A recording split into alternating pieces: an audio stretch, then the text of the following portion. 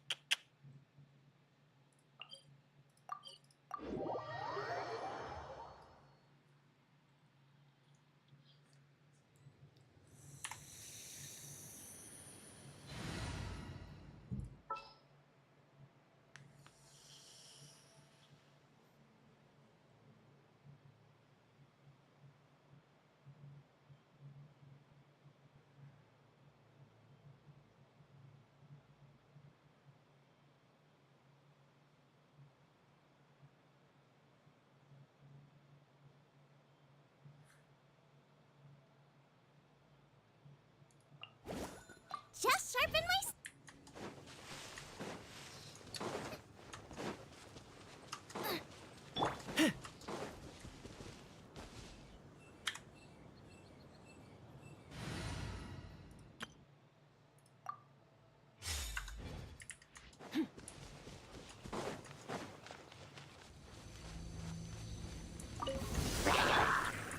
Let the show begin. Go, Barbara, go!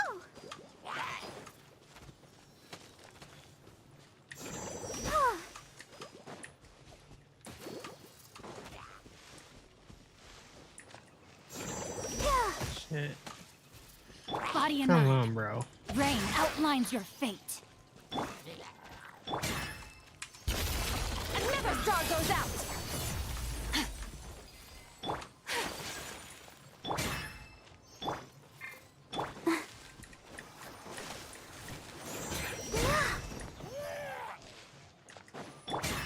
Fearless. Paradigm shift. Time to...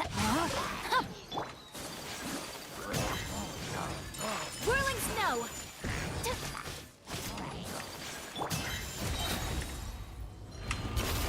Another star goes out.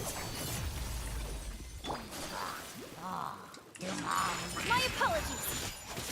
No, my sword. I'll protect us. Merciless.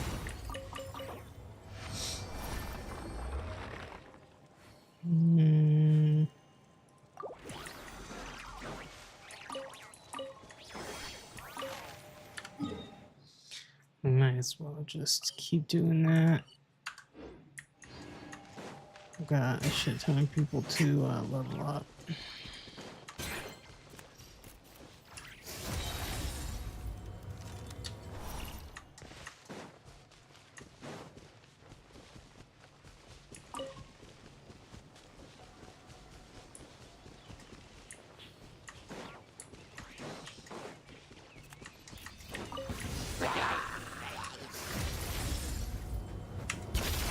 Into the void. Take flight.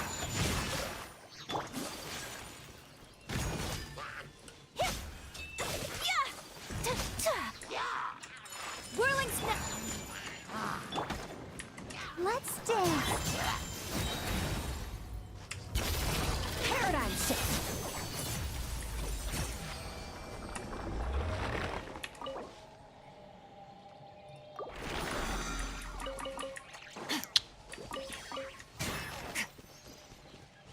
Merciless.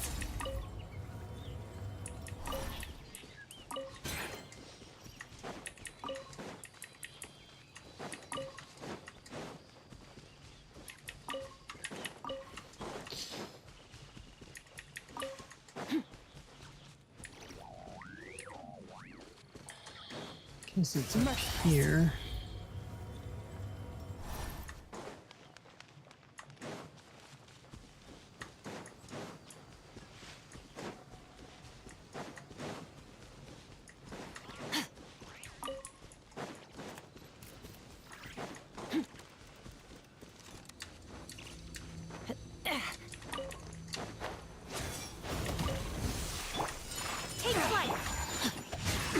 Time to... You're open.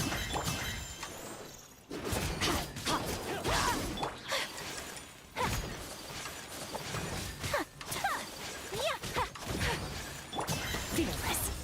Yo, this rage. Appreciate it for the follow. Rain outlines your fate. Whirling snow.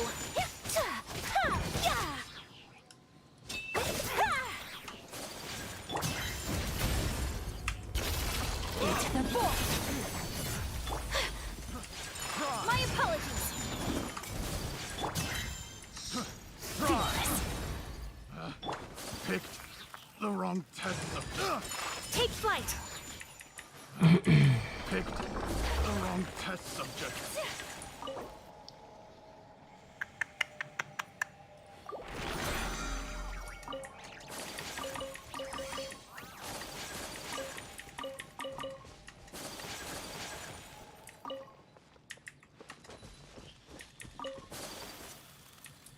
Pine cones. Pine cones.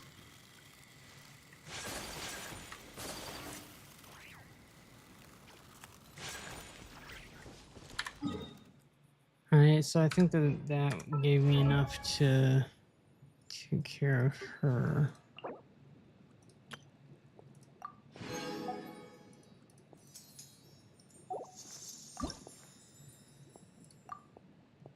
Nope. Jeez.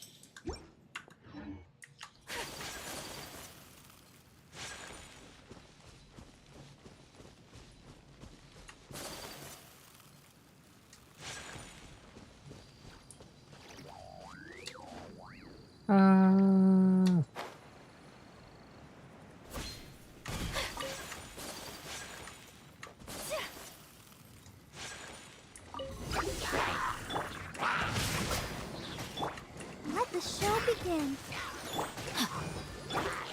Whirling snow.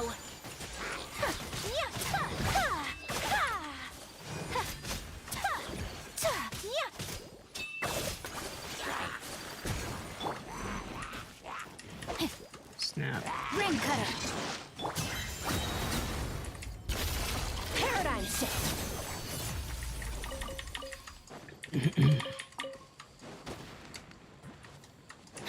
Extinguished.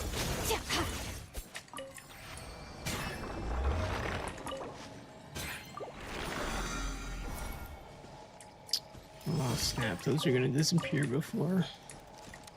Yeah. One left. Merciless.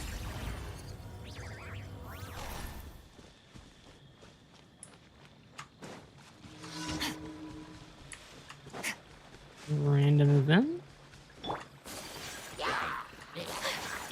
No, my sword.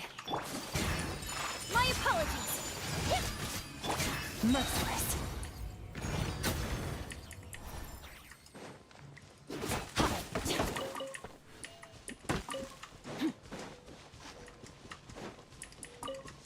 I think I not only need to up Nilu, but I also need to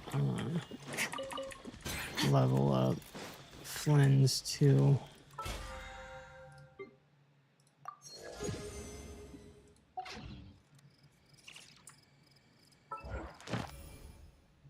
Yoink.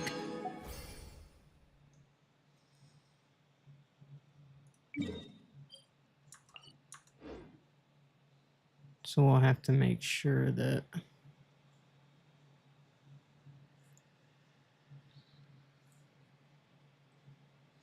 hey, appreciate it.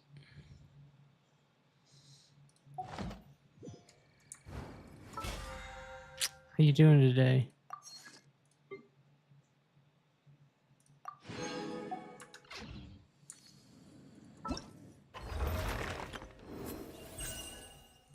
Yoink. Yeah, this was pretty nice. That gives you a full 10 pull out of this.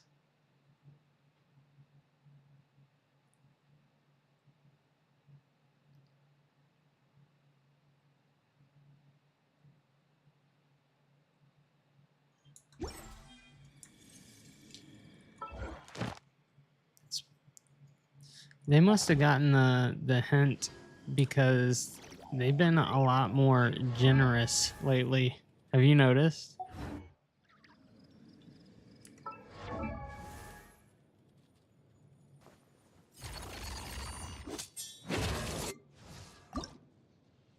Oh yeah, I need a few more of those. Son of a whore.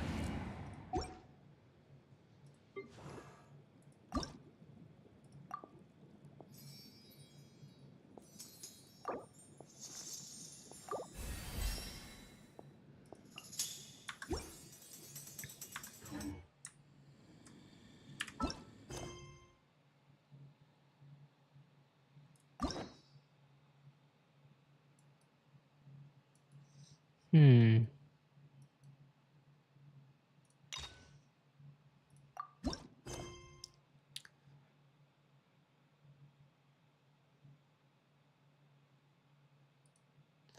I still haven't done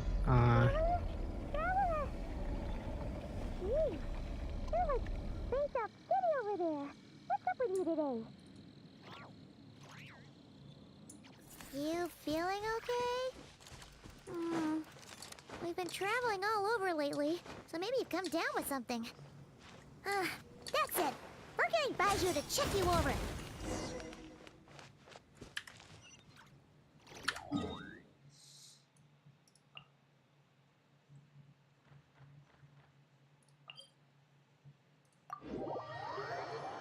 this was Skirix. Merciless. Nah, that's not gonna work.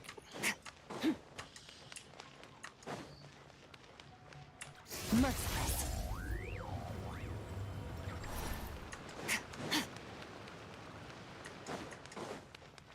Oh. Baiju isn't in his shop. Oh, you're looking for Dr. Baiju. He's resting today, but he said to send any patients to the back room. Ah, okay. Thanks. We'll head on through. So it's back over. Nope. It's Show me your prescription. right. Yeah.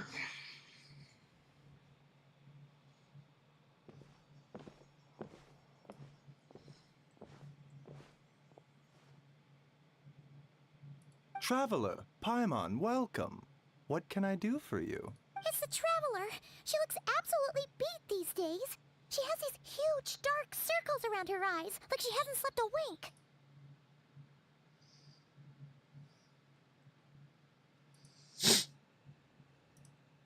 And she keeps spacing out. You have to call her name several times before she snaps out of it. What do you think it is? Is she sick?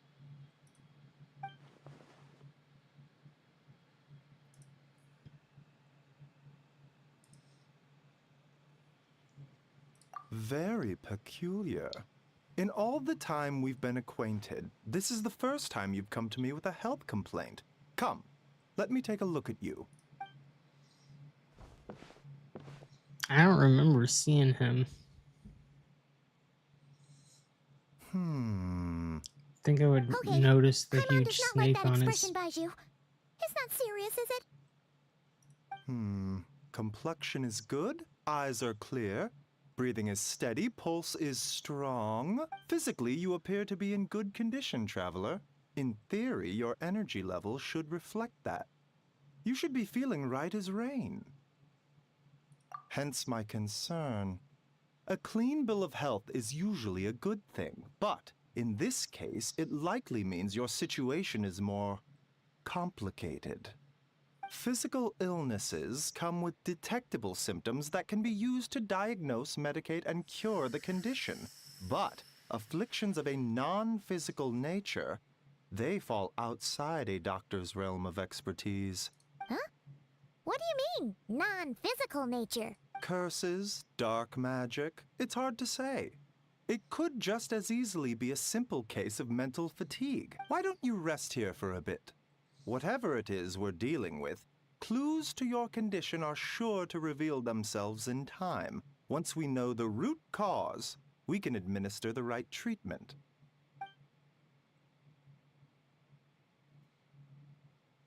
Cheng is In his the meantime, snake. Changsheng and I will Chang review the Sheng. relevant literature for afflictions that present with mental fatigue.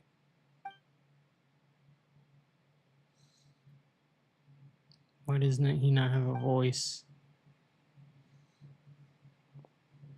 Oh, must be a rare condition if not even Baizhu and Changsheng have seen it before. Well, all we can do is take their advice. You look like you're about to collapse anyway. Just get some rest. Paimon will be right here by your side. Fingers crossed you'll be all better when you wake up.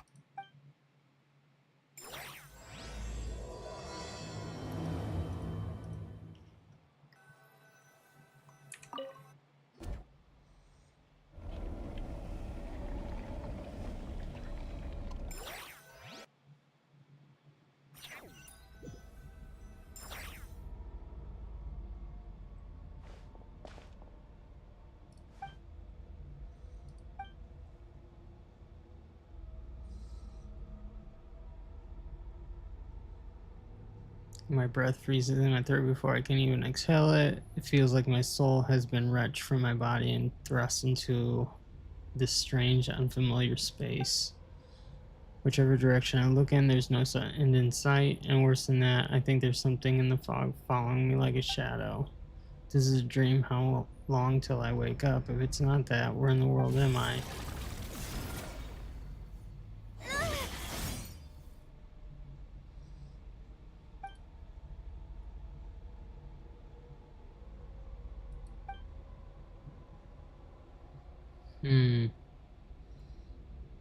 Seems familiar looking spike retreating back into darkness. Deep inside, it feels like a part of me is missing now that another wave of fatigue is washing over me.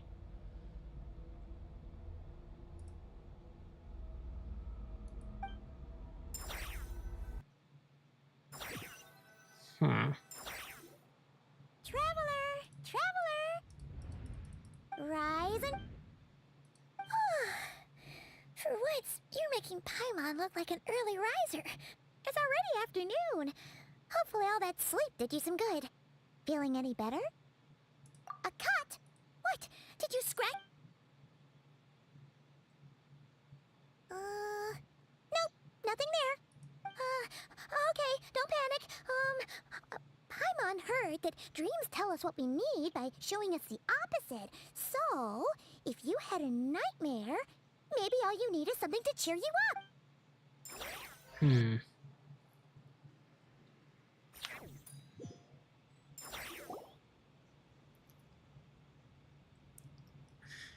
Head to Wanmin restaurant. Wanmin restaurant. Sensing that something isn't right, Paimon orders a bunch of dishes to cheer you up. What?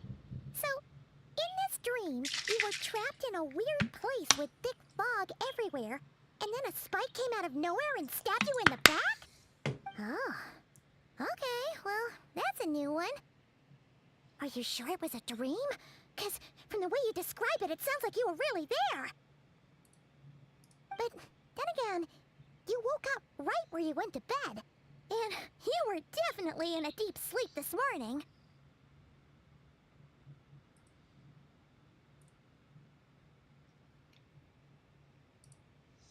I don't know what to make of it either. Maybe it was just a very lifelike dream.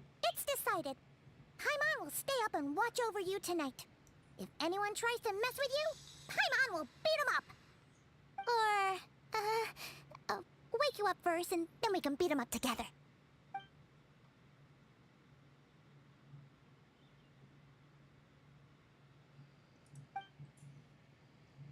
But what I saw is still bothering me. The dream was so chilling, and it almost feels like there's something watching me from some corner of the world even now. Something stabbed me in my dream, but when I woke up, there was no wounds. Still, if I focus on that area, I feel a vague aching, as if deep underneath the flesh something is missing. Did you just say something? The flesh remains whole, but the soul is incomplete. Left unresolved, the mind will wither away along with it. Ah! What the... Wait, right! What are you doing here? The last time we saw you was at the Primordial Sea in Fontaine, right? But then we left and never learned where you went after that. Child's been looking everywhere for you, by the way. What brings you to Wanmean Restaurant of all places? You came here looking for us? And were you the one behind that hocus pocus just now? Tell me, what is it that you saw? Tight-lipped, huh? I suppose that's fair. You, I'll take a glass of wine. Oh, of course. Coming right up. We make this one in-house. It's not too strong. Enjoy. Chef Mao, I'll take a grilled tigerfish over here. Coming right up. Ah, if I knew we'd be this busy, I wouldn't have approved Shenhe's vacation. At the end of the day, what happens to you is of little consequence to me. I'm not here to try and win you over. Trust me or not, the choice is yours. If you want my help, now's the time to speak up. You have until I finish my drink. I was investigating an abyssal disturbance in the area and happened to notice you. Part of your soul is damaged, and the wound bears traces of abyssal corrosion. Need I say more? Neither of those things sound good. Seems to know something, and given what I've seen of her strength, I bet she can tell what happened to me. I don't know what her goal is, but this moment at least, I don't think she has bad intentions. Should we trust her? She mentioned an abyssal disturbance. Maybe that has something to do with what's going on with you. But we could always find a different expert on the abyss to help us out. Not on Yeah, short and notice. that thing she said about your soul being damaged is scaring, Paimon. Skirk's an interesting one, that's for sure. But from what Childs told us, she doesn't seem evil, at least. 1, 2, 7, 10. That'll do. Well, have you made up your mind? What I saw was a dark space, shrouded in a dense fog that wouldn't disperse. So that's all we know, Miss Skirk. Ma'am, can you help us? So, you couldn't disperse the fog. I understand. Come find me in the Guili Plains when you're done here. Oh, and I left cash for the drink on the table. Settle the bill for me, will you? Oh, okay. Huh? She disappeared. Finish your meal and go. Wait, hold on. You overpaid. Here's your change. Oh, no. This includes the drink, so it should be the right amount. I didn't think you two ordered a drink. We didn't. It was that lady who came and sat with us, remember? You brought it out to her yourself. You sure? What? What'd you put in their dish, Chef Mao? Some kind of hallucinogenic mushroom? You got them seeing things. Seeing things? Wait, so neither of you noticed her? Young lady? About this tall? Oh, now you mention it, that vaguely rings a bell. And it looks like I did open the wine jar, so it must have just slipped my mind. In any... Coming! Okay, what was going on there? It's like they didn't remember Skirk being there at all. Even Paimon was half convinced we hallucinated the whole thing. But that Mora she left for us was definitely real. Oh, this whole situation is giving Paimon the creeps. But anyway, she told us to head to the Guili Plains, right? Let's not keep her waiting.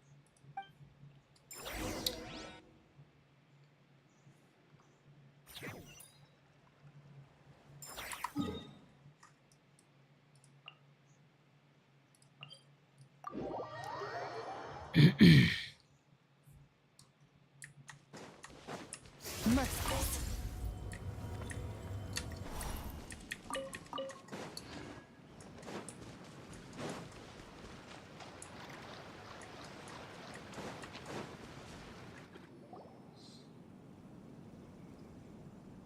Whoa, what are all these rift hounds doing here? Huh, looks like they're collecting something. Let's... Furious.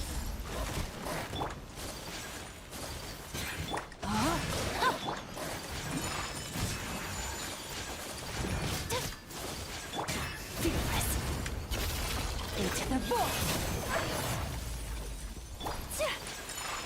fight!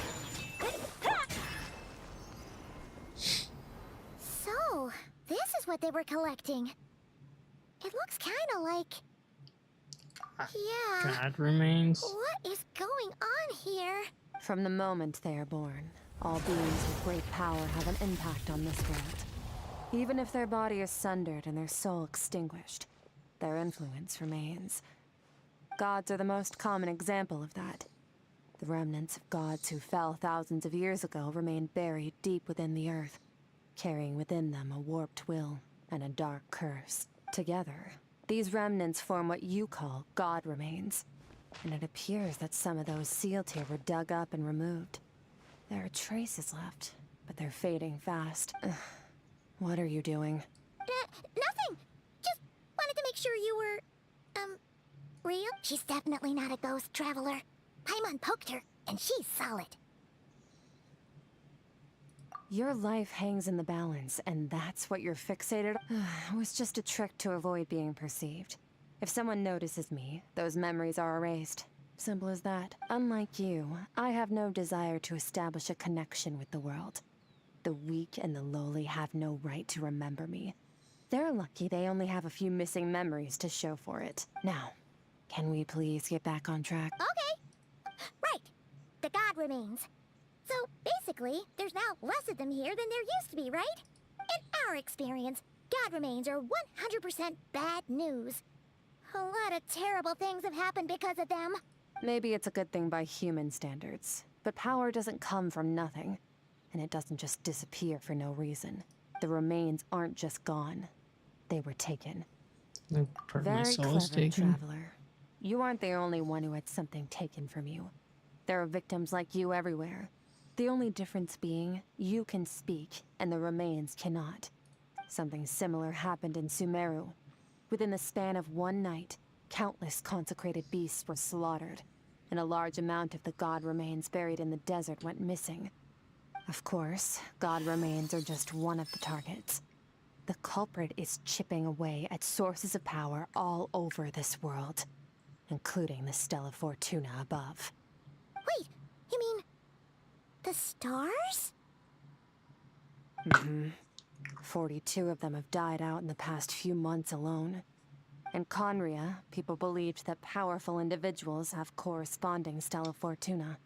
Even should that individual fall, their Stella Fortuna would not disappear, but gradually evolve into a new constellation.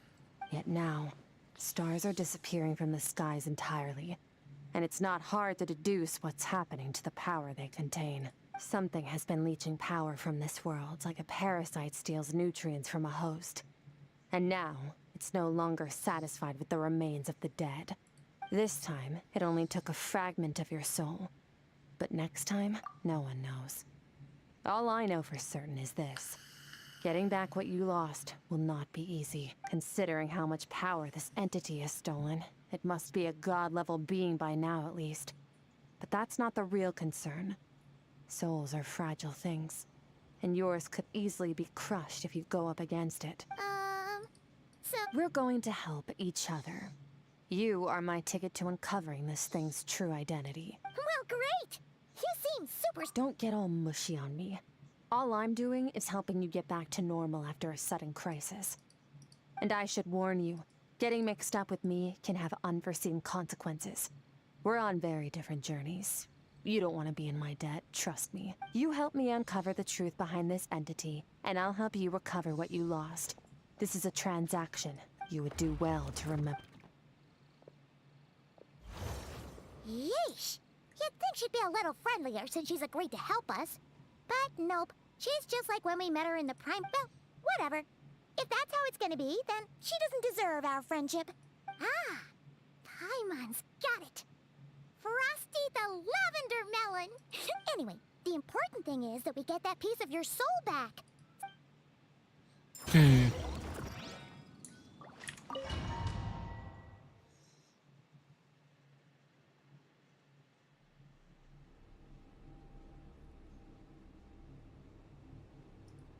Whoa! This place is way bigger than Paimon expected. Where are we? This is where I live.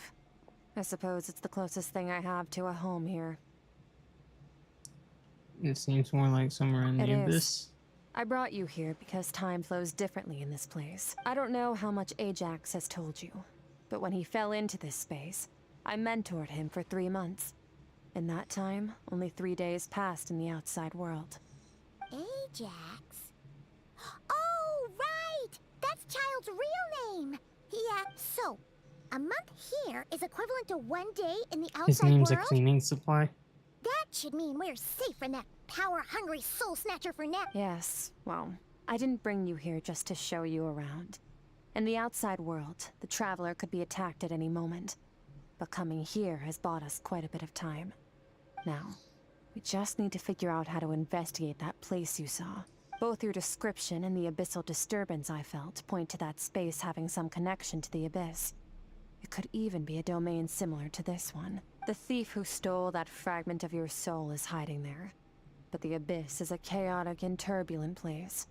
If we want to pinpoint their location, we need to see what that space looks like without the fog. Abyssal power can grant a special form of sight. Have you ever wielded abyssal power before? Okay. Do you plan to learn? That tracks. All the information you have suggests the abyss is something sinister, and that abyssal power is a wild and dangerous force that always spells disaster. And you're saying that's not true? Depends on your perspective. Floods and hurricanes take countless lives too. But if one day you gain the power to control them, what was once a calamity is now just another tool in your arsenal. I'll respect your opinion, though. Just means we have to turn to the second best option. A little abyss crystal that contains my power. Wear it on your head, and we'll be able to perform dream mirroring when we fall asleep. Dream mirroring? It means experiencing whatever the other person is dreaming. Since you haven't studied the art of using abyssal power, and have no plans to jump in the deep end right now, I'll have to do the investigating for you. With dream mirroring, every time you slip into a deep sleep, I'll see with my own eyes whatever scene plays out in your mind. Then, I can guide you through the dream environment, and we'll take back what was stolen from you. Huh. You make it sound so simple. So all I need to do is wait. Is there something you need Tough me to to do? say. This is an unprecedented situation for both of us. Even assuming we do manage to find where this entity is hiding. Like I said, getting your soul fragment back won't be easy. To play it safe, I need to give you some special training first. Wait, you're gonna teach her some of your martial arts? Does that mean the next time we see Child, we have to treat him like our senior? Do as you want. For my part, I don't see you as my disciples. You're already a pretty good fighter. All I'm planning to do is build on your current skills, and train you for the specific scenarios that I think we might face. But that's enough talk. If you're ready to do this, then come with me. Time might be more lenient here, but that's no excuse to waste it. Oh, she moves fast. Paimon can hardly keep up with her. So, special training, huh? Kind of a rare opportunity. With your skills, there's not a lot of people qualified to train you. The last time something like this happened was probably anti-Raiden Shogun training, right? Oh, feels like a lifetime ago. Skirk seems pretty strong too, though. Remember how she said that the all-devouring narwhal was just her master's pet? Maybe we really will learn something shit. here. Fucking hate that shit.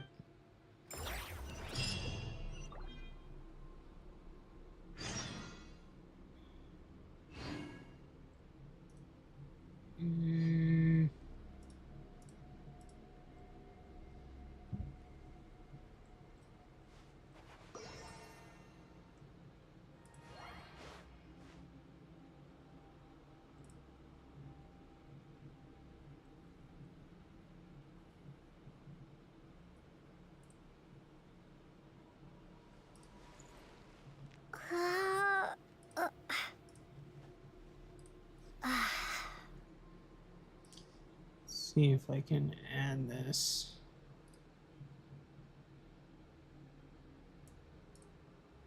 I'm guessing it'll be browser.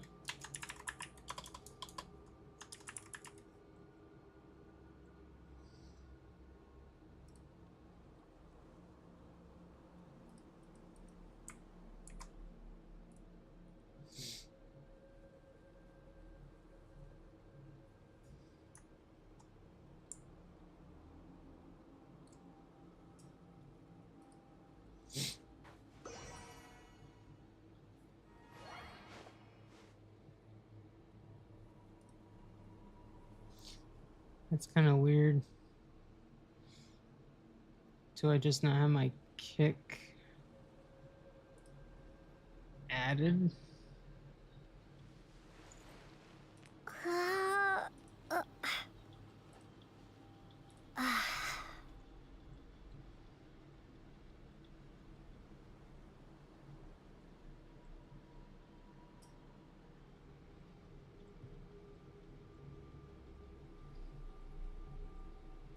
This is really weird. It says that I've got 4 viewers, but it says that I've got 0 viewers on the counter.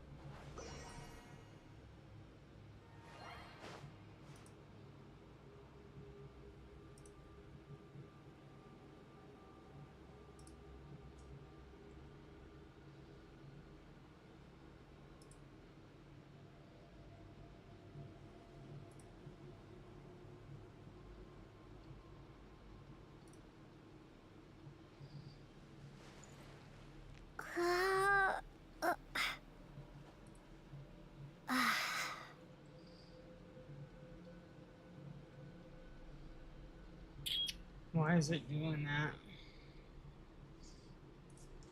So hold on.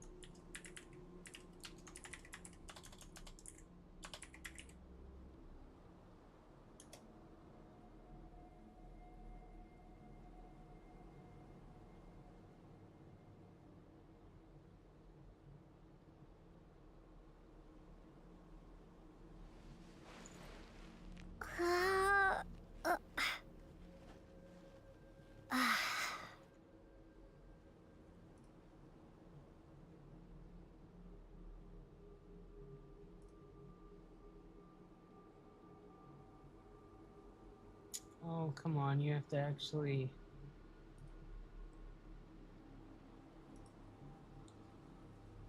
That's so dumb.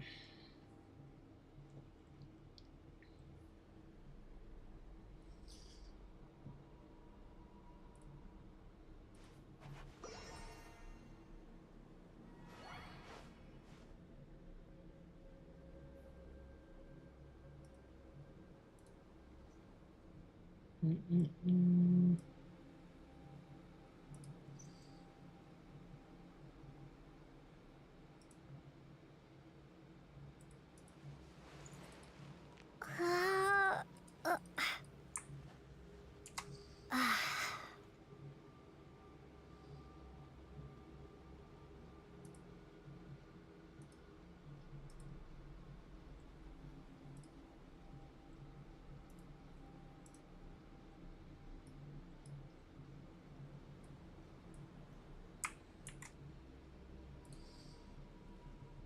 Yeah, for some reason it won't even edit it now.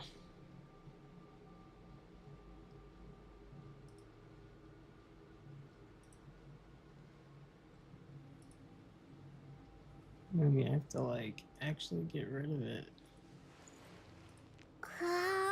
So annoying.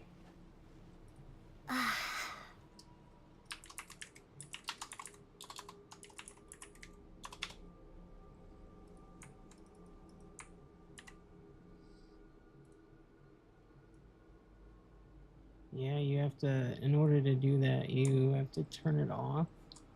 So dumb, dude.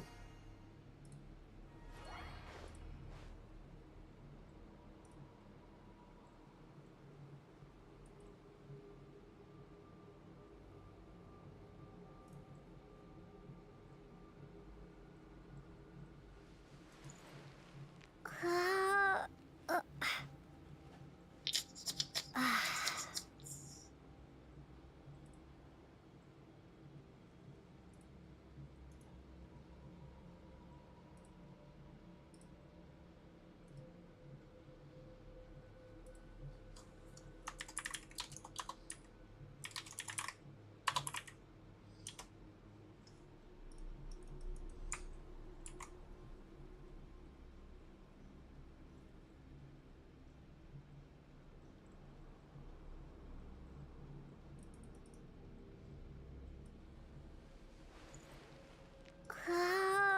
uh,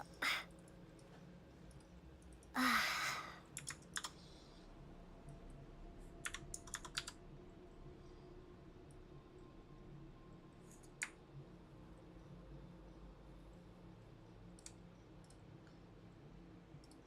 Hmm.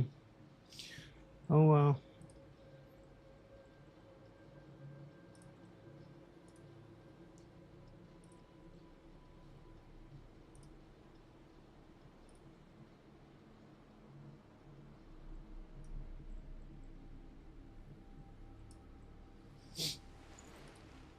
uh, uh,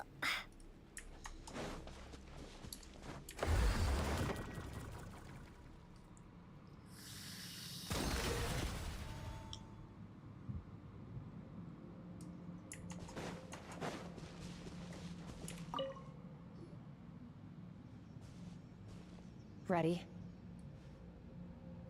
Bring it on!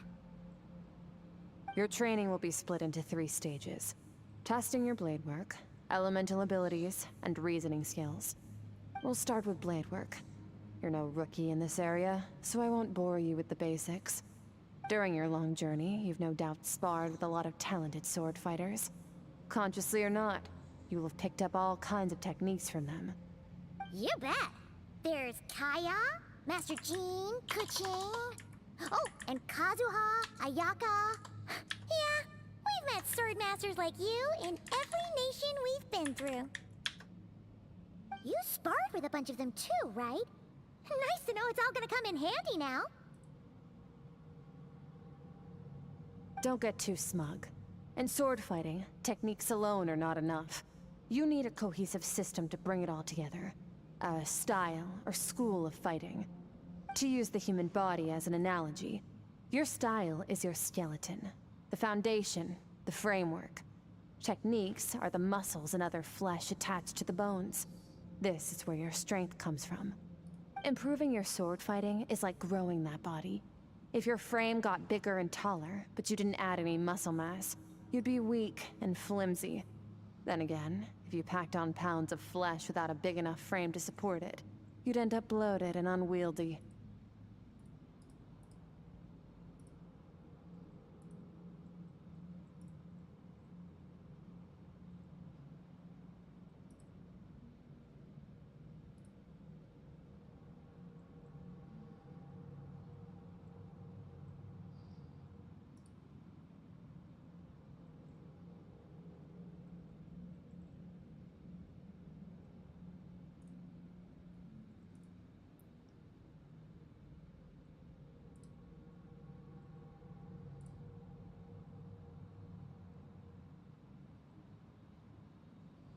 Let's try this again.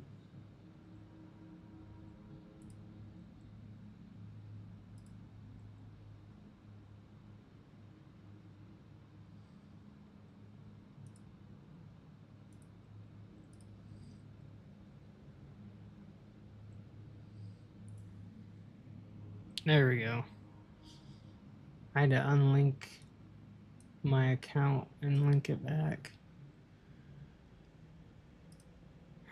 Understood. So what's the next step? You need to do some introspection. Take a good, hard look at your past experiences and figure out which parts of what you've learned are just techniques, and which parts can be used to form your own system of blade work. Only then will you get the full utility out of all your thoughts and observations along the way. Only then will every strike you deliver make perfect sense. Wait, is that it? Paimon thought you were gonna teach her some cool new moves. Like when you went swoosh and opened a tunnel to another place. One day, you'll reach a new level of power where you realize that even that's as basic a trick as any other. But right now, our sword styles are so wildly different that teaching you mere techniques is pointless. There are no shortcuts in the pursuit of power. Failure is your best teacher, and rigor is your coursework. That's all I have to say. Time to make a start. Train until you're satisfied with yourself. Now focus. Destroy the crystal columns as swiftly as you can.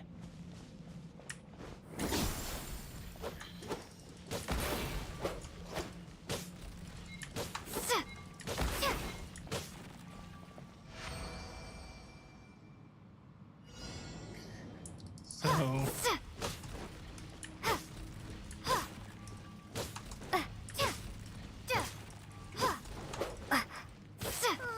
This is making Paimon's head spin. Hang in there, traveler! holy shit.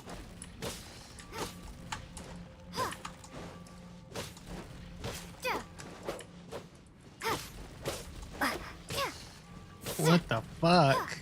Destroy 900? What the hell is this shit?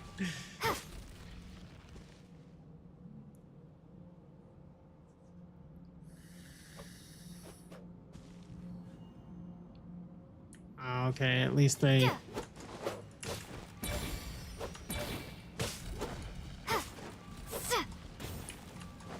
So you just run into them and...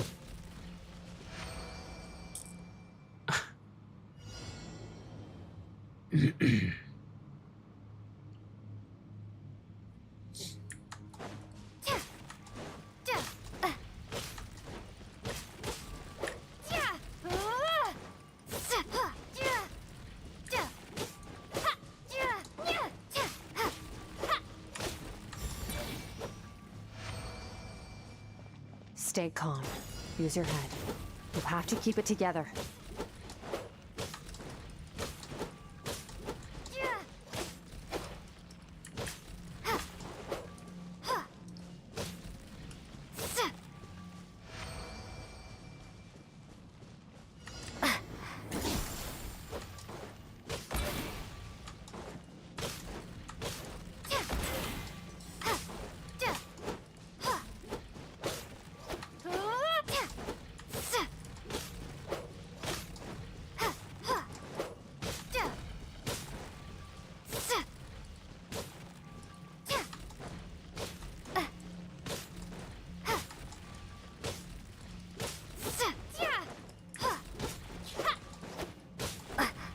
This is tedious.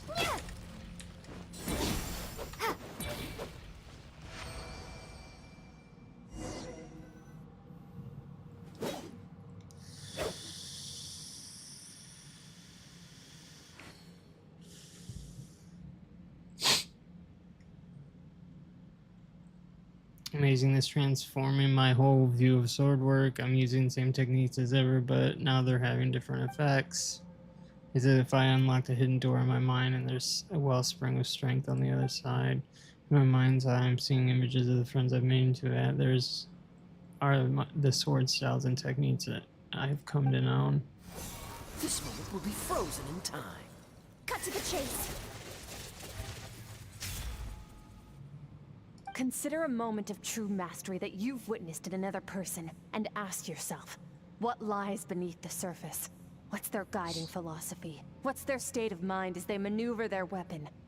Now take that and practice it right away with speed, skill, and strength, over and over, until your hand is one with your mind. This is the only path to true growth. Step on up. Dance with the waves.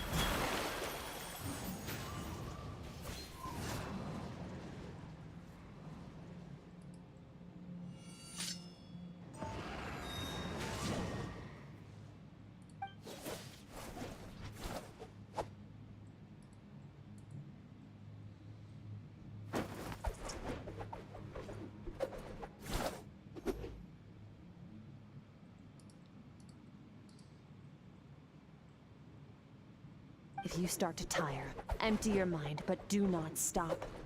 Stay in that frame of mind as you keep up the fight. Get rid of all redundant movements. Imagine your sword is an extension of your own body. Wield it just as you wield your arms, hands, and fingers. 'Twas on a deserted, moonlit night that the hero approached the vile dragon's limpid lair. Ring cutter! Feathers fleeting wet, the white heron treads water, a sight without flaw. Master of Inazuma Kamisato art Tachijutsu.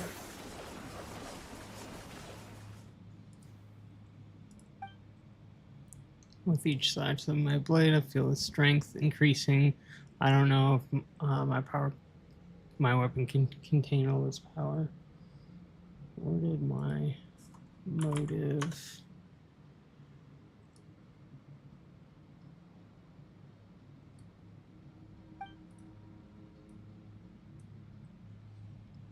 Maybe that's better.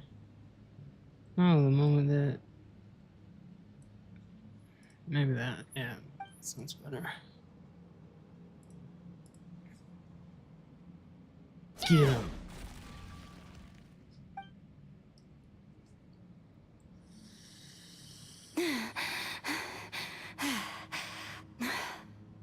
Huh. Looks like you've made some real progress. That concludes your training session. Awesome! Paimon knew you could do it! How do you feel? Exhausted. I'm fighting to keep my eyes As open. you should be. Time flies when you're training hard. You've actually been going for several days now with no rest. Yeah. Meanwhile, Paimon's had a whole bunch of naps. But you were so focused, she didn't want to interrupt you. Go get some sleep. I'll be doing the same very soon. Let's hope you see that foggy place in your dream, so I can get this investigation over and done with.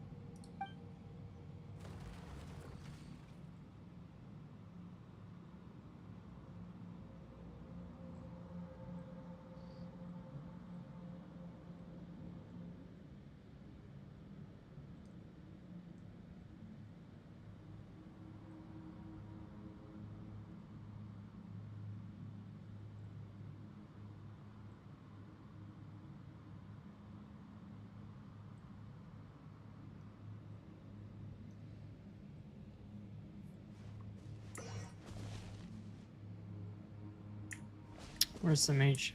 Oh, let's do this thing.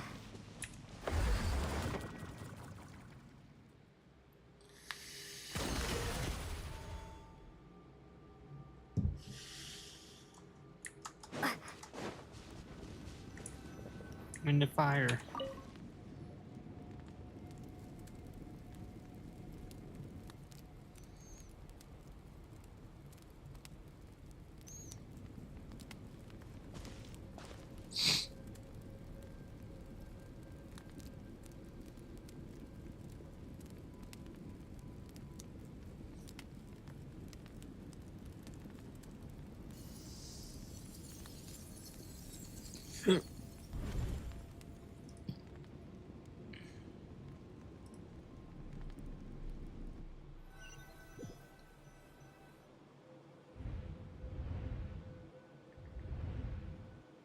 She's back in that place again. I haven't even pulled them out of that place again. But Screw said dream mirror would kick in when I fall asleep. Why am I back here? No, on closer inspection, this is the same place as last time. This is dark and gloomy, but there is a chilling fog that made my hair stand on end.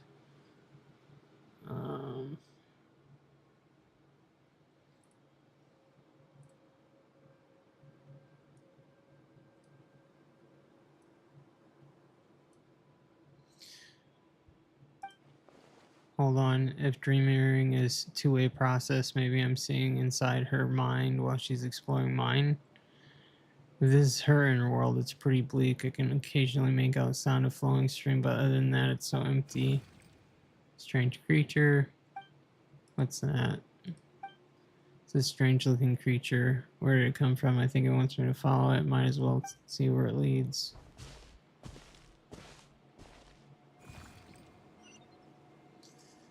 Follow the creature.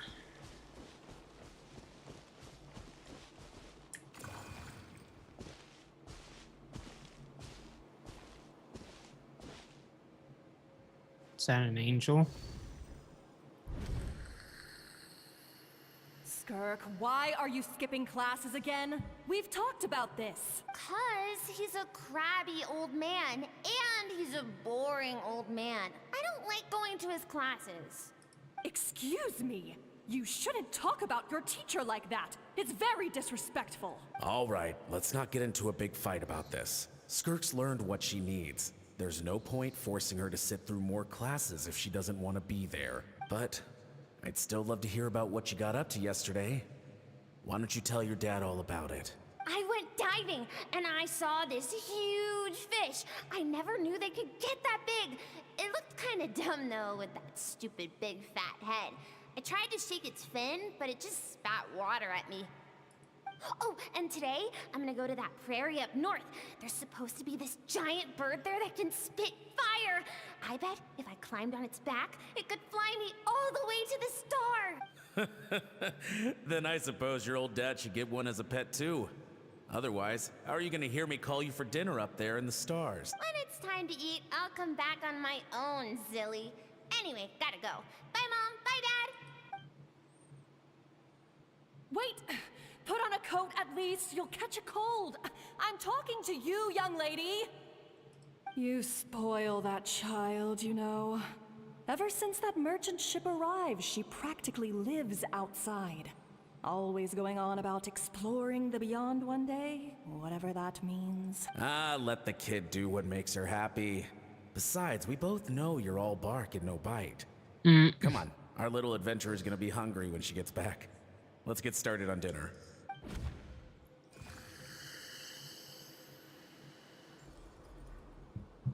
I'm out. The weather is wonderful today.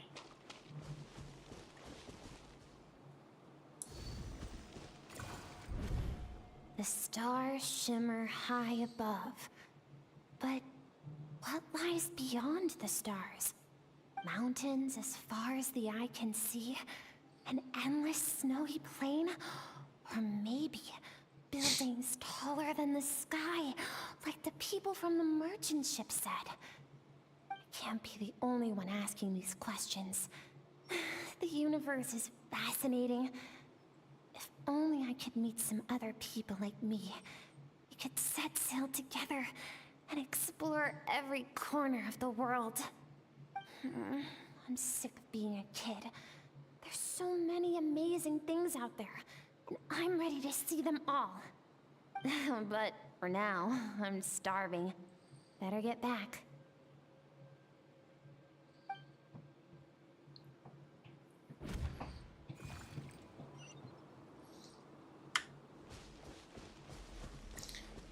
What's over there? I really love how the text just falls like that, and it's like 3D. It's not really 3D. You can only see it one way, but don't let a single one of them get away. It's a bad blob. No, please spare the children. Stay back. They're coming. Run! Help! Eliminate the threat. Take him down. Don't be scared. This way! We'll never make it. Fire. There's fire. I told you we shouldn't have trusted these outsiders. Why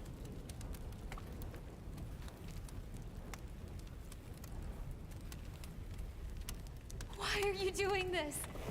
What did we do to deserve this? We welcomed you with our finest food and drink, showed you the best our home has to offer, gifted you cloth dyed by our own hands. And this is how you treat us?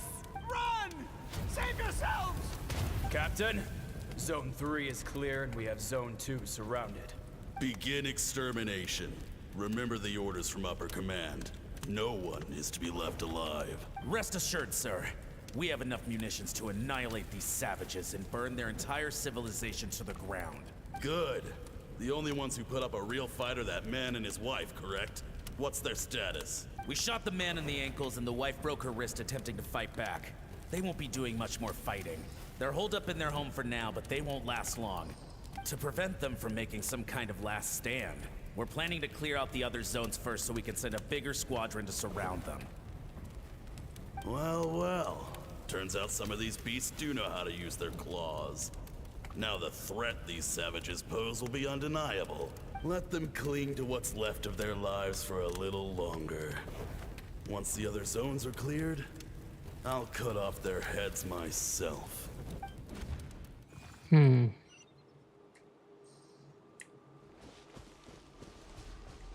Smells like something's burning. What's going on?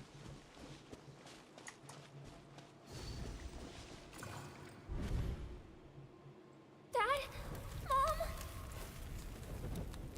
Skirk, you're all right? Thank heavens. I'm so happy to see you, sweet girl. But you need to go. It isn't safe here. They'll be back any second. What happened? You're bleeding a lot. Dad?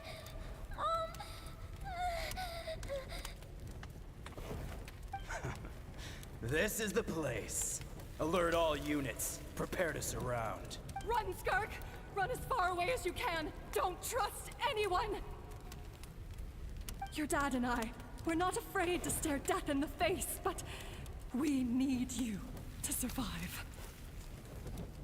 My clever girl, so curious. You're already so brave. I know you're going to grow up to be such a positive light in this world. Whenever you miss us, just play this song. Remember, life is a gift. Don't let darkness claim it. Break down the door! Look what we have here. A savage that can pluck a tune. Well, the show's over.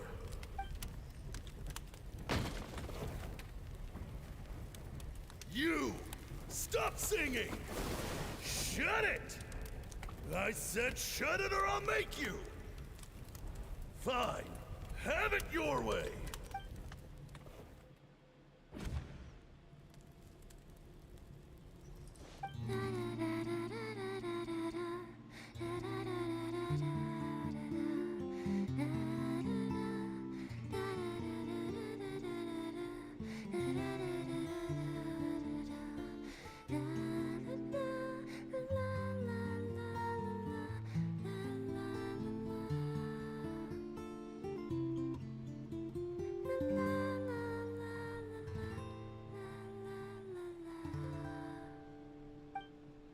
Oh, you're awake.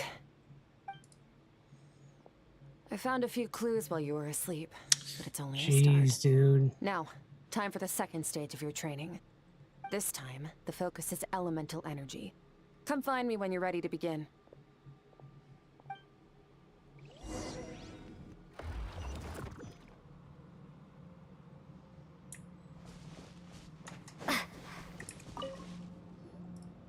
Man, staying in the abyss feels so surreal, don't you think?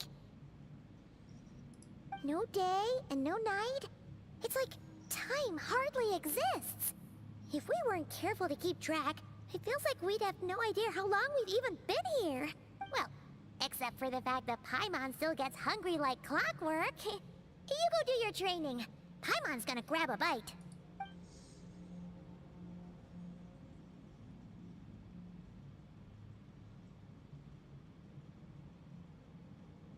The way I see it, the pursuit of power is divided into 3 stages. The first is mastering the use of standard weapons. Next is learning how to harness natural energy. And after that, you're free to challenge even higher dimensions. The natural energy of Teyvat is, of course, elemental energy. But that's not my area of expertise. Abyssal power, yes. Also known as the power of the Void Realm. My master, Sertologi, is a true expert in that area. After all, he was one of the group of 5 that infamously stole the all-encompassing power of the Abyss. An act for which the people of Conria gave them the epithet, the 5 Sinners. The elemental energy of Teyvat, on the other hand, is derived from the power of the Light Realm. These two forms of energy exist in direct opposition to each other. Suffice to say, there's not much I can teach you this time. But there's something familiar about the power you use. It almost seems related to cryo in some way. Keen observation, traveler. Call it respecting local norms. The Abyss stands in direct conflict with the will of this world. So, to make my life easier, I disguise my power to make it appear cryo-like in nature. It's a technique I learned from some Conrian ruins, known as the Seven Shifting Serpent. If you ever change your mind about delving into abyssal power, I can teach it to you. Abyssal power doesn't suit me. I have the ability to purify abyssal power. So I've heard. You seem to have a knack for removing abyssal power. But is purification really what's going on there? Like I said, power does not simply disappear. Just thinking out loud. Let's focus on your elemental training. That's what's gonna help us if the situation gets tricky. True growth comes from adversity, but only if you make the choice to pick yourself up again every time you fall. So, it's time to push yourself to the limit, and then keep pushing. This is the only way to advance at pace. Use the power of Animo to clear the field as fast as you can.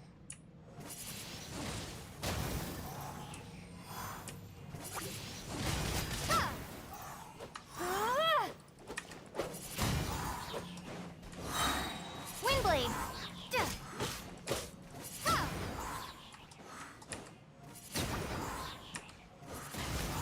Be gone! Windblade!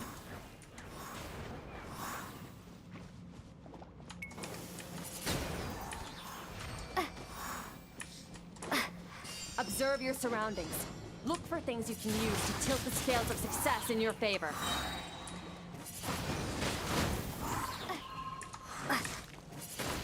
Windblade! Yeah!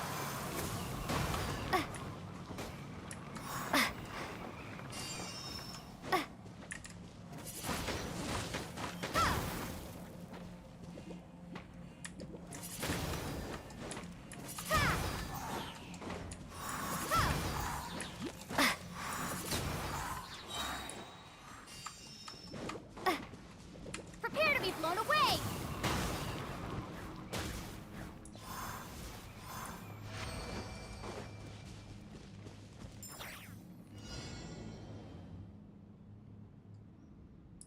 Use the power of Hydro to destroy the spikes.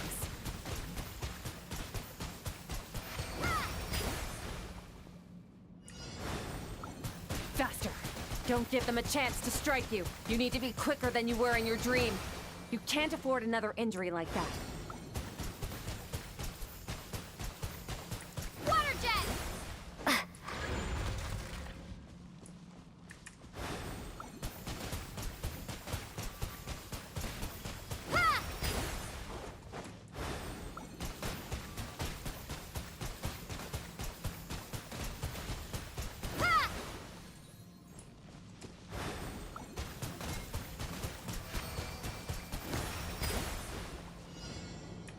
Ha! Water jet! Go! Oh shit.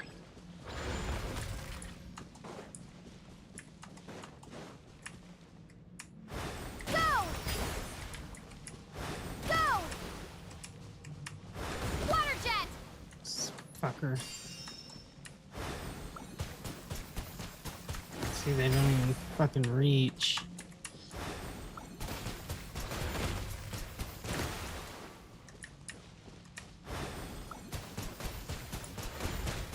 Water jet!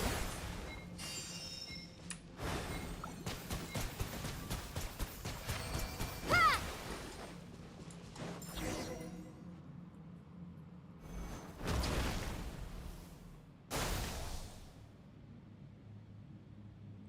You need to understand what makes you special. The ability to wield elemental energy without a vision and switch between the elements at will. Not really, it It will. means your aspirations need no approval from the gods. Your power is It'd be not pretty bound nice by if the you rules could of this world. So switch be at will, bold. Do but not you be can't. afraid to chart your own path. Graceful as the wind, tough as stone, nimble as lightning, flourishing like foliage. I can feel the power of the elements flowing through me, sometimes as peaceful as flowing stream, otherwise surging like raging water. Close my eyes, I can almost hear their voices, but not like some wild beast battling for me for dominion. It's more like saying hello to an old friend.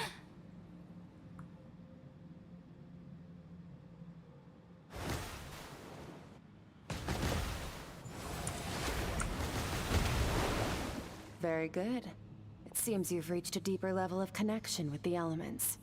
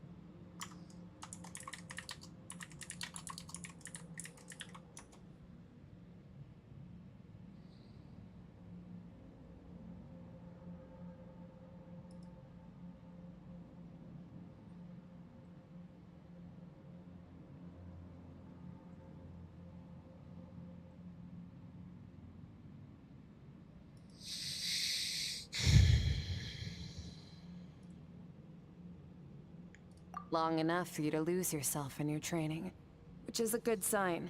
Relentless practice with the elements has drained all your strength, but it's also what allowed you to make progress. Get some rest. When you wake up, we'll proceed to the final stage of your training. More training.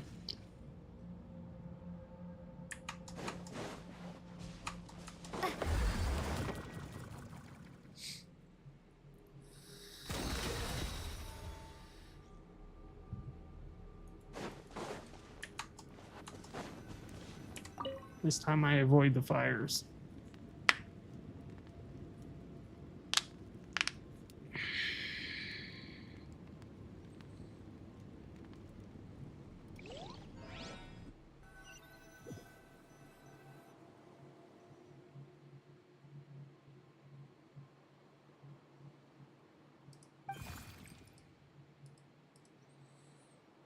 You bring me here. Who are you?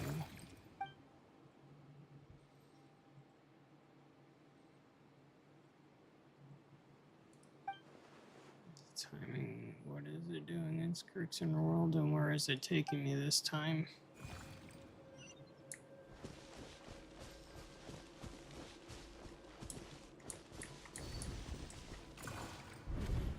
What is the secret to power? Longing, hatred, self-preservation. No, it is fear. The fear of losing those you love. The fear of watching your home burn. Fear of loneliness. That's Fear what of happened to death. her. Fear is the source of evolution. It forces humanity to adapt to their environment and overcome hardship. It is in the process of prevailing over our fears that we surpassed first ourselves and then the rest of the world. That fear is now part of you. It calls on you to evolve. And it is time to answer.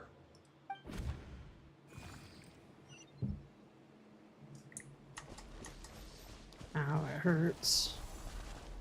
Daddy, mommy.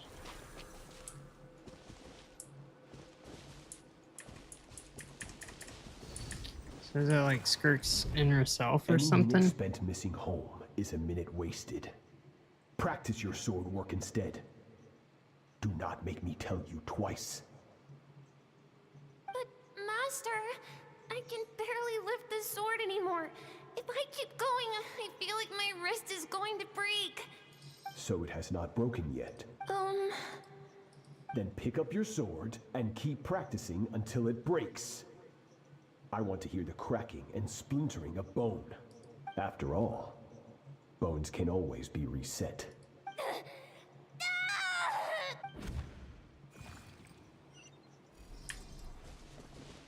Can't breathe. Everything's gone black. Aye.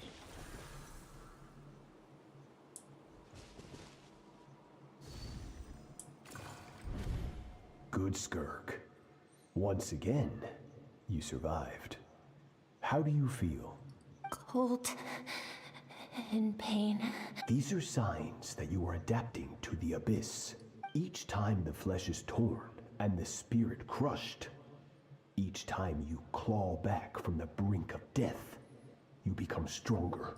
I now understand why these people sought to destroy your homeland.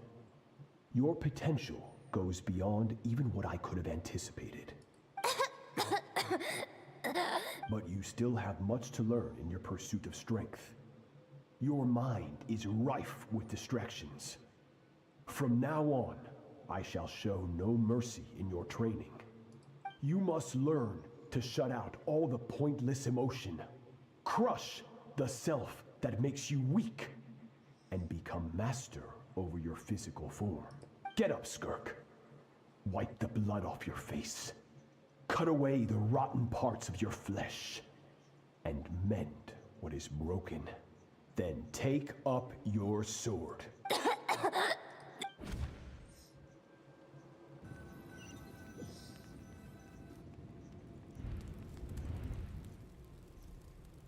That dream is over, but I can't get that suffocating, oppressive feeling out of my head. I have so many questions about Skirk's past. Where does she come from? What has she been through? Hopefully you got some good rest. Skirk said to tell you that she's ready to start the final stage of your trip. So, wanna head over now? I really want answers, but right now it's vital I complete my training. Once it's done, I'll find a chance to talk to her.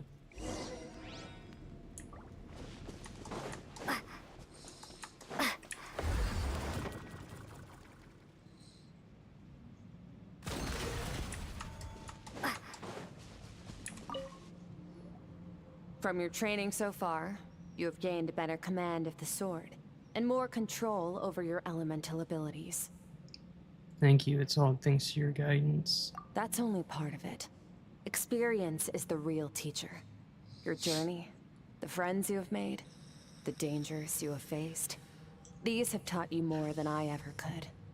Now, it's time to focus on how you react under pressure. You must be able to think rationally, even in unpredictable combat situations. To simulate this, I'm going to attack, and you're going to block. Ready? Not bad. That defensive stance looks near unbreakable. Just like your brother. Oh, that reminds me. You still don't know what happened to him, do you? Hey, no fair! You think every opponent has the same moral code as you? You can denounce their deplorable methods all you want. But only if you live to tell the tale. The dead don't get to complain. Strong emotions will always arise in combat. Anxiety, anger, fear. But a true warrior is never at their whim. Only when you are free from the influence of emotion can you make the right choice, no matter the situation. How amusing. Almost sounds like you think you but you don't. You can choose your own path. We are not the same. Let's begin. Try to use reason over emotion. Make the most rational and advantageous decision in any given moment. This is your final training session. Look alive. Same drill as before, but this time I'm going to interfere. Hold your focus.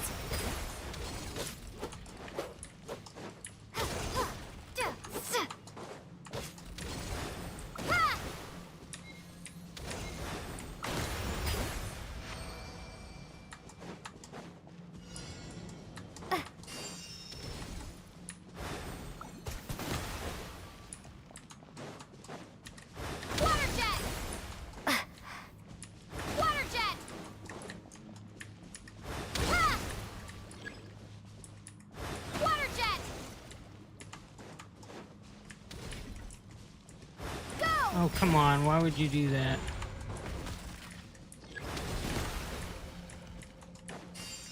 Go!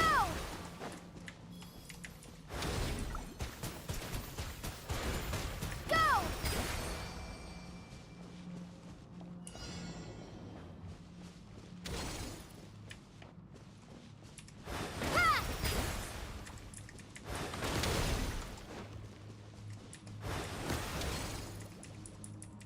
Ha! Water jet!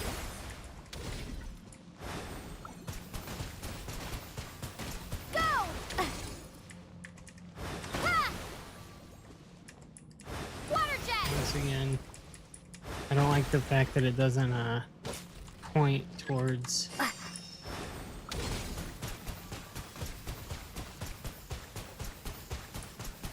Water jet! Ha! Doesn't point where you're looking. Go! Go! Not bad. Better than I expected.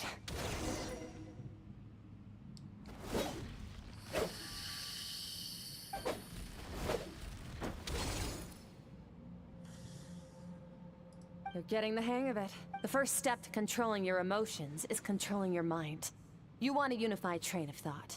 It all comes down to focus.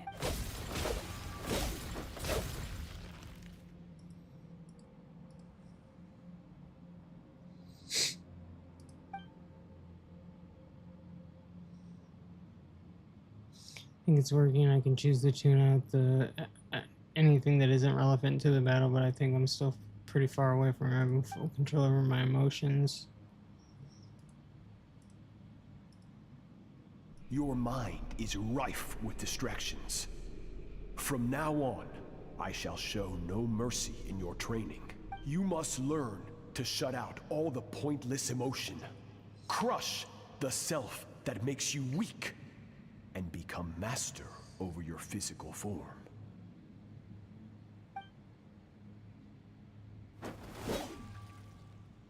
Skirt going through this kind of training too. She?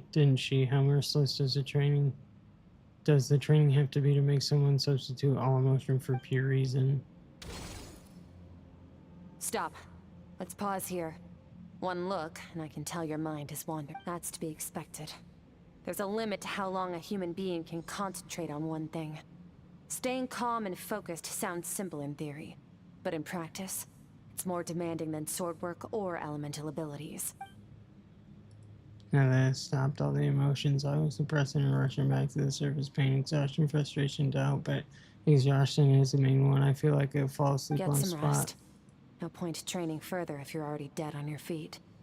Like I said at the beginning, the only goal of this training is for you to reach a point that you're satisfied with. You managed to push past your limits, which is a good start. You can be proud of that, and sleep well knowing that you've earned it.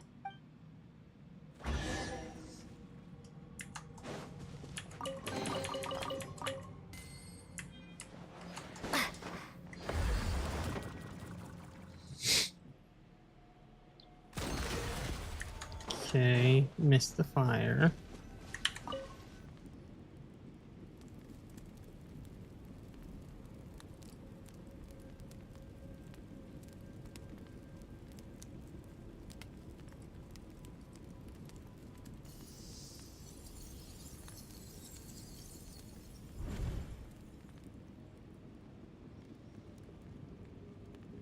White.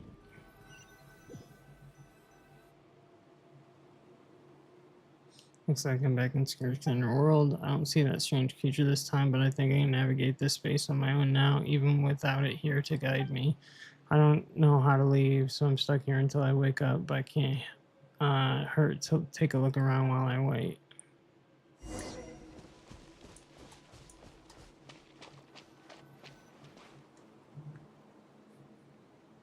Skirk is amazing. She faced down that terrifying giant and cut its head clean off. Oh, she got hurt though, didn't she? I heard it was pretty bad. Yeah, well, that's a given. But the moment she was on the mend, she got right back to practicing her sword work. I heard Master suffered a grave injury once too. Lost an arm and a leg and still came back stronger than ever. Skirk's becoming more like him by the day. Incredible. I wonder if I'll ever reach their level. They're always so resolute, so unshakable.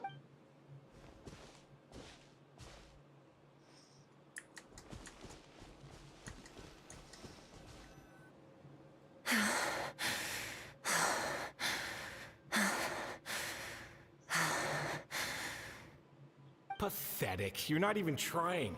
You're so much weaker than you think.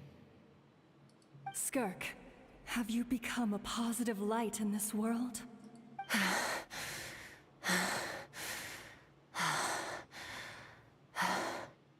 Do you even remember how many of us perished in that fire?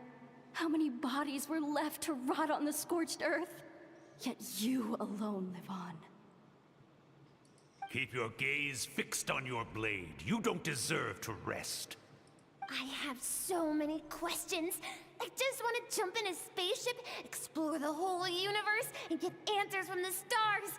I just need to wait till I'm grown up. Then, I can do anything.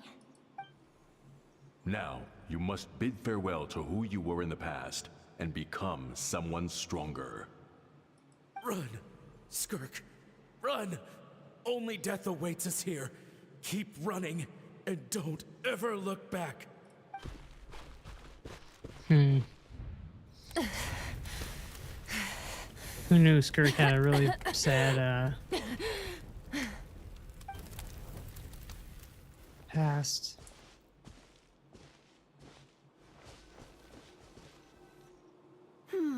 That reminds me of First things first. ReZero you need a new and Echidna. identity.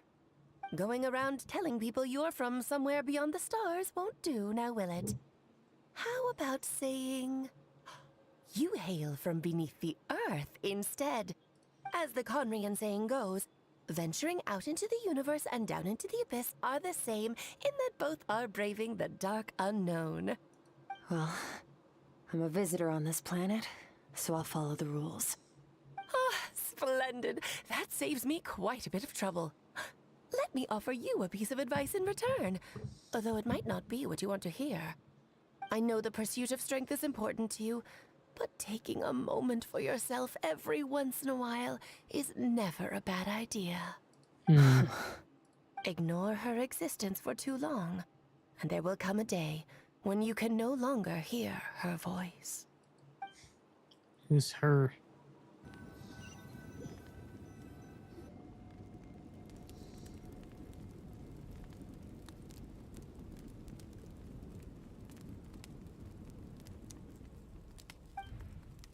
Stream is over. I can hear the crackling of fire and distance. The fragrant aroma in the air. Grilled meat. You must be starving, right? Ta-da! A barbecue feast just for you. Of course you are. That's why Skirk and Paimon got this all ready for you. Dig in before it gets cold. Ah, well, if you're around someone long enough, it's bound to happen. Plus, Skirk can cook. So, Paimon decided she can forget the whole Ice Queen thing. Paimon's not one to hold a grudge. Here's an idea. Let's save the chit-chat until after the meal.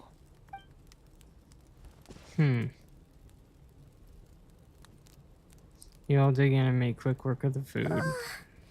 So full. Okay, it's Paimon's turn to sleep now. Wake her up when it's time to go.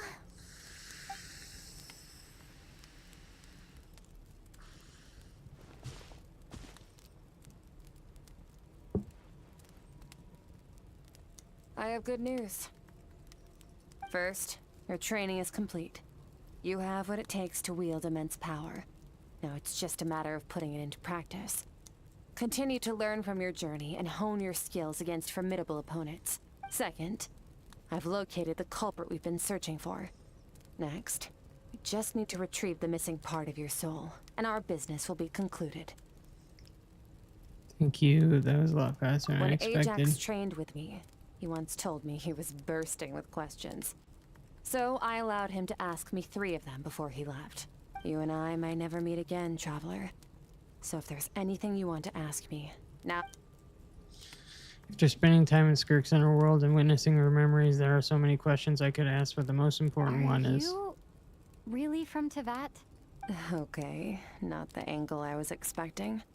What makes you ask that? I'm sorry I didn't tell you earlier, but while we were dream mirroring, I think I saw your memories.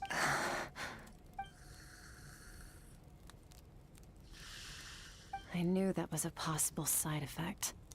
Closed off my mind to you for that exact reason. Even with the dream mirroring, you should have seen nothing but endless darkness. Fact, she tried her best to hide him. Wait, speaking of endless darkness, on my first time there, that was all I saw until that strange creature appeared. Whatever. Must have been a flaw in my execution. I shouldn't be too surprised. Due to some recent circumstances, my self-control has been lacking as of late. Since you've seen what you've seen, there's no reason to hide the truth. All I ask is that you keep it a secret. No, I'm not from Tevat. I'm from a different planet. And there was a time when I journeyed through the stars. A lot like you in some ways. Like me? Do you mean you're also a descender? No, we're different in that respect. You're influencing the fate of this world. But me, I'm just passing through. Several hundred years ago, my master, Sertologi, opened the border between worlds and sent me here. But this is not my home. And one day, I'll return to the vast unknown of space. So, there you have it. On to your second question. What is your goal in coming here? To become stronger. For certain reasons, I need to bridge the power gap between me and my master as quickly as possible. But first, I need to understand the source of So his in other strength. words, she's trying to do stop that, him from I need doing to follow something, in I'm his guessing. footsteps. Walk the path he once walked. And somewhere along the way, I'll find out how to defeat him. That is my sole focus and purpose. Okay. I can hear how serious this is for her. I wonder what those certain reasons could be. But given how quickly she blazed through that answer, I doubt she wants to talk about it. I have one question left. What should I ask? You make it sound so easy. Ever since the incident I experienced there, I've never stopped searching for Master Skirk and that unknown abyss. But it's been years now, and I've still found nothing. Get Child some answers. Well, your last... You know Child is looking for you, right? Are you gonna let him see you? Ajax. His situation is different than yours. Before you ever crossed paths with me, you'd already encountered many formidable people, studied their techniques, and developed your own skill set. So, during your training, all I had to do was build upon that foundation. But Ajax was so young when he came to me. A complete blank canvas. Children can't help but imitate their role models. In the long run, that would only hinder his growth. Once Ajax has enough strength in his own right, I will allow us to meet again. Until then, let that motivate him to reach his full potential. Rose calm, calculated answer. It's like she's was talking about something entirely mundane. I don't know why, but I'm not buying it. She makes it sound like the decision has everything to do with Child and nothing to do with her, but does she how does she actually feel about it? The abyss is completely silent. This domain must get lonely after a while, not to mention she said it's been hundreds of years since she arrived in Tevat, and even longer than that if you account for how slowly time passes here. Unlike you, I have no desire to establish a connection with the world. The weak and the lowly have no right to remember me. They're... And all that time she never established connection with this world. Was it really just because she looks down on the weak? I doubt she'd give me a straight answer if I asked. Besides, I already used up my 3 questions. She was happy to give me cold, hard facts, but I still feel like I haven't heard her true Wake up your voice. companion. Oh, and everything I just told you.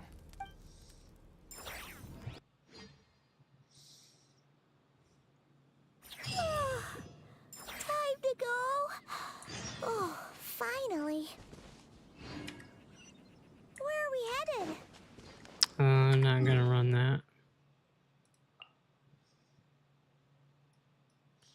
course, there's nowhere to...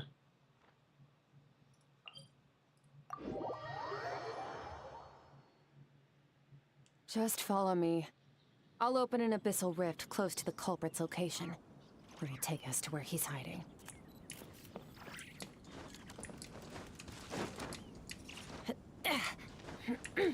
Annihilate. Shit.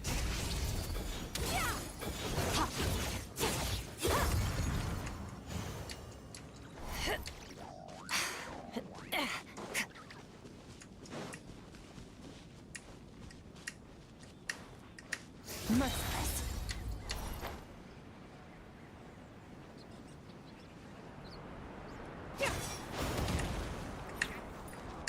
Merciless. My apologies. Oh yeah, this is just a...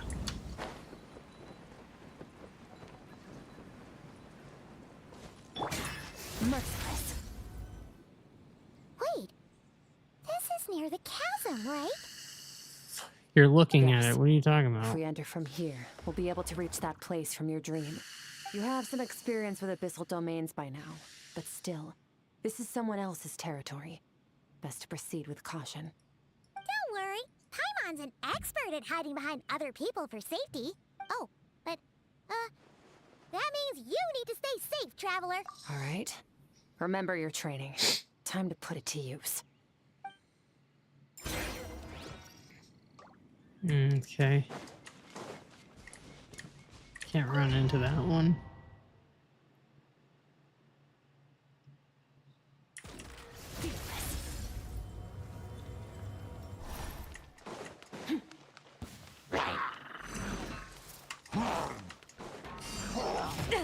Oh shit, I can't.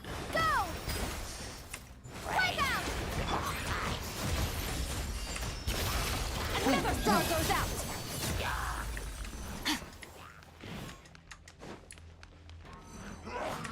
Fearless.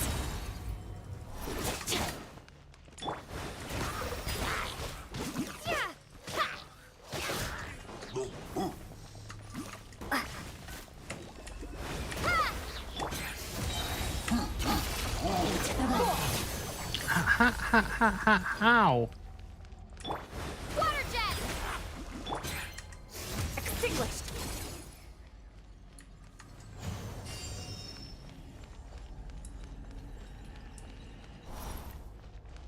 Yeah, that shit, it takes so much longer to do than her charge up. Look at all these spikes! Careful! Don't get hit! You know what? Paimon's just gonna float behind you. Come on, you got this! Merciless. Another star goes out! Go! Hey, what are you two doing here?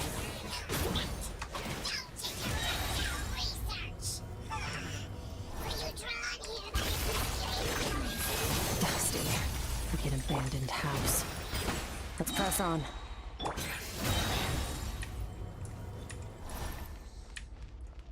Go! Wipe out! Go! Come on with that shit. Fearless.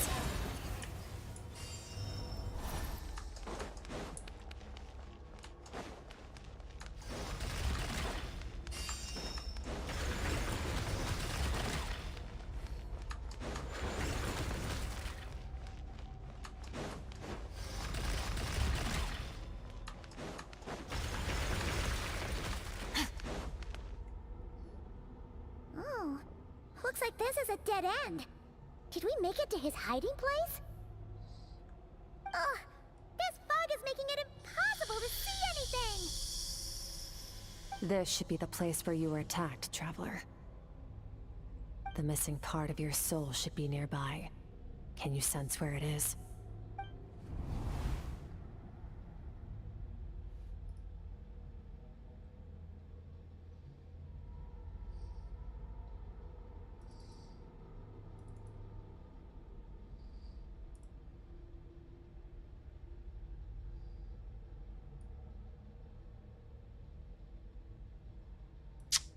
cute.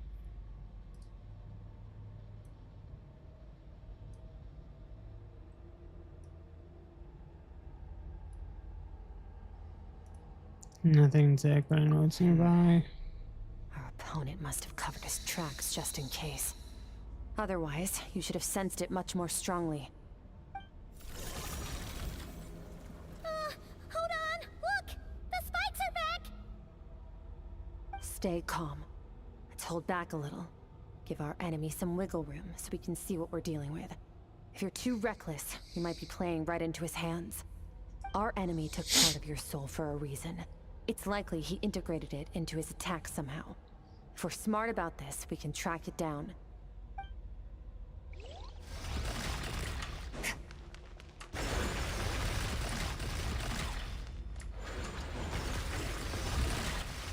How do we do this? We integrate it into our attack.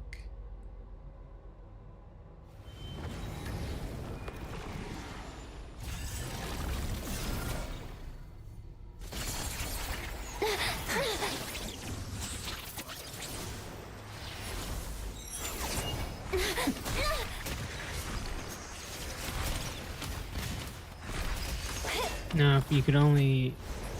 From the start, the attacks have been focused on me. Trying to break through my defenses? I see. If you could only move like that.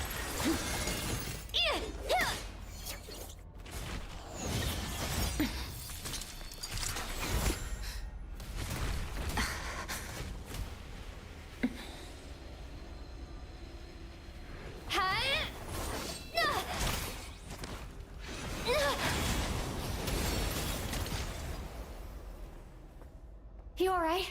That thing was...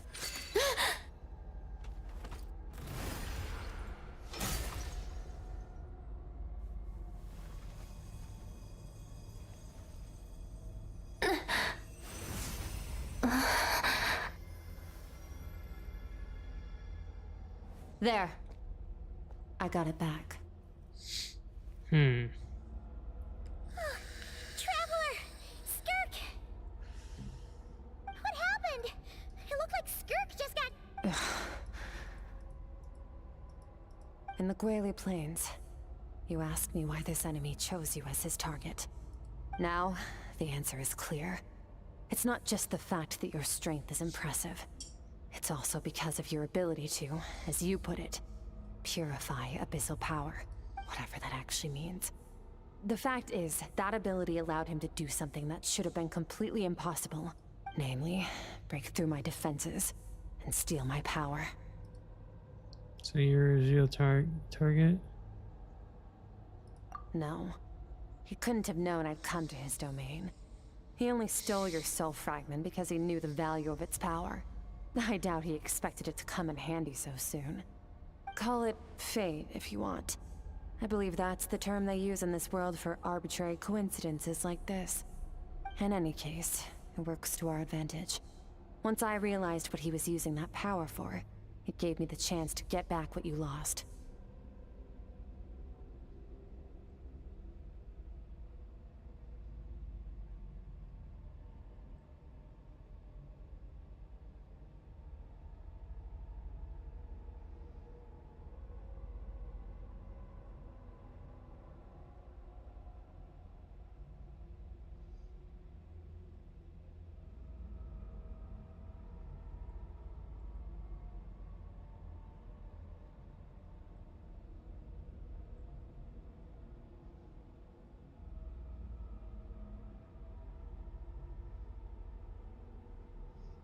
Hmm. I'll cope. Well, done gorging? Good. Time to answer some questions. How did you get the power of the all-devouring narwhal? The all-devouring narwhal? Oh, of course! Paimon knew that spike thing looked familiar. I highly doubt you acquired that power through your own strength. Tell me I'm wrong. You're desperate enough to scour the land for god remains and whatever vestiges of power you can find. That alone proves you wouldn't be able to defeat a creature like that. Which leaves one possibility. You know my master, the Foul, Sertologi. The Foul? Yes. Dares call him foul?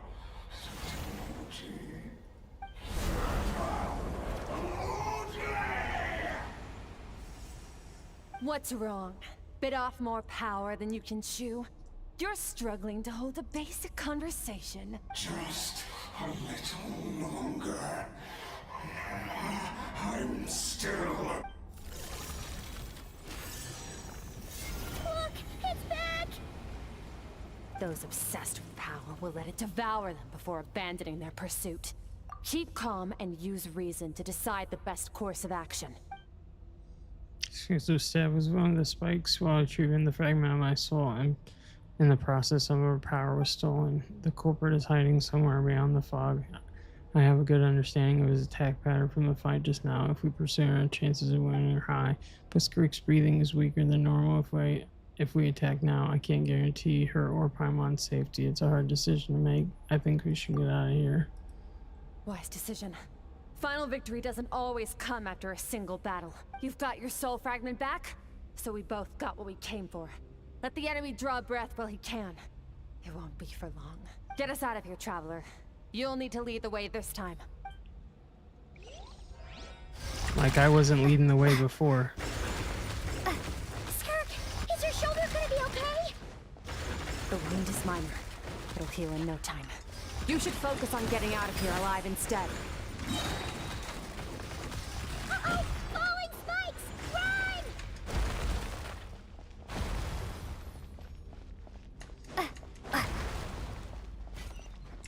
Bombs away!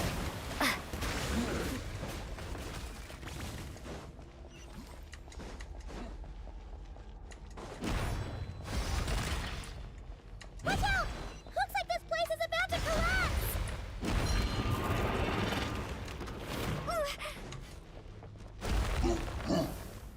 So, this guy's power has something to do with the all-devouring narwhal. Did you know that all along, Skirk? I had my suspicions. That's why I decided to investigate in the first place. But suspicions only get you so far.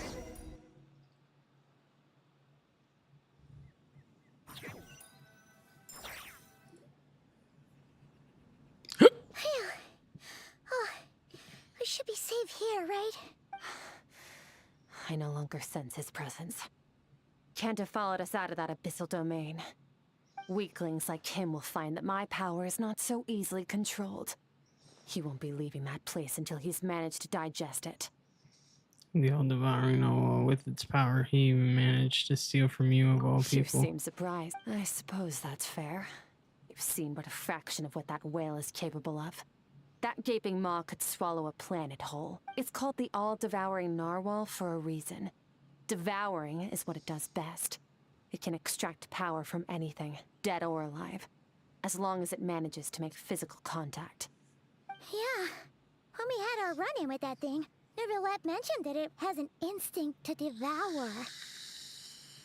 Your dragon friend recognized the nature of its abilities and used the power of Hydro to protect you.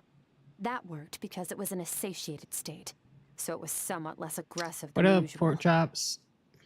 It's a different story when it has no more power to feed off of. That's when its true voracious nature kicks in. It could devour everything on the planet in that state, which is why I cast it into that void space. But I hadn't counted on there being anyone left on this planet capable of wielding its power. To me, that says he must have encountered the whale a long time ago. Meaning, he must have known my master. Yeah, hearing you say the foul definitely got a reaction out of him. Exactly. It told me everything I needed to know. Hence why I said we both got what we came for.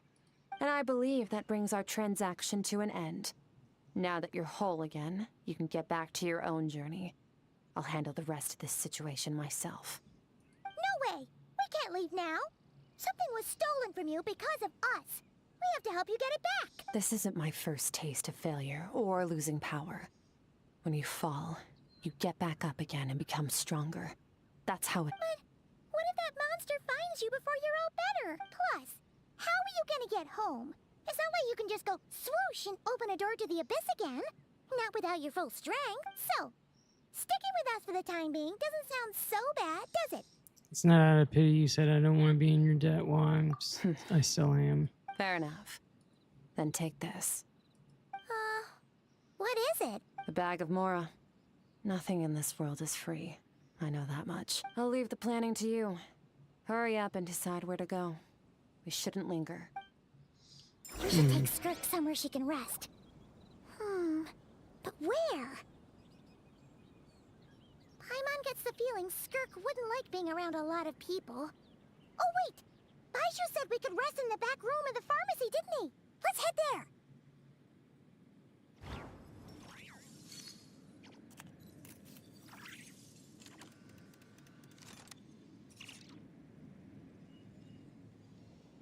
Hold up, wait a minute.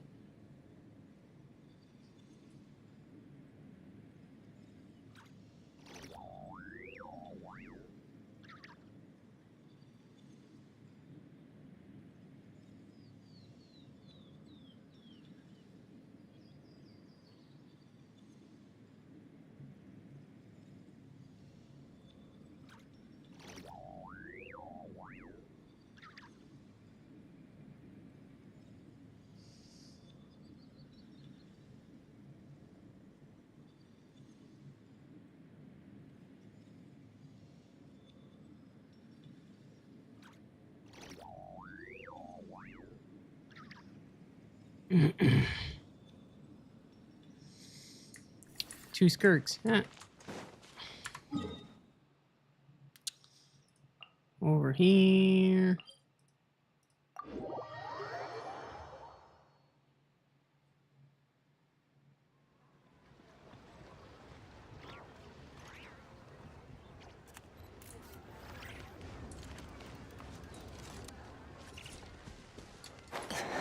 Oh yeah, I can't do that with. Merciless.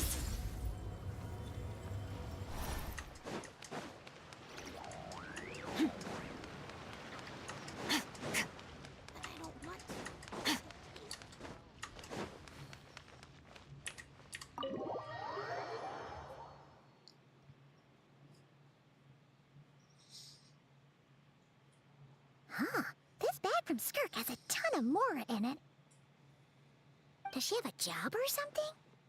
Wait, no. After what we saw at Wamin Restaurant, that seems impossible. Can you imagine? It would go something like... I'll be collecting my paycheck now, boss. Oh, sure thing. Wait, who are you? Have we met?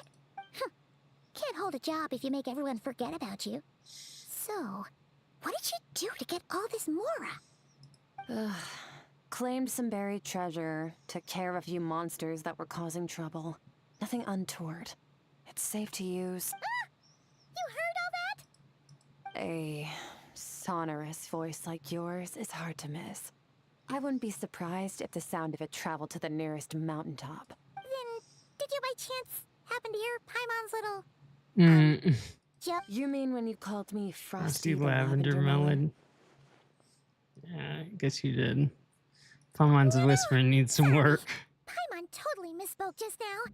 She didn't say that at all. It was, a Paimon lookalike. Yeah, she's a piece of work, that one. Always impersonating Paimon. Okay, fine. The truth is, Paimon didn't like you all that much at the start. But things are different now. You helped the Traveler in a big way, so...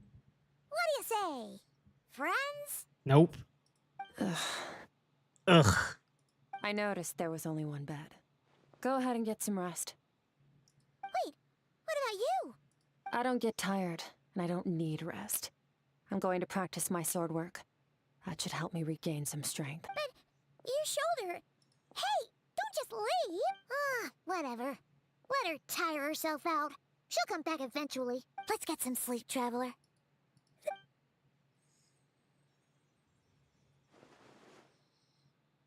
Skirk is stubborn. Even if I try to convince her to take it easy, adapt, she'd listen. Paimon right. Skirk will stop and take a break when she gets tired, I hope. I should just get some sleep.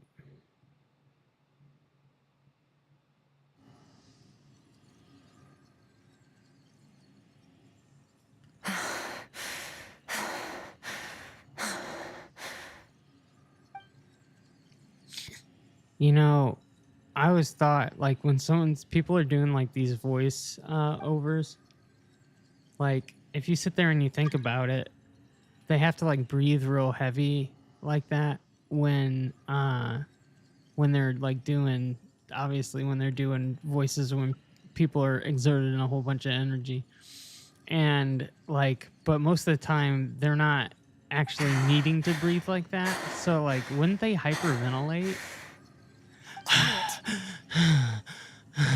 Like just doing that like sits there and makes me lightheaded. I always wonder about stupid shit like Do that. you even remember how many of us perished in that fire? How many bodies were left to rot on the scorched earth? Yet you alone live on. Keep your gaze fixed on your blade. You don't deserve to rest. Run, Skirk, run! Only death awaits us here. Keep running, and don't ever look back. Right, in that dream I witnessed Skirk was training alone, but there were disembodied voices talking to her. One of them mentioned a fire. I wonder what happened exactly. If only she talked to us. If only she could just talk to us.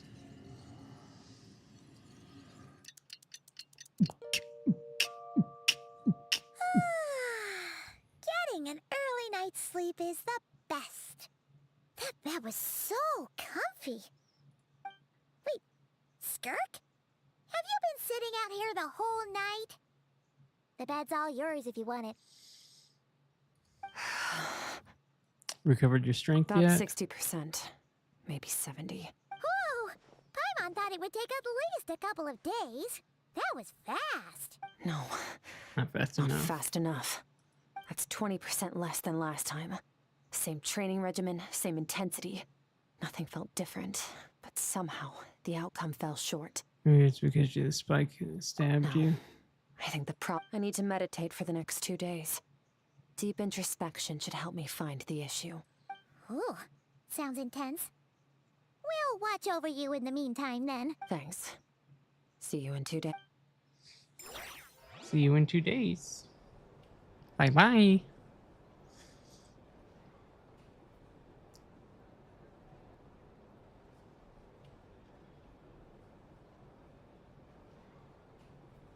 She just floats there.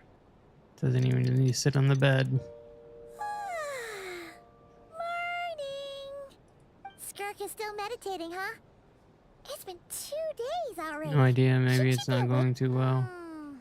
Paimon can't think of anything we can do to help. Oh, wait!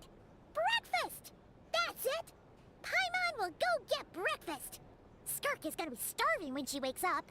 I think it's less about Skirk Be right back. and more about the fact that Paimon just likes to eat.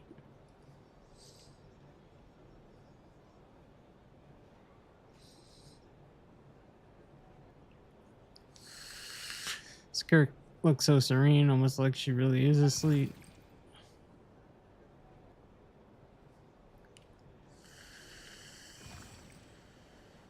You again, what are you doing here?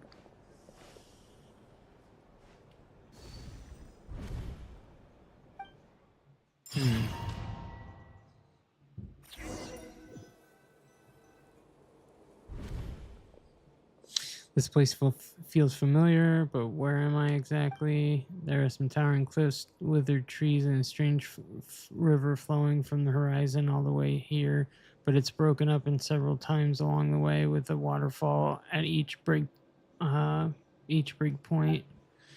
On closer inspection, the color of the water is changing. The closer I get, the lower to the lower portion, the darker it becomes, almost as if. Did you bring me here? Then that must mean this is. This is Skirk's inner world. Think of it as the threshold between the soul and dreams. So the little This critter isn't can your first talk. time here, but what you remember is probably a space covered in darkness. I only managed to illuminate a small portion for you back then. It talks. So Actually, it's my first time talking to someone like this. I only managed to break free and bring you here because the injury weakened her power. I guess that's why I can speak again, too. Call it fate, if you want. I think that's the word they use in this world for lucky coincidences like this. Now, before I take you to her, I gotta ask. You're the first outside visitor to ever come here. So, what's your impression of this place? What is that river? Why are there so many cliffs and waterfall? This river represents Skirk's strength. Strength accumulates over time. It is the summation of a person's lived experience. So this river is where all the fragments of Skirk's life should converge into a single stream of memories and emotions, flowing forward as one. But as you can see, this river has been severed numerous times. It's because Skirk doesn't like who she was in the past, and all she sees reflected in the river is a disgraceful shadow of who she was. She cuts through water and rock with the sword of reason, severs her connection with the past, and begins anew. You must learn to shut out all the pointless emotion. Crush the self that makes you weak, and become master over your physical form. This isn't my first taste of failure or losing power.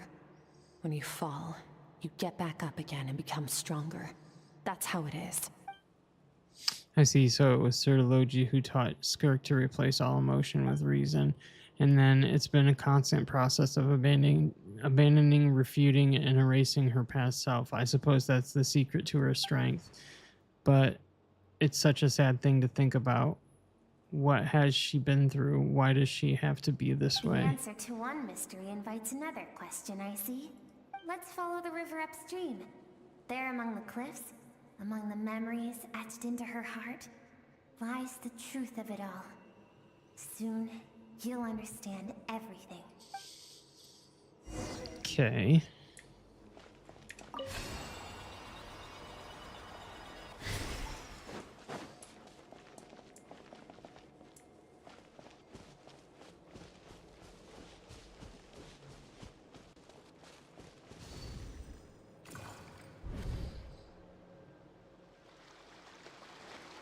Looks like a coastline, huh? I recognize the drawing on the sand. Wait, isn't that the picture I drew for Paimon? Why is it showing up in Skirk's memory? Is this like when... This is like when it first started, I think. When the game first started. I've always thought that, even when falling leaves don't come from the same tree, they can still form bonds of kinship when they meet. Like meteors, you both made a journey through the stars. Both travelers who have landed on a planet that is not your home. Yet, when she first noticed your presence, although she hesitated for a moment, she still chose to walk away, indifferent as ever. If I think about it, it's not surprising at all. After what happened at One Mean Restaurant, it's obvious she prefers to disappear from other people's lives. She hasn't seen Child in years either. I doubt she's ever made a connection with this world of her own volition. That's what I'm seeing now is a microcosm of her entire life. Seems like you've answered your own question. Skirk sees herself as a trespasser in this world. She's made a conscious choice to avoid altering its path. But the reason for that decision stems from events much earlier on in her life. Let's keep going. It's still a long way to the source of the river.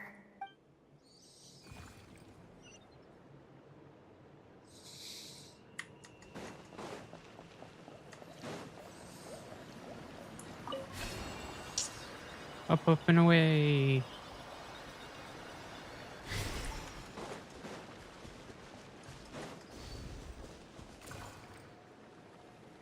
You now have what it takes to wield immense power. From this day forth, I shall teach you no more. Ooh. No one can become a worthy warrior through imitation alone. I have given you fangs and claws. Now, You must learn to hunt. Dun dun dun. You wish me to travel the world beyond on my own, Master? Indeed. Make new friends. Embark on your own journey. And piece together a new future from the shattered remnants of your past. We will still have contact through the abyss. But know this. One day, I will take the life you worked so hard to rebuild and reduce it to ashes. Just like the fire that haunts your mind. I don't understand why. Why would you do that? I have told you before. Fear is the catalyst for human evolution. You have tasted loss. You have known fear so deep it can be felt in the bones. But as living beings, we all have an instinct to detach from that which harms us. And thus pain dampens over time. And the acrid taste of fear becomes but a distant memory. Yet now, I have bestowed upon you the gift of fear eternal. It will drown you in the nightmare of your childhood. Or it shall drive you to defeat me, whatever the cost. I see. That's why she wants to defeat him. That figure next to Skirks looks familiar, right? I saw the same figure in the battle against devouring Is what narwhal. Skirk's master, the foul Sertologi, looked like at one point in time. At one point in time, so he can change form. Of course. As a higher being, physical form is a triviality to him. He could appear as a beast, a human, or even a monster that defies description. The form you see him in here, clad in abyssal armor, is the one he usually wears when traveling through the stars. I used to think that Sertologi and Skirk were just master and disciple, like Skirk and child. Now I see why Skirk chose to distance herself from humanity. Sertologi told her to put down roots here, while at the same time threatening to destroy whatever life she managed to create. For certain reasons, I need to bridge the power gap between me and my master as quickly as possible. But to do that, I need to follow in his footsteps. Walk the path he once walked. And somewhere along the way, I'll find out how to defeat him. That is my sole focus and purpose. So that's what she meant.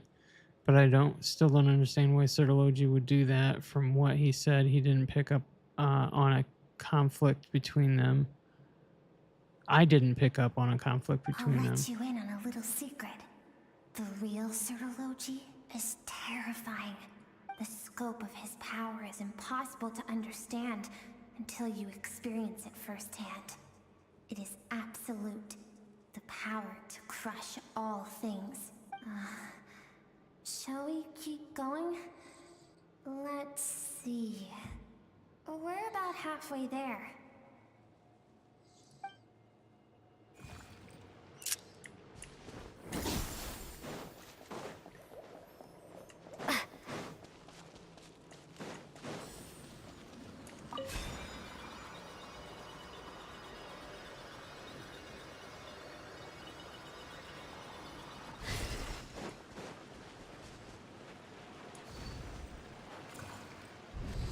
What a cute little bugger.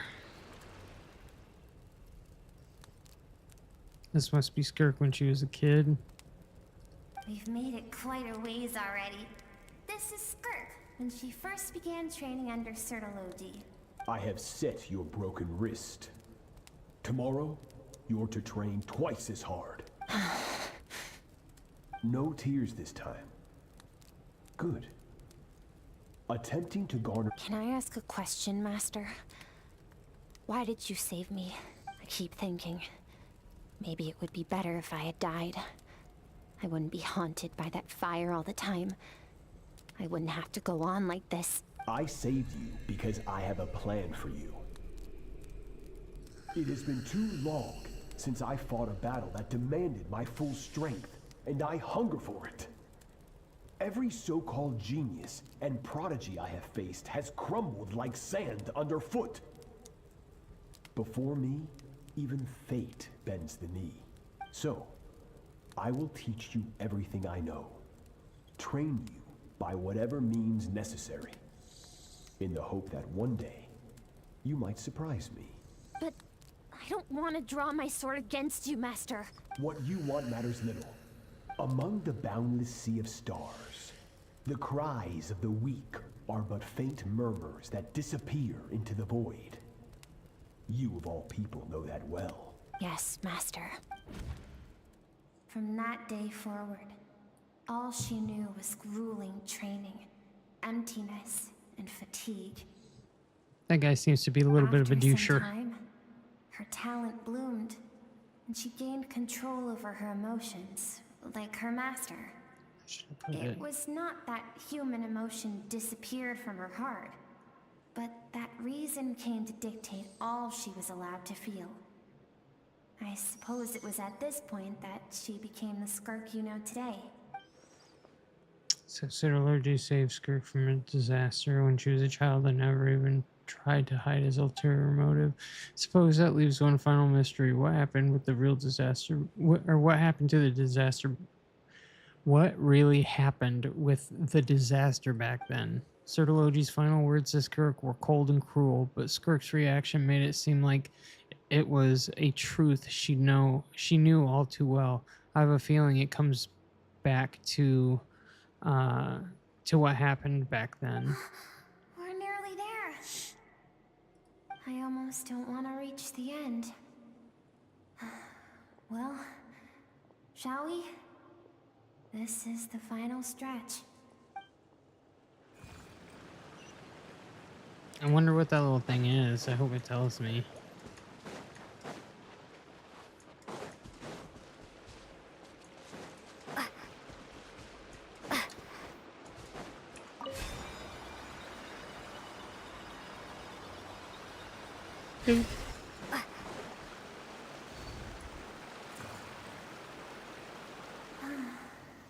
These are Skirk's happiest memories.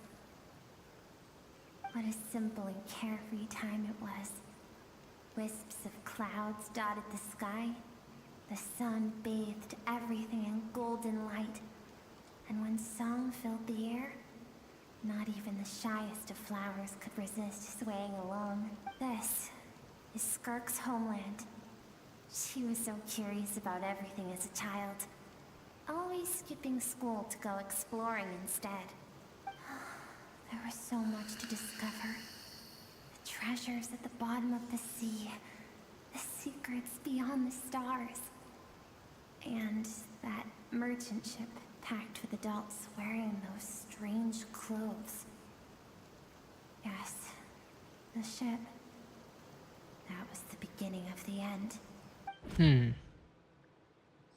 It was a spaceship. When it arrived, the people that disembarked wore smiles on their faces and spoke of friendship. They claimed to be merchants from a neighboring planet, looking to establish trade. Skirk's parents, her relatives, her neighbors, everyone welcomed the newcomers with open arms and allowed them to explore the planet. To them, the visitors were guests and should be treated with hospitality. No one had any idea of what was to come.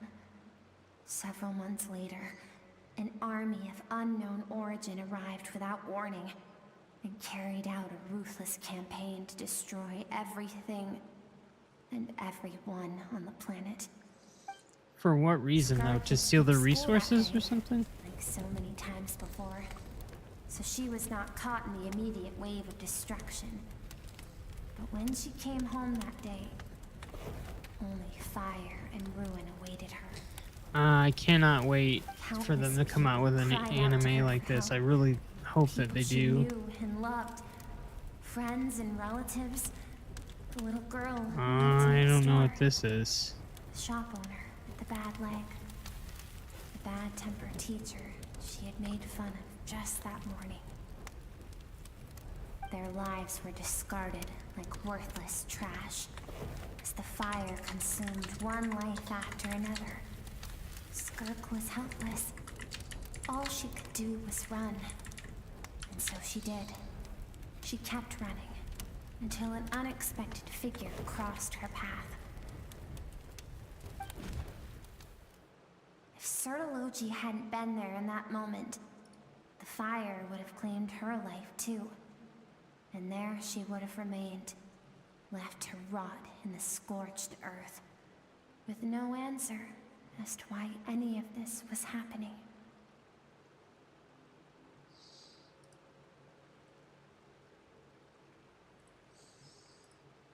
So why did those people destroy your homeland? Because she and her people were seen as a threat. A threat? Did they do As something the bad? initial merchant ship explored the planet, they discovered that it hadn't always had the condition to support life. Yet there was evidence of human activity, even during the periods of extreme heat or cold in the past. Further research revealed that, over time, the people of this planet had evolved the ability to adapt to any type of environment or energy source. For that reason, the outsiders viewed them as a potential threat, and decided to eliminate them before the threat could rear its head. And so, the army was called, and the so-called danger was wiped. Just from because the of face the speculation, planet. all those innocent people. Senseless, isn't it? Deemed a threat because of a gift they didn't even know they had. Perhaps it was their own innocence and kindness that doomed them. But in the end, that was lost to the blaze as well. If those with power get to decide good and evil, then all you can trust in is the sword in your hand. And so, before death could claim her, she ran. She ran and never stopped. Now I see why Sertology's threat is such a terrifying prospect to her, and now I see why she distances herself from the world. No one wants to relive their most painful moments. Well, that brings us to the end of the story. This is as far as we can go. Skirk is waiting over there. For both of us. Let's go to her. It's time to fulfill my purpose. And my greatest wish over all these years. What?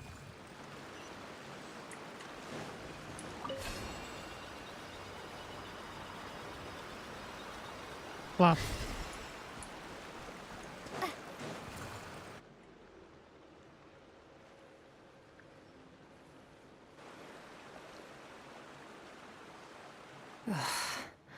So all this, just so you could bring her here? I have things to say to you. Well, to me. I want someone to witness our reconciliation. Even if it takes an argument to get there. And she is the best choice in this moment. Her suppressed emotional self. The version of herself she keeps locked in the recesses of her mind. Stifled by reason. All those rejected impulses. Those discarded aspects of your past selves. They are a part of me now. I am who you used to be. Someone you have refused to face for too long. So, I came to face you instead. You're wrong.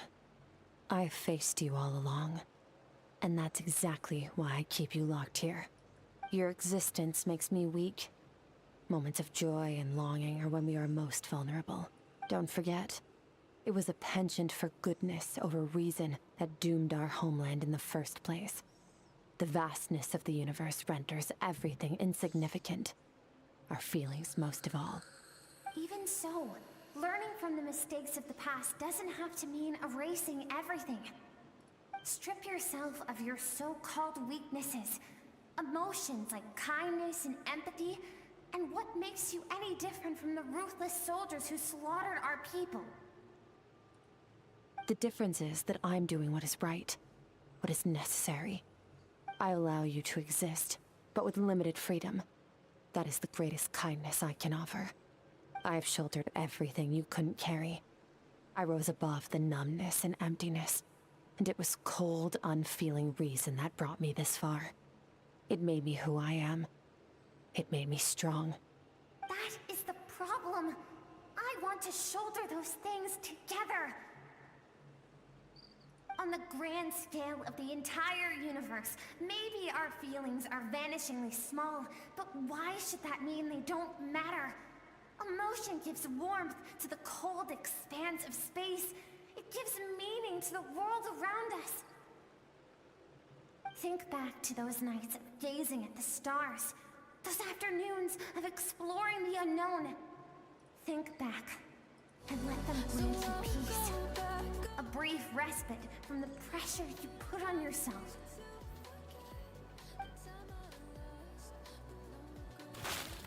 That isn't what we need. Exactly what we need. Aren't you curious about why recovering your strength has taken longer than normal this time? Finally, you get to the important part. That is the only answer I came here to find. Then look around. Look at your inner world. You cast aside your dreams and curiosity, and in doing so, you lost your original motivation. You severed all connection to who you used to be, so you can no longer draw strength from your past. Now, the only things driving you forward are fear and survivor's guilt. But these cannot take you far enough. And so, this river, source of your strength, grows more polluted by the day. And you think that means I should seek help from a weak little thing like you? Your emotional self isn't weak. The fact that she transcended time and broke free from her constraints to come and face you, that proves it. Thank you for saying that. I knew bringing you here would be the right choice. To be honest, I'm not here to argue with you. This isn't about who's right or wrong. And in fact, I agree that in order to make it through the wake of that tragedy, we had to distance ourselves from the pain through reason over emotion. But what is right at one point in time isn't always right forever. I know you will never forget that fire. I know the fact that you were the sole survivor fills you with guilt. And I know that among the voices that haunt you, mine is there too. Because deep down, you know that you didn't turn out to be the person you wanted to be. All those unfulfilled hopes are like knives to the heart. And I don't want you to hurt anymore.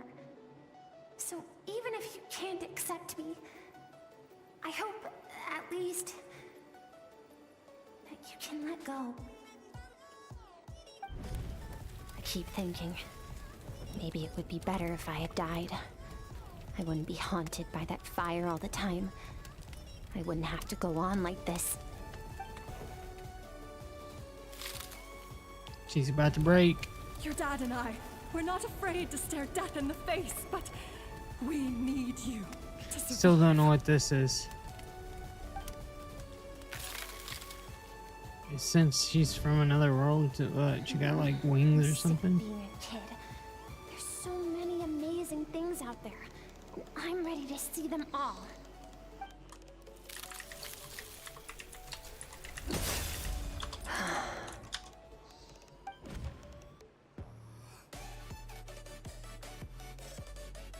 I remember.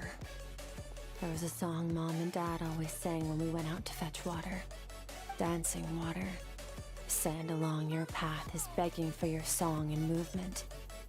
Will you carry this burden with you on your journey? I am not the dancing water, and you are not the burdensome sand. It's like a fin or But if this is your wish, a wing or something. I will carry you with me until the end. Okay, so she does. She has a small I vestigial. should be thanking you.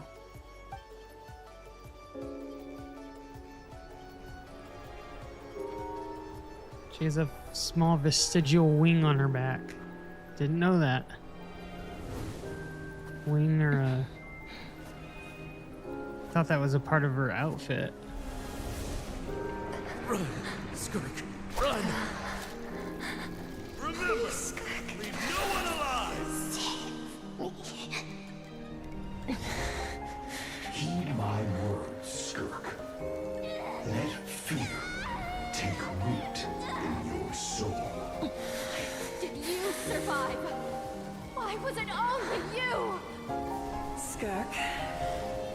did you become a positive light in this world?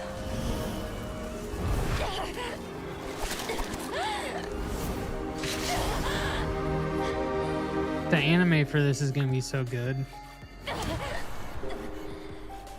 Hey, this doesn't have And to be Ufotable's doing it, the one that's doing it. So I'm pretty stoked. Yeah, see, she got a little vestigial Life is a wing. gift. Don't let darkness claim it. Looks like she's got a couple of them. Maybe it's like a fin. I don't know.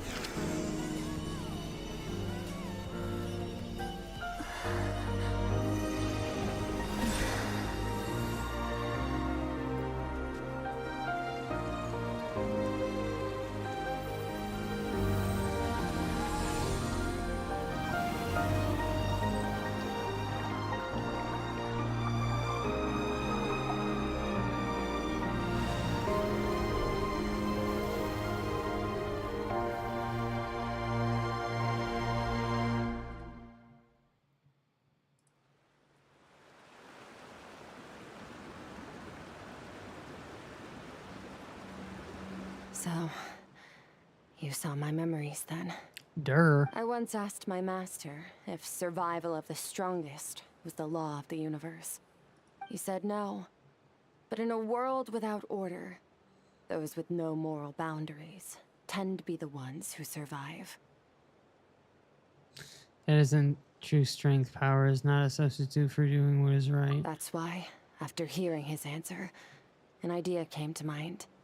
An idea that, one day, I would create a new world order. One in which there would never be another tragedy like that fire. One in which power was not the law of the land. But that means I must defeat him. Because my master, Sir Logi, is, at the core, a defier of all rules and order. Sound like you have your work cut out for you. Yes. And not just because of the gap in our abilities, but also because I have no reason to see him as an enemy. Although his decision to train me was not made out of kindness, he did everything a master should. He saved my life, taught me the sword and the principles of strength. And for that, I respect him. Oh, but he intends to face you in battle I one know. day. And it's not something I want. But Master never goes back on his word. I have to treat everything he says as a promise. He's no longer into that, but he sends me messages through the abyss every now and then. Most of them are simple greetings, or an answer to one of my questions. Every time I hear from him, my heart skips a beat. And I wonder if this is the moment where he'll finally appear before me and tear down everything I've built to pieces. Maybe that means I do live in eternal fear, just like he said. Yes, I respect him, but I'm also afraid of him. And for that reason, the pursuit of strength consumes every moment of my life. I don't know what Master has planned, but I have to be ready. If he does attack you one day, I'll help you. Help me? Why? This isn't your fight. Because if we want to build the world we both want to see, everyone has to be willing to fight for it. If we all do our part, we can make the entire universe a kinder place.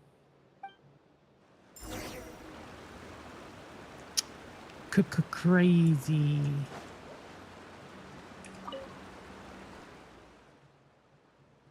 Skirt gazes into the distant sky. There's nothing else to do here. Should I leave?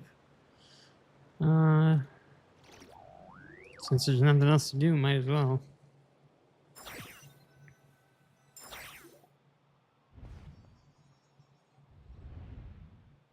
Oh, you're finally awake! Honestly, Paimon was gone for like 2 seconds and then she comes back and finds you both unconscious? Oh, you scared Paimon half to death. You're both okay, right? What does it look like? Looks like your strength is back. You look stronger Only than water ever. from the source can cleanse the rot and filth that flows from the past into the future. Looks like your I taught you to outfit incorporate the is a little experiences bit from different. your journey into how you fight. I suppose what happened today will become an inseparable part of who I am. Okay, so Paimon feels, but whatever. Paimon brought back tons of delicious snacks. Let's dig in. The three of you enjoy the snacks. All right.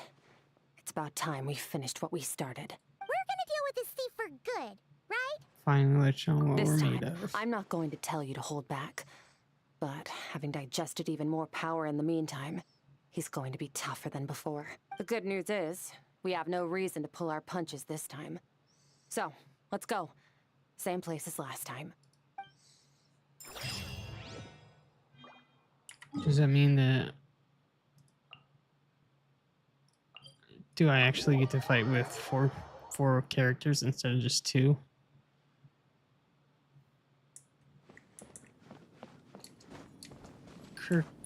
Skirk is strong by herself, but without being able to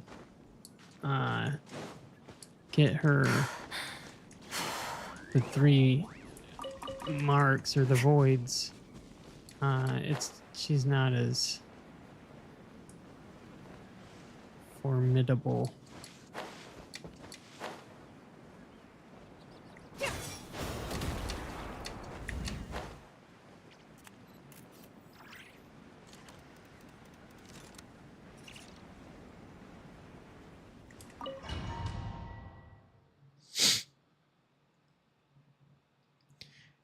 Down, down, down, down, down. The fog is gone.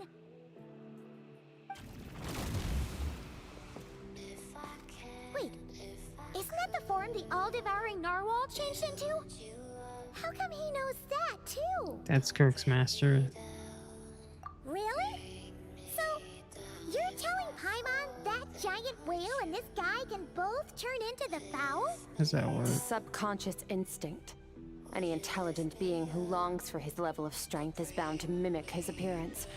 It's a natural response after encountering someone as powerful as Master. To them, he represents ultimate power. We know the person before us has encountered Master, and we know he stole a portion of my power. So it's not surprising that he would assume this form. Okay. Oh, the closer Paimon looks, the more intimidating it gets. Neverlet isn't here this time, so it's up to us. He won't have the nerve to steal again after we're done with him. She doesn't even fight. She's always saying shit like that, and of course I don't get. Go!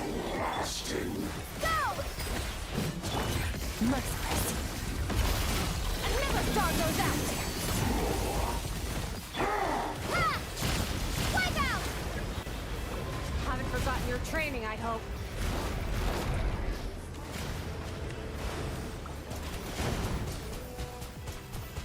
So I have to like. Go! Feel this. Paradigm shift.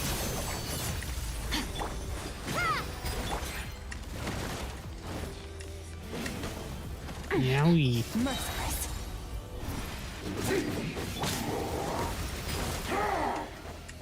Go! Star shall be his crown. For the. Water jet!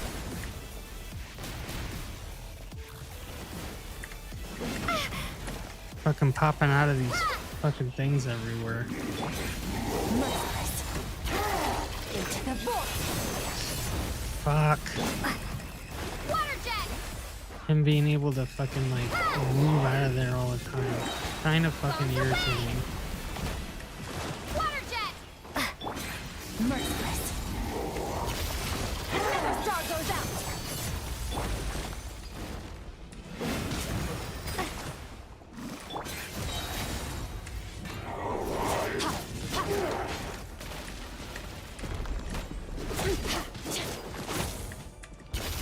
Into the void.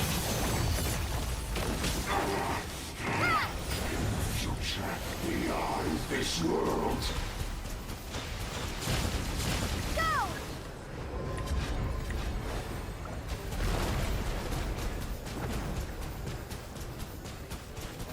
Water jet!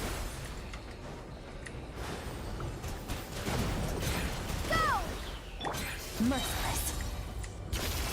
Paradigm shift. Bye bye.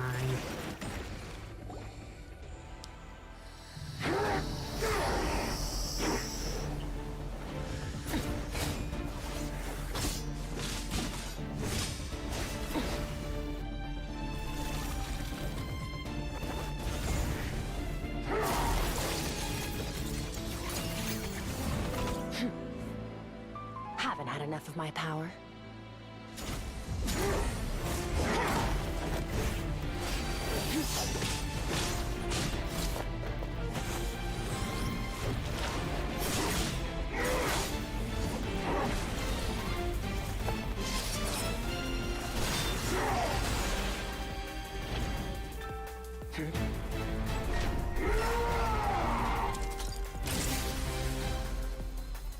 Yeah, yo. Well then, let's see how much more of this power you can handle.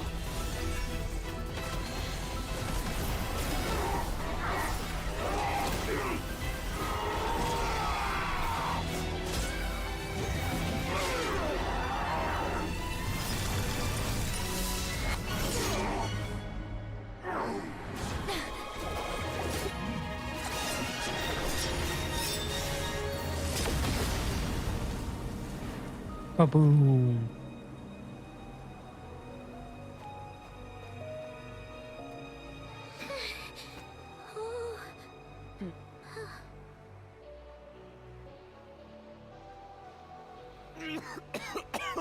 Oh, here we go. Who is this little chode?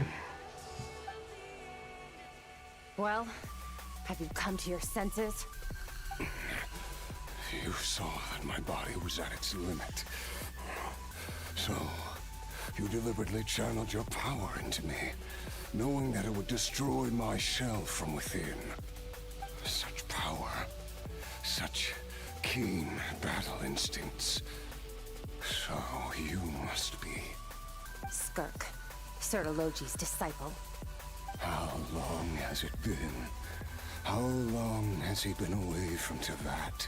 Hundreds of years. Hundreds?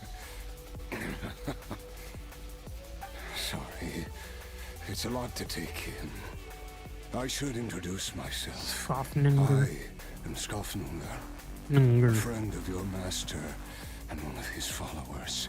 This is the first time I've heard your name, Skirk.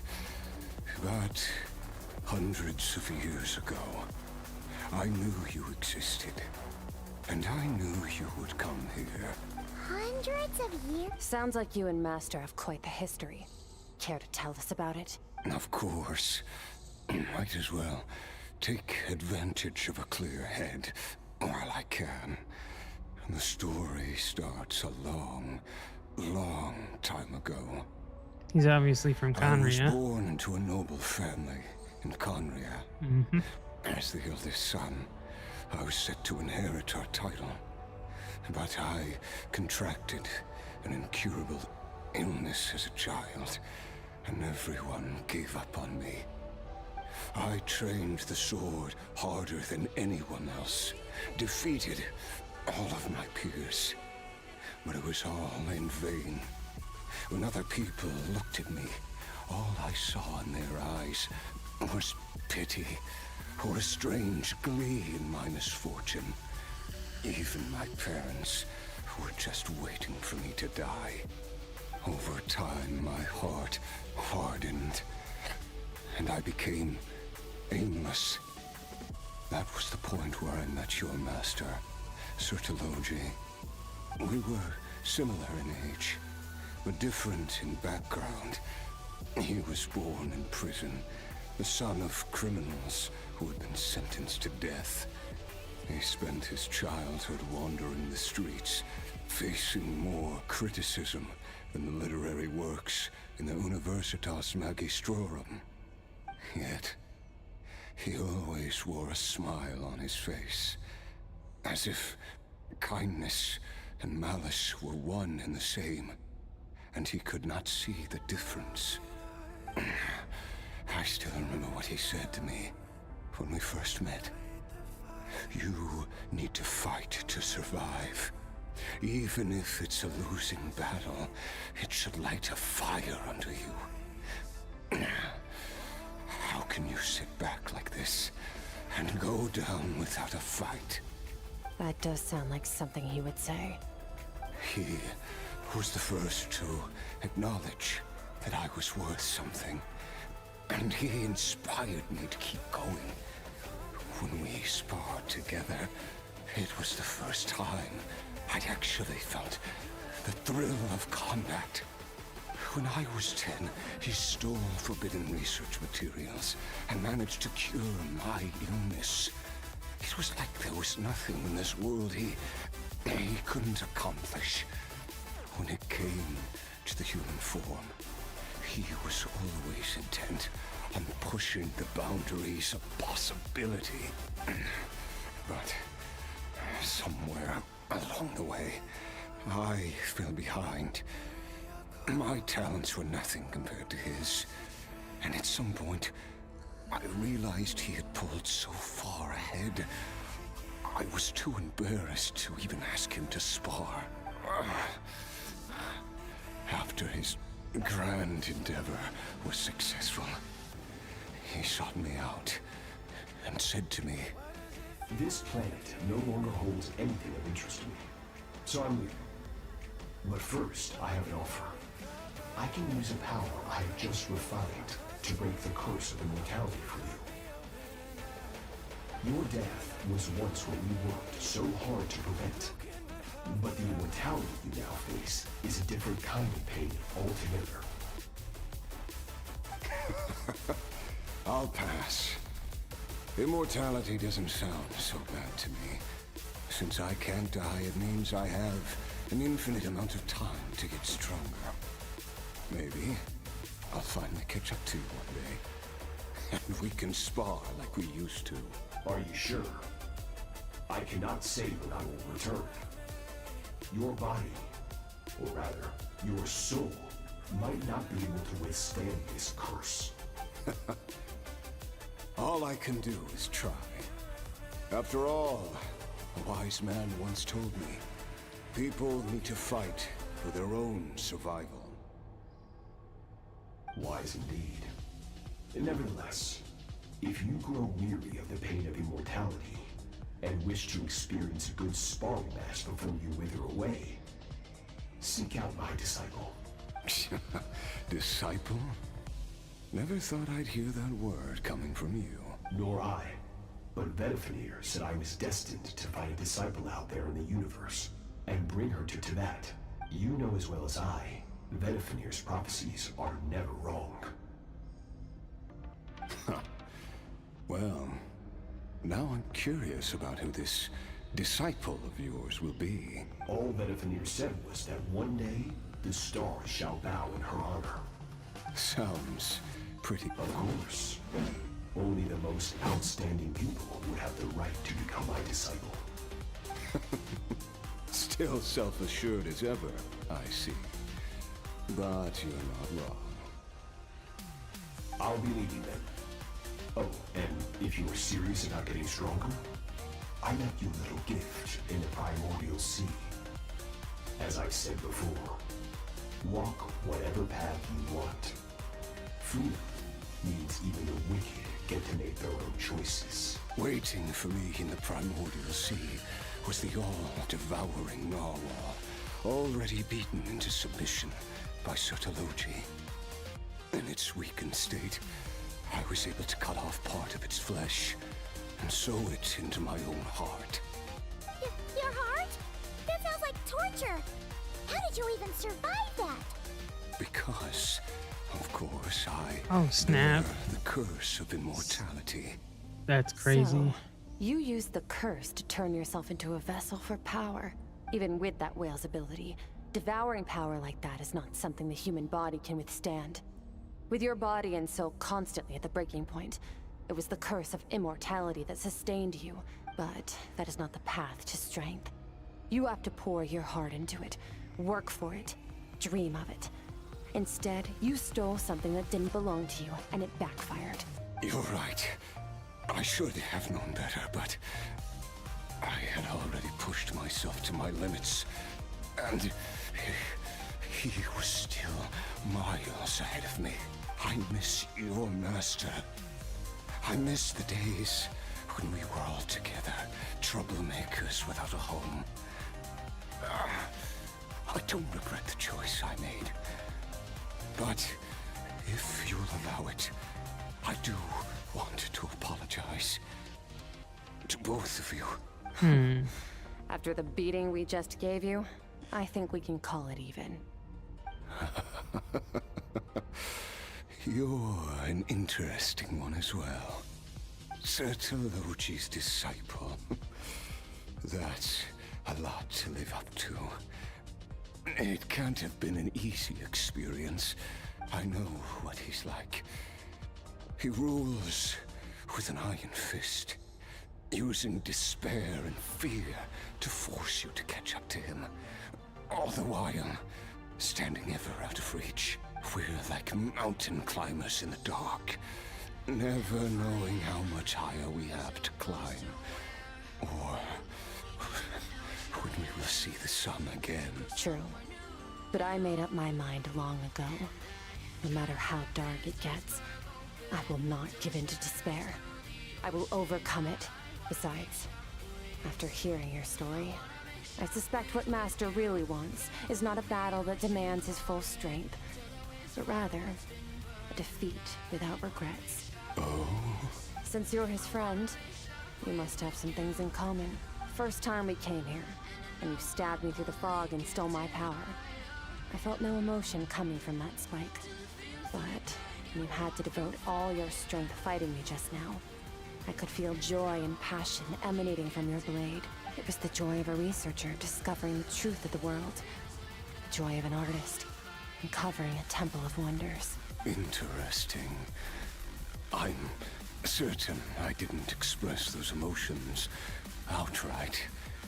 Yet you were able to read them from my blade. Like a glimpse into my inner world. You're right. That battle brought me an unbridled sense of joy. And my defeat brings me no regret whatsoever. Exactly. I think Master also craves a battle like that.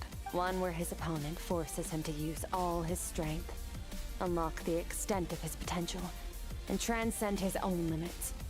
A battle to end all battles. After which, all can come to an end. Including, perhaps, his life. For that very reason, good and evil are meaningless to him. He has one purpose, one goal. To complete himself. It's one of the secrets to his strength. Perhaps you're right. Perhaps Yo, famous D4, thanks for the follow. Battle on that Kick. would be. Oh, to witness such a. Oh, he gonna die. Are you okay? Oh, he dying. Too many different kinds of power are surging through my body. The curse of immortality allows it all to coexist, but it does not remove the pain. Oh, I guess he's immortal, so he can't die. I won't be able to hold on to my sanity for much Oh, he'll longer. just go insane. Or his soul disappears. What a shame.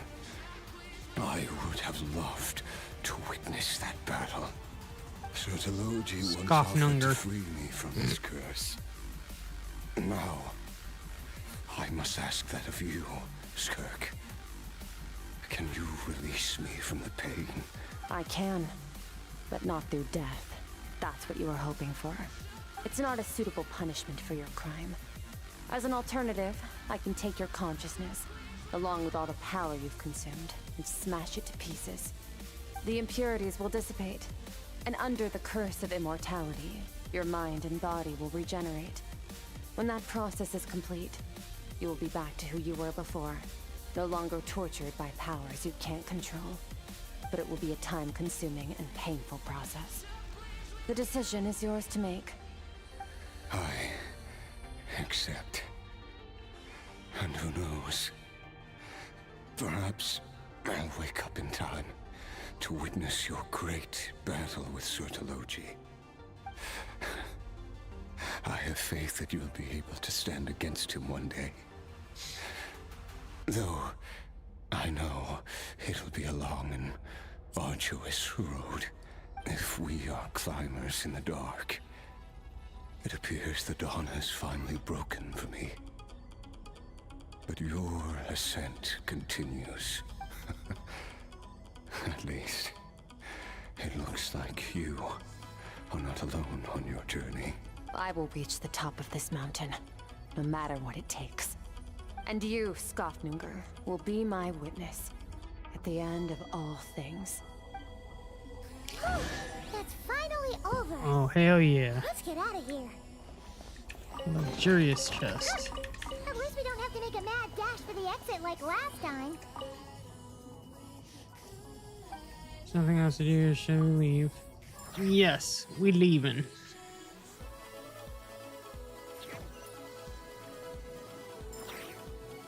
We did it! Oh, it's only been a few days, but it feels like forever. Once again, we've proved there's nothing we can't overcome. I didn't even break Wow. a sweat. You sound even more confident than usual. Guess you really have become stronger. Today sure went by fast. It's night already. Oh wait, that reminds Paimon. The stars you mentioned, the ones that died out, are they back now? Yes. The power Skofnungr stole has been returned. So, the stars have regained their light. Great! Huh, it's crazy that you even noticed their light was gone. There are so many stars in the sky. If a few disappeared, Paimon definitely wouldn't be able to tell. I suppose it's because I have gazed upon this sky for centuries. The false stars, hanging in the meticulously planned sky, glittering with rotten light. It's not real. And yet, it is for that very reason that I can look upon it and enjoy the momentary peace it brings. It's beautiful, I agree. I'd like to see what it's like up there. Even the most beautiful of bubbles has to burst. We will return to the real universe one day, whether of our own volition or not. Time marches ever forward. Even the innocent deny Some may evil call it taste life's inexorable. bitterness.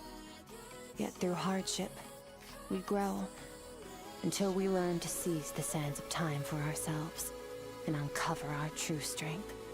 Though we gaze upon a false sky, its vastness and majesty is palpable. One can only wonder, what is it going to take?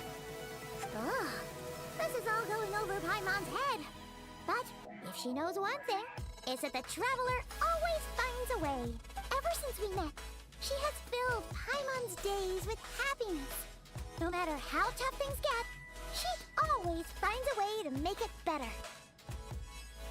If it's too big a job for one person, then we'll do it with two. And if two's still not enough, then three.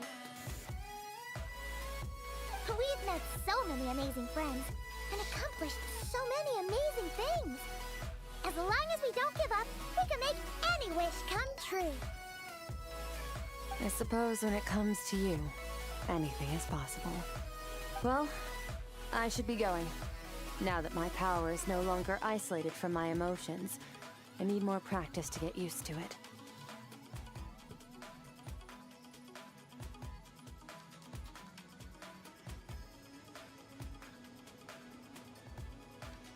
When we'll meet I again. suppose fate will decide. Maybe we'll bump into each other on the street. Or maybe we'll reunite on a different planet entirely. Regardless, reunions and partings are but passing moments. More than anything, I hope that at the end of this journey, wherever it takes us, we stand in a world reborn. One without war, pain, or forced partings. One where new life can bloom, even where there was once nothing but scorched earth. For this, we must all work to become stronger.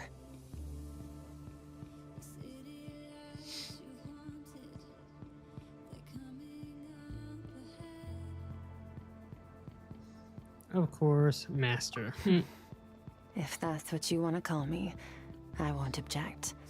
Also, Goodbye. now she's our master. Shisho. is she being nicer than before? We definitely count as friends after all that, don't you think? Hey, what do you think about camping here tonight? There's nothing quite like sleeping under the stars. Come tomorrow, we can continue our journey. Oh, and since Paimon treated you to that super nice meal at Wamin Restaurant, it's about time you returned the favor.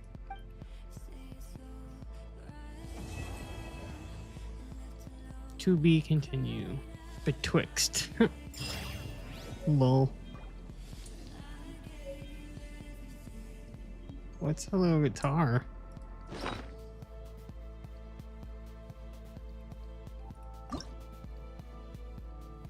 Oh. What?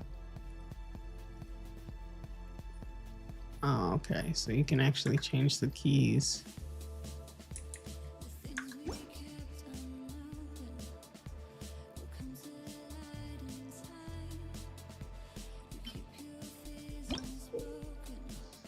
Chords. Use chord notes to swiftly play chords only in Euphoria. So what does that do?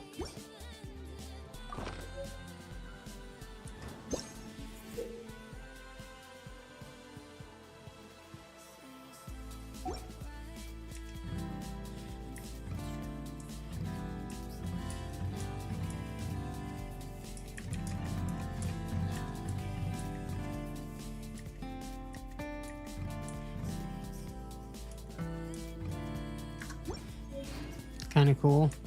I bet people could like actually make some pretty good songs out of that if they were willing to put the time.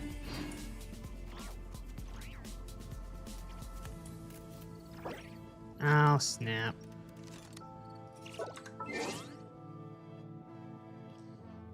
So let's go back in here and go back here, equip, and actually switch. The abyss is like the world's shadow. It's always there, and it will never perish. Okay.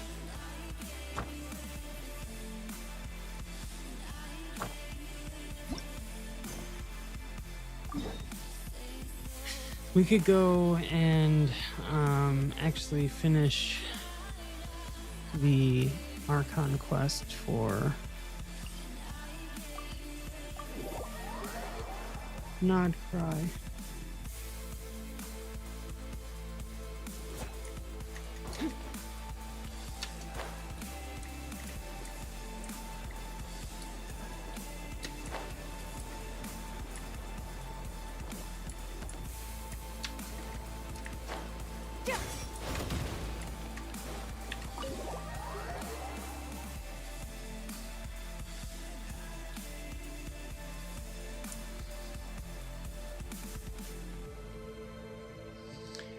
I want to see something real quick.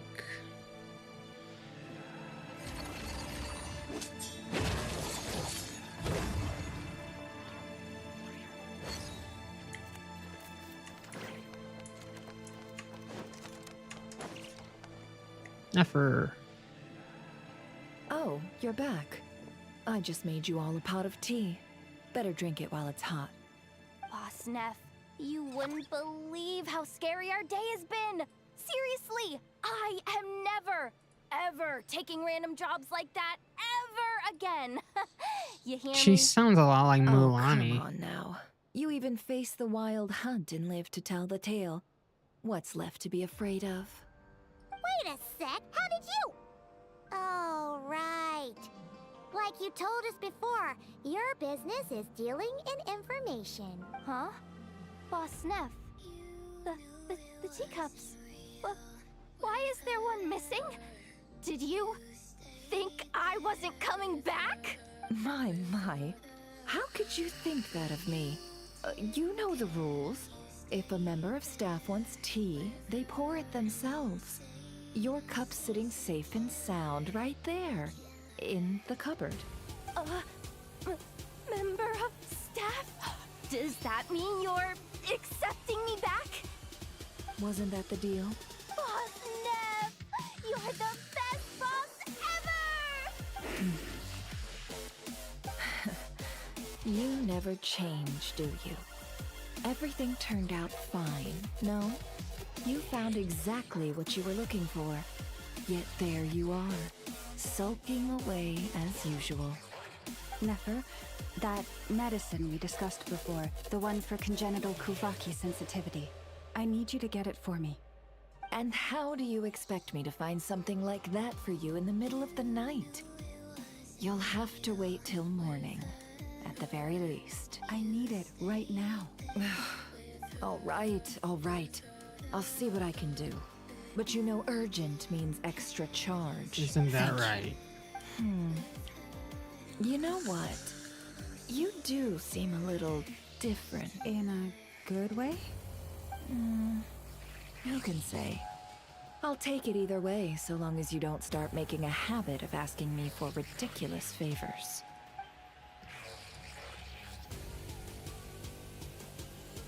I stopped playing this one, A lot has happened the Arcane, these past few days. so I forget exactly I don't know what I would have happened. done without you.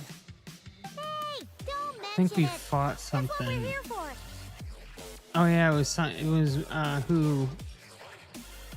who Yehoda knew. I remember now. Don't forget your family. Don't forget your family, and your family believe and trust in you too. You're right. And tonight, I'm planning on telling them everything. Tonight? Isn't it a bit late already? The moon shines brightly this night. What better time for the Frost Moon Scions to usher in a new dawn for truth? I'll support you and be there Thank for you you. for your kind words. But before I do, there's one more thing we need to deal with. Yeah, yo. Oh yeah. Now that we have the moon marrow. You'll have to forgive me.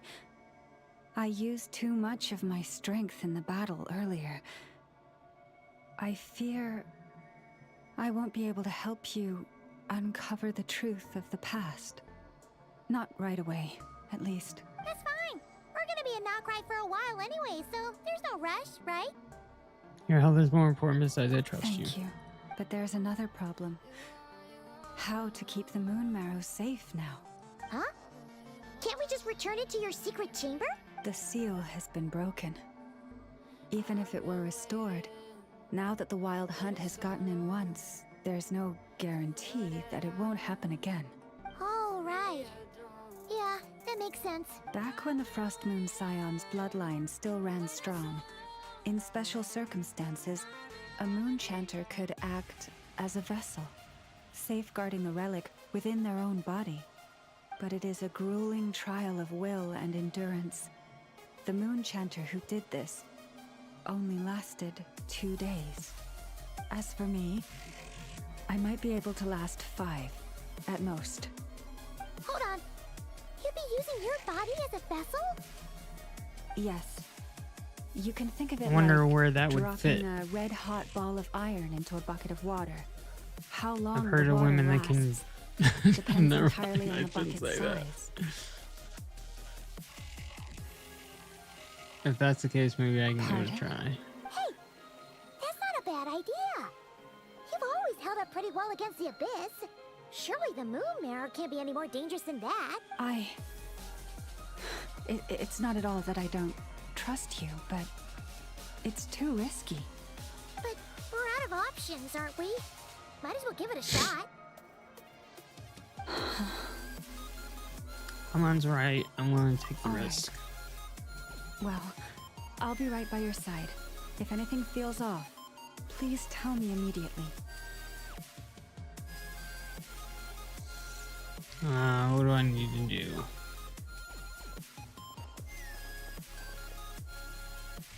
Here, hold it in your hands. Feel its power. Imagine you're a lake, a cluster of stars.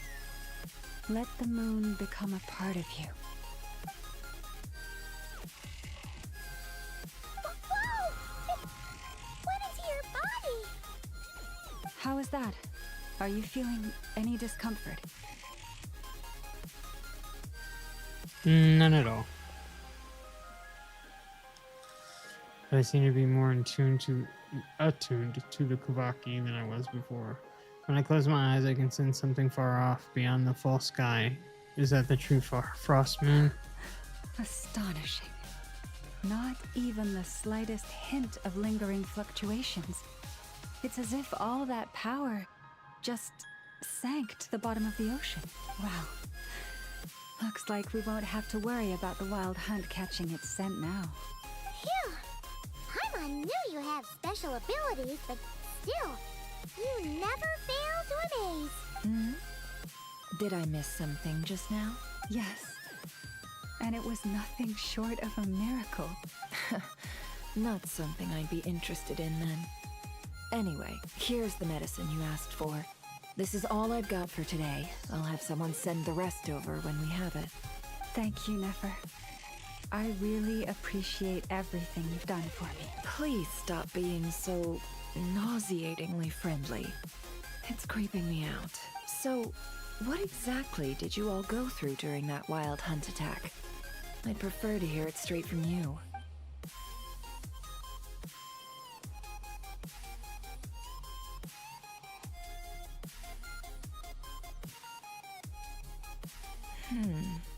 A phantom that can mimic the appearance of others.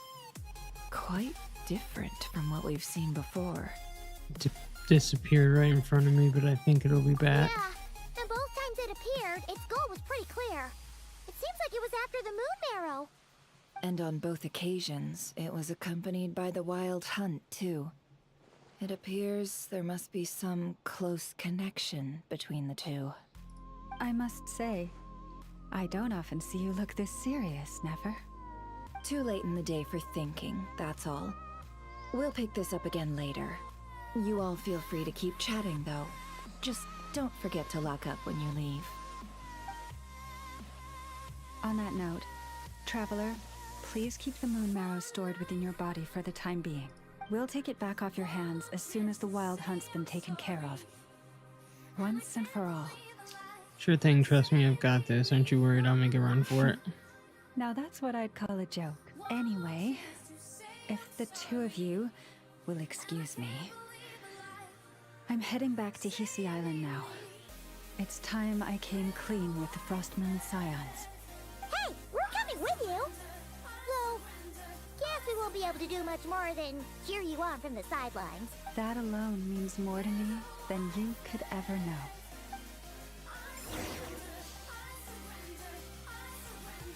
She got some pink pupils.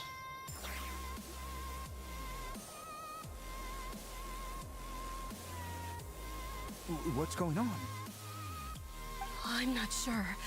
It seems like the Moon Chanter has something important to tell us. I heard the relic's already been retrieved. That's Our Lady Lauma, all right. Do what you believe is right, Llama. Noble scions of the Frost Moon, my kin beneath the moonlight, I hereby The fake moonlight. declare the truth to you. Long have our ancestors looked up to the Frost Moon, guided by her serene light. Yet now, she lies hidden beyond the limits of the sky. And so, Lauma began to reveal to the Frost Moon Scions a truth long hidden within her heart.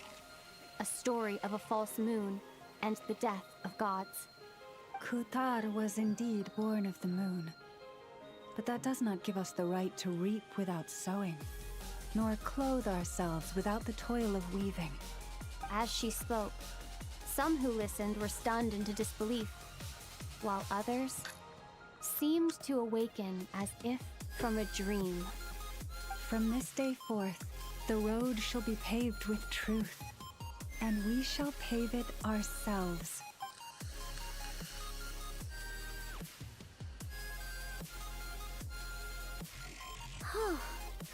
After everything Lauma said last night, Paimon wonders how everyone's adjusting.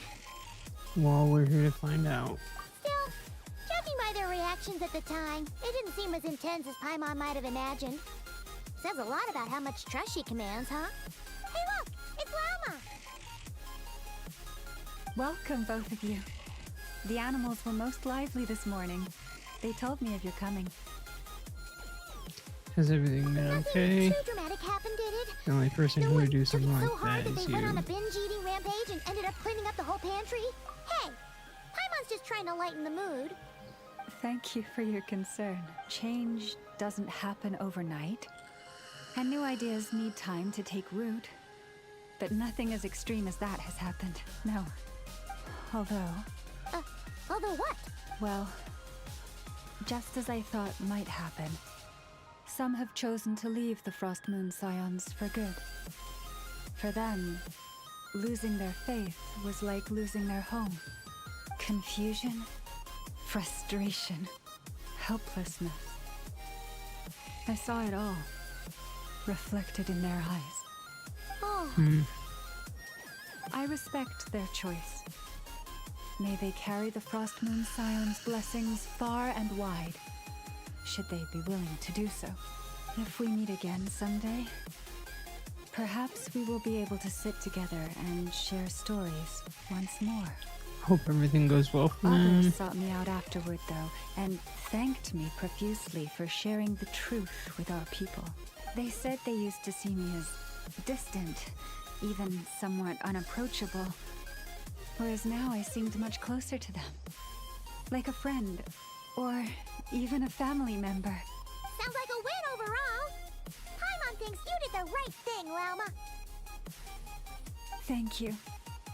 Though, I wanted to ask, do I really come across as distant? Well, maybe just a little. To people who don't know you, you are kind of tall, especially if you consider the antlers. I see. That's a bit of a hard one. My antlers tend to grow under the moonlight, so I can't quite help it.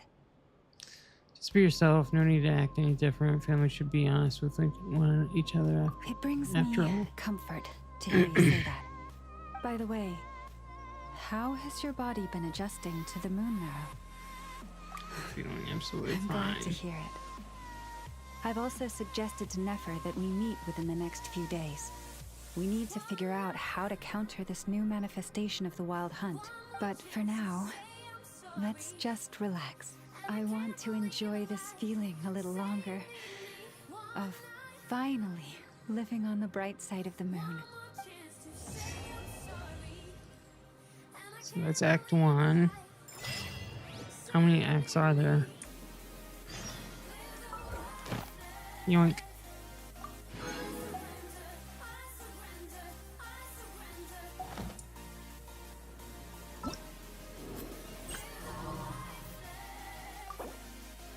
Yoink.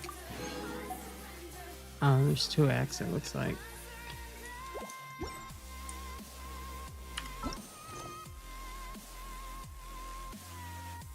Okay, now...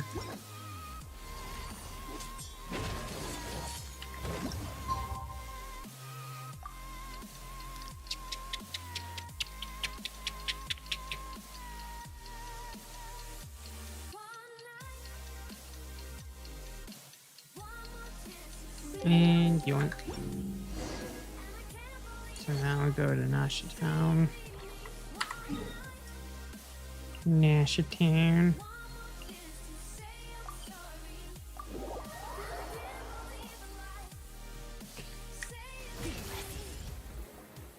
The Wild Hunt assault on Star Sand Shoal, you mean?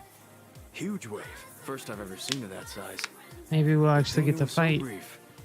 No, I mean there's been another to the north of Nasha. What?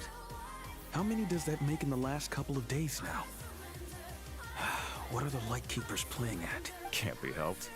There are only a handful stationed on our side in the first place, and the cannon hasn't been fixed yet either. They've been strained to breaking point for a while now, I'll bet. I'm bugging out if this goes on much longer. And here you all told me this was a good place to do business. Fool me once, I say. Hey now, this could be our big break. My second eldest brother made his fortune off wild hunt attacks, you know. Come on, let's get moving. There won't be anything left for us if we're late. Left for us to scavenge? I did hear about an overturned cargo vehicle over there. Hey.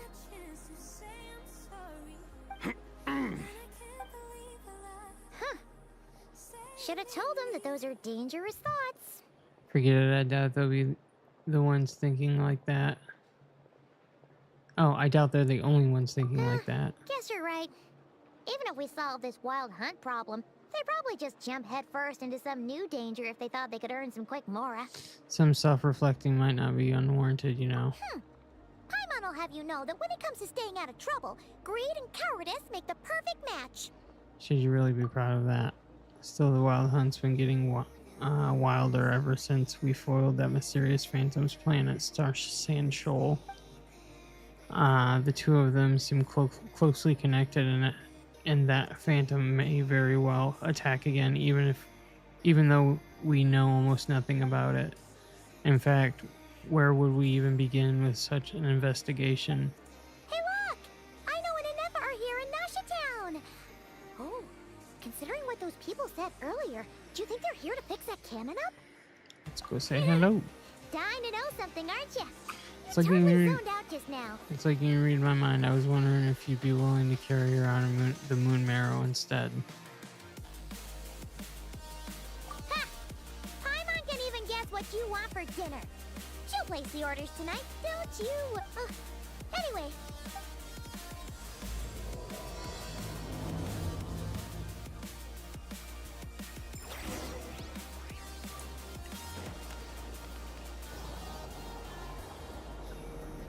Ah, familiar faces identified. Our good friends, the Traveler and Paimon. Whoa, free manual labor detected. Those evaluations could not be more different. This is Sosi, Sergeant Major of the nearby Lightkeepers. He's stationed here in this town. Wait, that means... He is Flynn's superior, as far as position is considered. A pleasure to meet you all. This is the Traveler and Paimon, friends of ours. They're experienced adventurers who are new to Nodcry. Hi there. Pleased to meet you. Were you talking about the cannon by any chance? Indeed.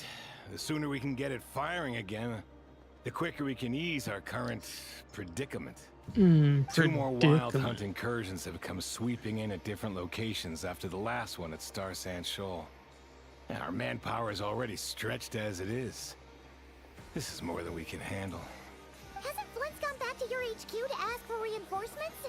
When will they arrive? Huh. Has he now? Yeah. That's what he said he was gonna do anyway. He hasn't contacted me about that yet.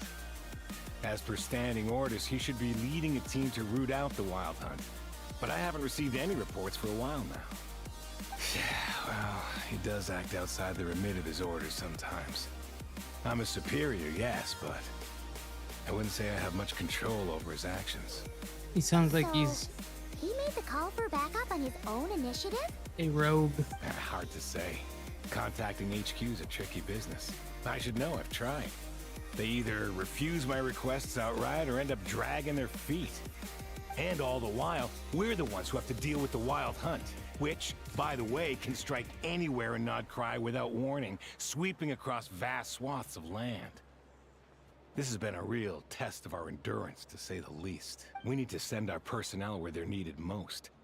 A single missive will not do much to change HQ's attitude, I feel. Flynn's understands this well enough, I'm sure. He sounds nice enough, but it feels like he's hiding something. This whole spiel sounds like a smoke We screen. usually sort our foes ahead of time into ones that our Ratniki will take care of and ones that will target using the cannon. I finished the preliminary dispatch work already, but this cannon... Okay. Hurry up, I know. Fix this, I know. You fix it if you're in such a hurry. That, or bring me some snacks. This is tiring work over here. Could you at least tell me how long we'll be delayed? We're way past our scheduled firing time. Well, that's your fault for firing too often recently. Machines get overworked too, you know. You could try thinking about their feelings for once, maybe. Sorry, what? In layman's terms, this refers to wear and tear. As such, a machine is more liable to fail the unhappier it becomes. The exact probability here would be... All right. I'm not good at this stuff, I know that. But let me stress that we Lightkeepers are the primary financial backer of this cannon. And our backing does cover the fees for subsequent repair and maintenance. And I'd say that was a good deal for you. You should thank the Krumkake craft shop. That means me, by the way, for making you such a huge and powerful weapon for such a measly price. Do you even know how much it would have cost you if you bought all the parts legit and fresh off the assembly line? Reminder, your future snack budget will have to be halved without the long-term commission payment, I know. Calculating a viable and cheaper option. Lavender melon candy. What? No! Absolutely not! Let me think, all right? It should take maybe 3 more hours? Wouldn't this place be crawling with more monsters than there are fungi and Sumeru by then? That might not be the concern you think it is. The monsters of the Wild Hunt are only active in the immediate vicinity of its attacks. They will not spread any further, on their own initiative at least. We Lightkeepers will also keep an eye on those areas, both to monitor the monsters and to prevent people from entering the cannon's blast radius. That said, I'm afraid I can't wait 3 hours before dispatching manpower to the locations that the cannon won't be firing on. And here's where my need for manual labor comes in. There are some checks I haven't finished yet, but with your help, I can get the repairs done sooner. Wait, but we don't know a thing about this stuff. How much help will we be? You'll be fine, trust me. Just take this. Oh, and this. Whoa! This book is so heavy. And what is this? It's an instruction manual. You can use Beep Boop Pizza to run diagnostics on the cannon. It'll Beep tell you what to Boop do. And this Pizza. book will help you understand Beep Boop Pizza. This cannon was built using more than 50 components from different factories and manufacturers. Aino has bound the manuals into one volume. Also, please note, the device's name is Burkida.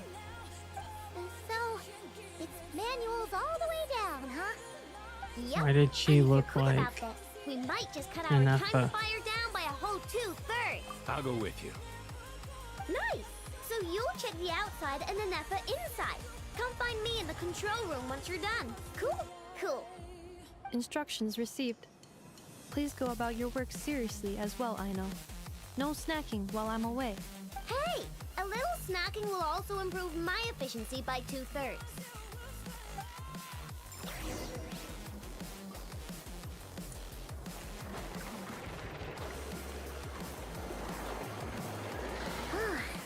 Aino's explanations for things that don't interest her are a bit meh, aren't they? Or is that just how geniuses are? I gotta go make a drink real quick. Hold on.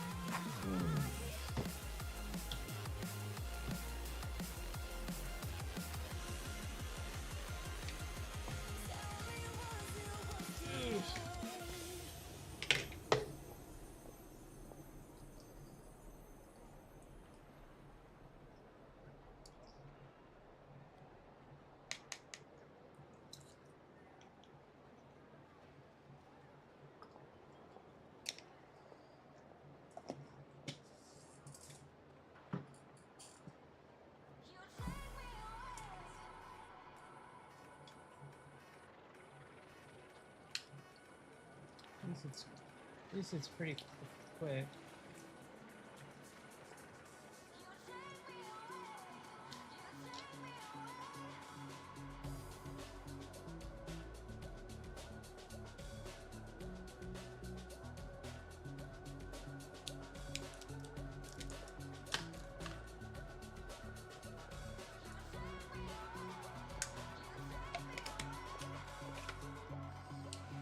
Okay.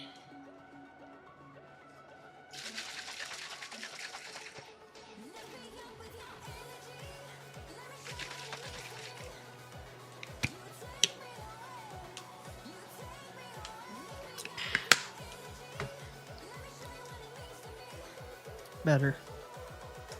Isn't Beep just following us around? Sure doesn't seem as smart as she said it is. We not. How are we even supposed to know what to check?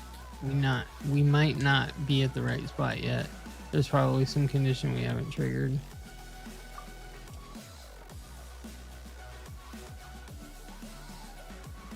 I've watched an Effa perform routine repairs before. It seems some sort of maintenance port must first be found, and then this small robot will automatically interface with it. Ah, so you're in the know. Nice. Well, oh, what does that port look like? Now that I'm not so sure of. Let's search around together and see what the robot reacts to. Works for Paimon. Is this it? Probably not. Or this one? Oh, ew! Stinks of machine oil. Machine oil doesn't smell that bad. No, not here either. That thing over there looks promising. Where? Oh, yeah! It does. Let's try it out. Whoa! It's flying! Does that mean we got it right? So, I'll give it a try. Press the button to adjust Brigida's height. Touch the light beams, hence to collect the signals fired from the cannon. Once enough signals have been collected, Brigida can complete her inspection and produce her results. Once Brigida enters signal input mode, maintain her height so that she remains close to the light beam and wait for her to finish inputting the signal. Okay.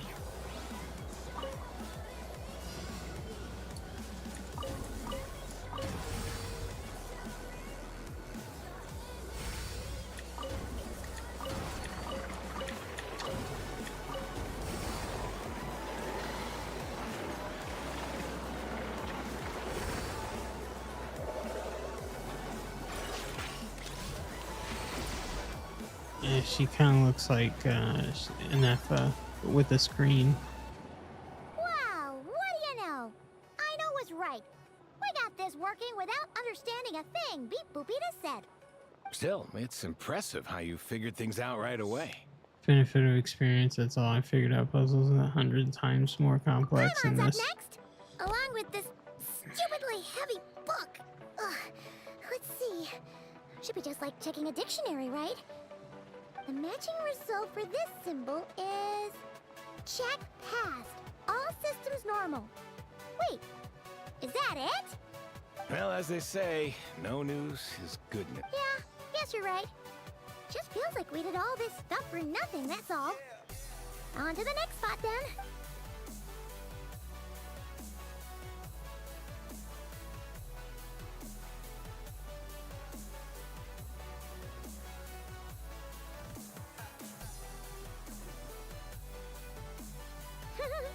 Paimon's getting the hang of this now. It's this thing, right? I'll handle it. And this time... Huh? Why are you angry? Oh... Huh. Oh. We need to take note of the order in which his eye colors change. Purple, red... Hey! Slow down! Paimon didn't catch that!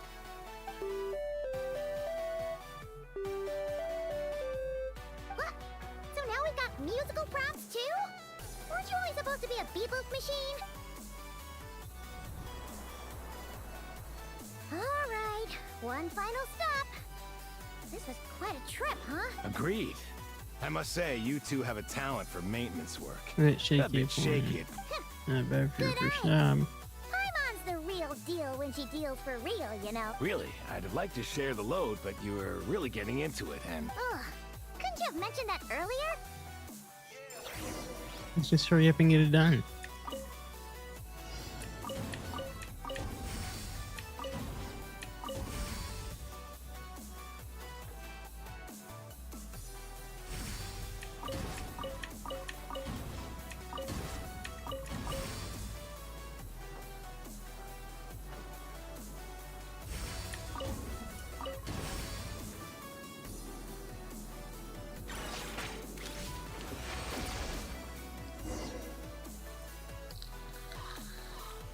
Beep boop de beep. What does that mean? Does this book say anything about it? A pictorial prompt this time. Don't worry, Paimon's just about gotten the hang of which prompts Yeah, are listed it means where. warning. We gotta take note of the flashing patterns. One yellow flash. Overdue for regular Maintenance maintenance. is a high priority task. The device will be rendered inoperable until it is complete.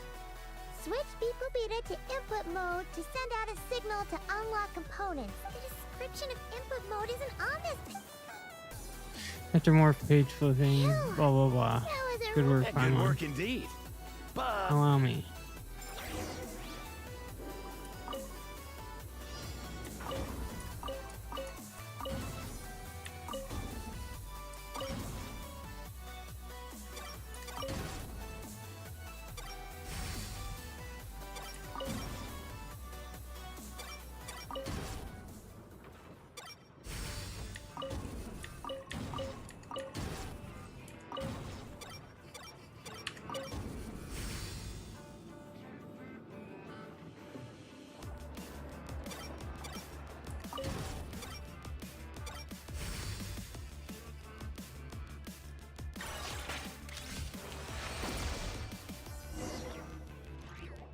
Dun, dun, dun, dun. yeah, looks like we're all good. Chin We can chin. remove this thing now.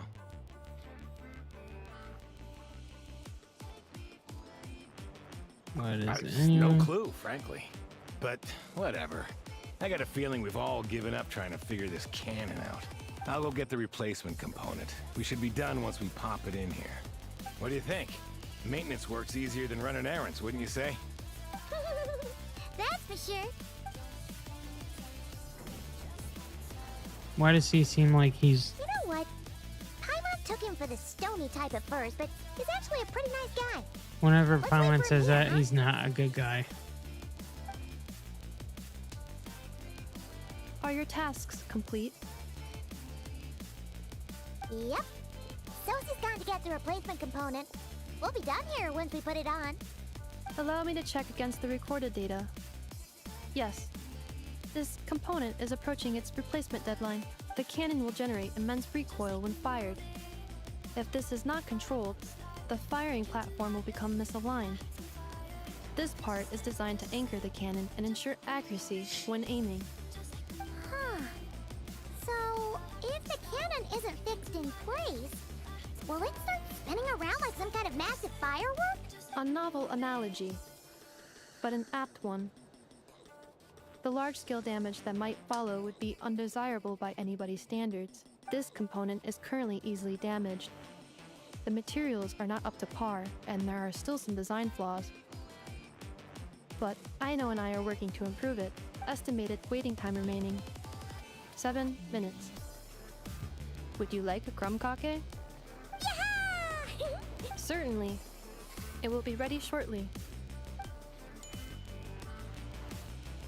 Observation. Freshly baked crumb kake results in the most efficient improvements upon human happiness indices.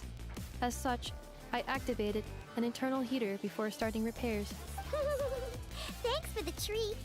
Aino's lucky to have you. Where did those come from? Thanks! Things went great over here, too. So, as we agreed, I'll have the cannon up and firing in no time. Understood. I will inform the inhabitants of Nasha Town and have them make preparations for the shock and noise that will inevitably ensue. And I'll inform the Ratniki stationed around Wild Hunt anomalies to make sure they fall back in a timely fashion. Thanks for your kind assistance. I better make a move. Ratniki from other sites should have sent reports back here, and I'll need to sort them out promptly. Righty then. See ya. Bet this huge cannon's a real sight when it fires. That is correct. A huge crowd tends to gather on its own accord on such occasions. Pure, bright energy rays have never failed to inspire obsessed admirers. If you are interested, you can come back later to behold it in all of its glory. Sure. We did help fix it after all. It'd be weird if we didn't want to see it in action. Reasonable thought. But before that, I'd like to investigate the Wild Hunt. Oh yeah. Wonder where that strange phantom went. Never mind what it's doing. Let's try our luck at the flagship. See you later, guys! Just be sure not to miss my masterpiece in action. Alright. To the flagship.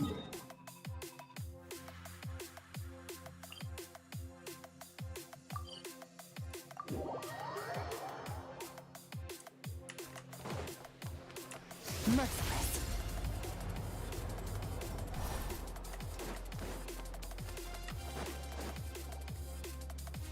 Is it just Paimon? Or are there more people here now? Might as well go in and Just as ask well, around. Since we're and maybe, just maybe, let's get some of their berries. Now and you show your Come on. string motives. Why so uptight? Excuse me, are you guests?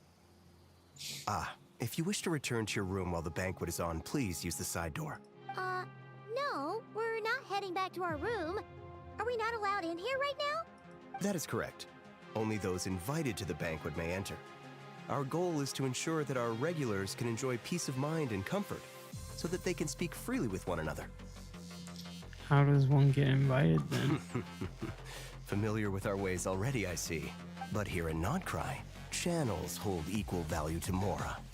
I am but a lowly employee, so you'll have to forgive my inability to help in this matter. It's fine. Can't be easy being you.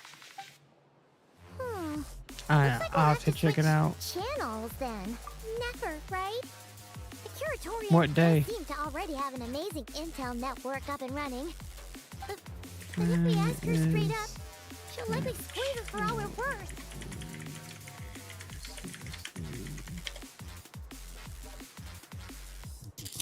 October 9th. So it's looking like on Thursday. Good point. It's not.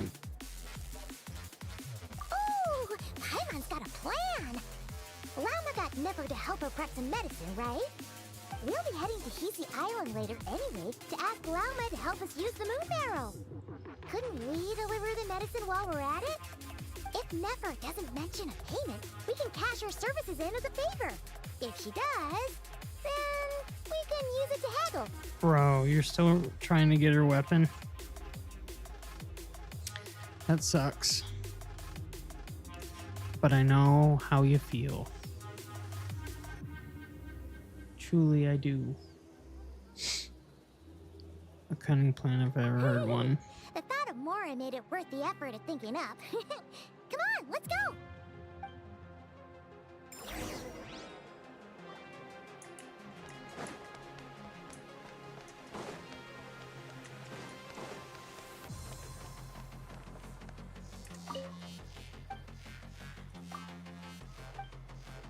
Oh yeah.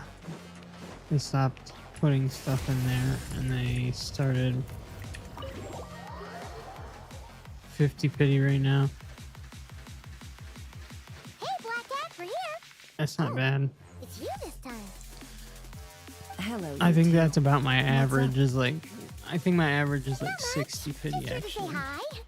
Which is really bad. Hisi Island later, so But, we can deliver the medicine to Llama for you I if got you need. Flynn's on the first 10 pull that I did. Something from me in return. Well, the faster the delivery, the better, naturally. And we're lacking free hands right now, so that would be a great help. Yehoda's gone to get the medicine, and she should be back any moment now. If you have nothing else to do, feel free to wait here. I'll have someone bring you some snacks. Don't mind if we do then. Thanks. Y'all seem busy. What's the occasion? I guess Oh about yes, hunt. I'm sure you've all heard about what's going on. Nasha Town's in turmoil, and right now everyone wants intel. Whether it's to strike it rich, save their lives, or escape whatever predicament they've found themselves in. Ah, so you're busy making Mora. How nice. It's not all good news, I'm afraid. We're stretched so thin that our clients have taken to competing for our services via auction. The price for taking priority slots has all but skyrocketed. In other words, we've had to suspend free intel handouts for now. Oh, she cornered us right away. Did she guess what we really wanted from the start?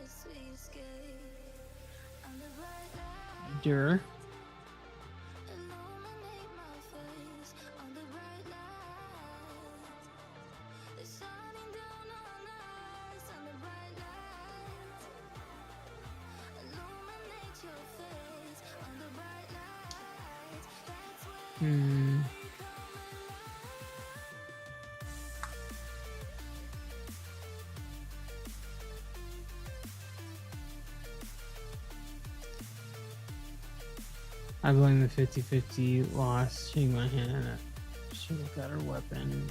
Or you would have got her weapon if you won the 50-50. Yeah, dude. Like I said, that shit's happened to me too many times to count. It sucks. It's the wild hunt. But it It happens. affects everything we do. Yet the number of people who can ensure cargo safety in the face of such a threat is vanishingly small. Huh? That doesn't sound too hard. If you need something delivered, hit us up and consider it sent. Is that so? But... no. Forget I said anything. I mean, you're great heroes. How could I waste your precious time on trifles like these? As a matter of fact, there's something we'd like to Is know. there now? You should have said so sooner. Far be it for me to extort you, of all people, for intel. But seeing as you so kindly made me an offer, I suppose I'll accept. What's there left for us? Yeah, so am I. I'm saving up right now. On account of our previous More cooperation. like our common perspective. Most who live here only wish to defend their own interests. But we are different. Yeah, I know. We both seek to resolve the chaos that the wild hunt has caused. Huh. Or like make a profit off the wild hunt. Paimon doesn't believe a word she says. Dissatisfied, are we? The number of commissions over at the Adventurers Guild spikes during tumultuous times, too. Would you call taking those jobs for Mora a sin? Well, We might squeeze some advantage out of chaos, but equally, chaos could uproot everything we've built at any time. Such is the threat of the wild hunt today, and what business would there be left should it end in some great Here, I'll show you. slaughter, I'll or show put you to all flight of many the who call prima Nashatown their gems home. and as I understand, the two of you are here in Nodcry to follow a trail I forget of what they're clues called. yourselves. No? well, they're invocations, but In that case, we should keep Nodcry the paradise people say it is. At least until our respective goals have been accomplished. You must understand, no force exists here that would inspire unconditional unity amongst all parties.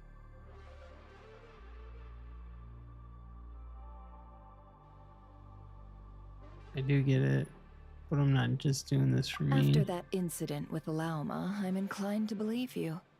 Your selflessness is admirable, to be sure, and rare around these parts. Though it's rare for a reason, kid. Just a shame that our mysterious phantom has hidden itself well. Between that and its ability to shift shapes, it will no doubt be a most slippery customer. Really, I'd be all too glad to pass on any additional intel I gain. We make a good team, after all, don't you think? You front and center, me behind the curtain. that does make sense. Sorry, Nefer. Paimon took you for someone who only cares about profit. A well-placed only, indeed, Paimon.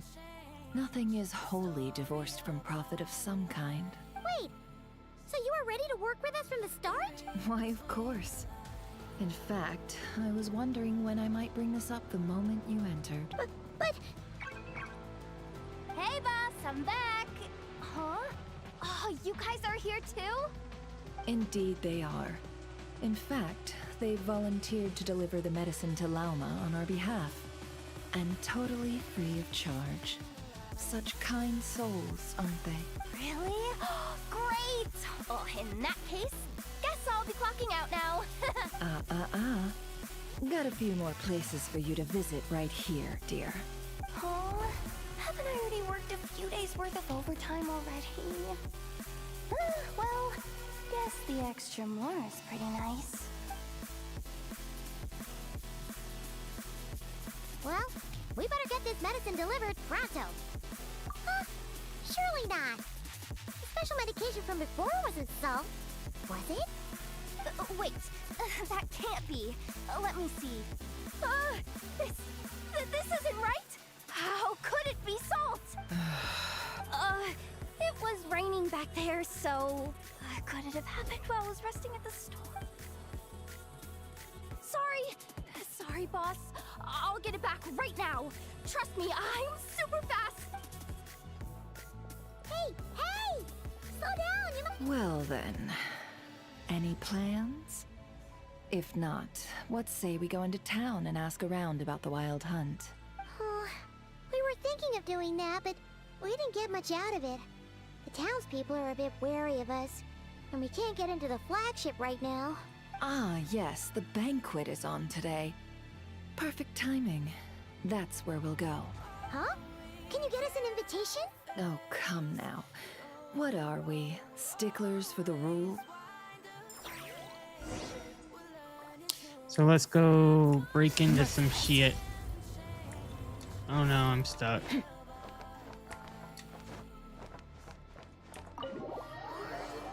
I'm stuck. Oh yeah, I forgot. I'm looking this up. So I got 2006. So I've got like almost 2 temples. And I'll be getting more from this Archon quest too.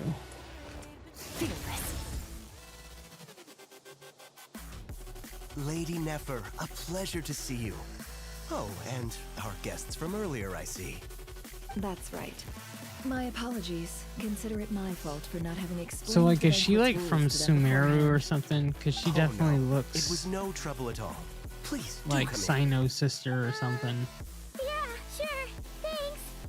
Not even an invitation check? Oh. Paimon didn't realize Nefer was such a big shot. His channel. After you enter, Nefer brings you and Paimon to a spot near the bar, walking in a room to talk business with the flagship's owner.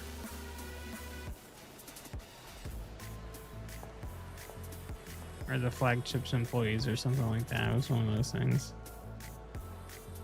We're getting dirty eyes. Finally. Now, what do we... Yeah. She definitely looks. She got them sexy hips. Pardon me. I'm sure we're all having a good time, but I would like you all to meet a mysterious guest I invited for just this occasion. I give you tonight's special guest, a renowned mixologist from A Mondstadt. mixologist. Are you serious? That's a drink maker. Nice to meet you all. I'm sure that no more needs to be said about Mondstadt's wine industry. After all, we are all connoisseurs of fine drink here. The special drinks menu is being set before you as we speak. Now then, for a time, let us set aside our worries and enjoy these exotic spirits from afar. Ah, I see. A new face for the bar. And here I was thinking, that ain't a familiar face. No wonder. Well, it's a rare occasion to be sure. Want to order a glass or two? Sounds intriguing. I spoke to the owner. The bar is all yours. The recipes are available for your perusal here. Not to worry.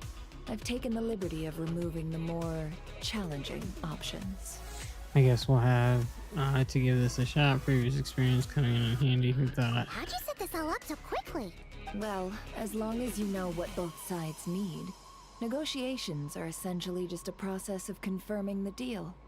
No one would turn a beneficial offer down now, would they? The flagship already had plans to invite a professional mixologist from Mondstadt anyway. So consider this a trial run, with the list of drinks brought out in advance. Demyon will assist you. Serving guests with drinks will be the perfect opportunity for you. Demyon. Of course, every guest will have their quirks, so you'll have to be careful not to arouse their suspicions. Got it. Well, In the meantime, I'll go mingle with some of the guests who pique my interest. There'll be a little event during the banquet's second half, by the way. See you then. Oh no.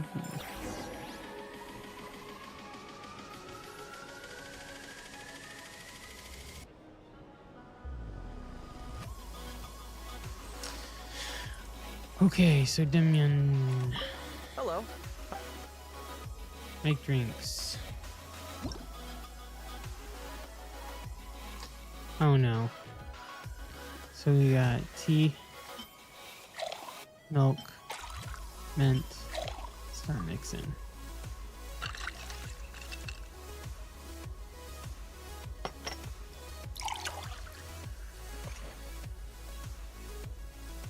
Good work.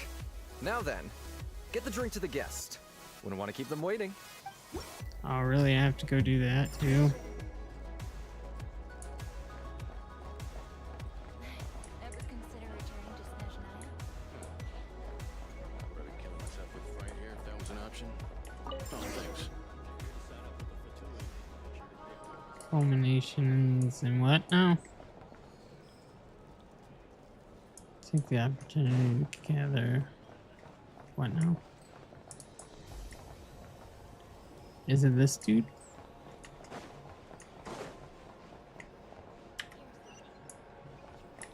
Tell you what, I envy people like you. I'm like a man in a leaking boat, soon to be food for the fish. I wouldn't come to this dump if there were any better place to be. Come now. Surely it isn't that bad. We've still got the light keepers. You trust them? I wouldn't. Wouldn't trust anyone, really. We're stuck with a wild hunt here. The Snezhnayans can't be bothered, the Lightkeepers can't spare the people, and everyone else, they're a mess. I'd sooner put an ounce of faith into that cannon. Forget it. Let's just drink.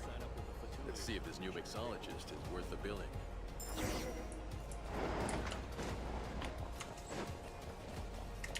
Hello.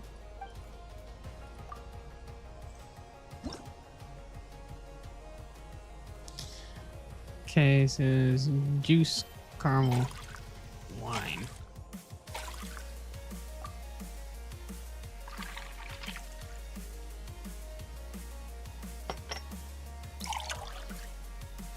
I forget what that was. It was like, Good what else work. was it? It was like Now then, tea, get the drink to the mint, guest. and some other.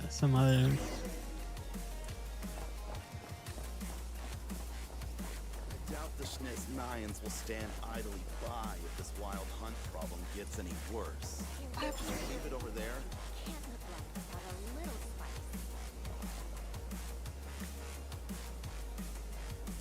Bet you some people are just waiting for this place to fall further into chaos. You've got a plan for them then? Hard to say. But what I can say is that the situation in Nashitown will get out of hand if that cannon isn't fired soon. That gun's a symbol. The most solid proof that ordinary folks like us can stand up against the wild hunt.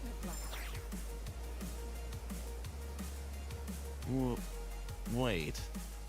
What are you angling for exactly? Oh no, we got caught.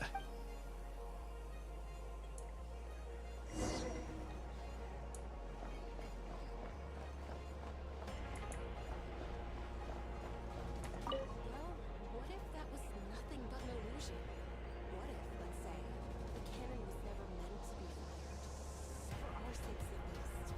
Surely this town is still of value to those who control it. Of course, but that's all it is. Value. For us, though, there's no place but Nashitown. And we're putting its life and ours in their hands. I get what you mean. Let's just see how this plays out first. Hmm.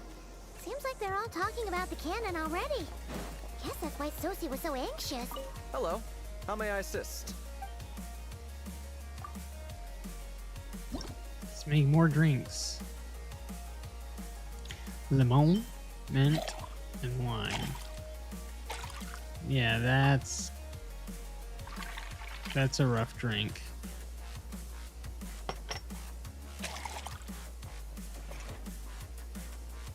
I guess I don't know. Good work. It depends. Lemon and mint by itself isn't. Well, I don't know. I know mint tea is not that bad. yours, huh? Indeed. So, any notable news? Ah, you two must be Nefer's friends. A pleasure to meet you. If you've got a moment, let's have a drink. On my tab, of course. I don't ever recall there being any other orders right now. Sure then. We can take a break. Then come, sit.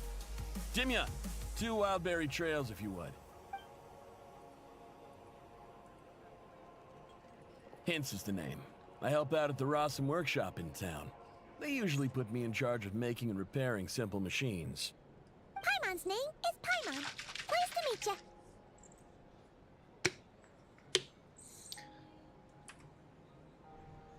Ah, yes, I've heard. Lots of knights over there in Mondstadt. I imagine your title's an impressive one back home, huh? We were just messing with you there. Anyway, help me keep an eye out, all right? Valuable intel will be suitably compensated. Oh, come on. Is that how it is between us? I mean, I wouldn't even have this job if it hadn't been for your help back then. So, you've known each other a long time? That's right. I came to Nodcry with nothing at all. Would have starved on the streets if I hadn't met Nefer. She lent me money to study a craft, and even introduced me to Aino and the Voynich Guild, which is how I slowly carved out a living for myself. The Voynich. Yeah, that's a huge favor. Huh. So Nefer can be a nice person sometimes, huh? Well, I'd also say she needed a willing and able machinist at her disposal. Don't you already have Aino? Aino's talents are better spent on issues bigger than basic machine repair and component manufacture. I did think myself a dab hand at such work at first, but compared to her, I might as well be a trainee who couldn't weld a wire to save his life. Got the scoldings to show for it too. Weld It a took wire? me a long while, but I They finally got to the solder point where I can make wires. my own machines. I've never And even heard of a maintain some wire Aino's a wire relatively complex welding. ones, like Kuvaki detectors or mechanical arms. He's the one responsible for maintaining Yehoda's robotic arm. Oh, speaking of that, didn't Sosi have a mechanical arm too?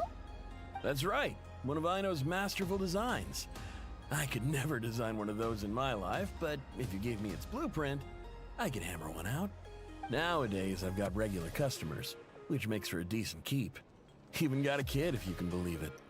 I wouldn't have, had you told me my future when I first arrived here. On the flip side, being a family man means I can't just flee this place whenever I feel like it, so I'm afraid I'm counting on you to help solve this wild hunt crisis. All the more reason to be proactive and do your part.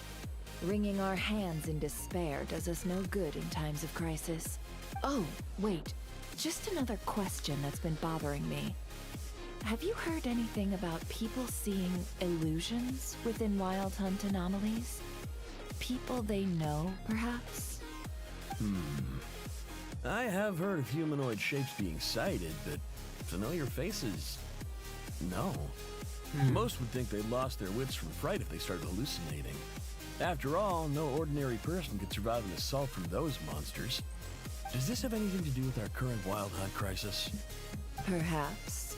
Perhaps not. All right, I get it. I'll keep my ear to the ground for you, and naturally, my lips will stay tightly sealed. Then we'll take our leave. Enjoy your drinks. He's a social man. You can often find him here chatting with friends, and he's had contact with all manner of clients. Since he's never heard of the Wild Hunt exhibiting the power to imitate familiar faces, might it be safe to assume that our Phantom wants to keep that a secret? Huh. That does sound worth noting. How about we go talk to a few more people? A good idea. And one our upcoming activity will facilitate. Let me show you how it's done. Come, back to the bar. Back to the bar.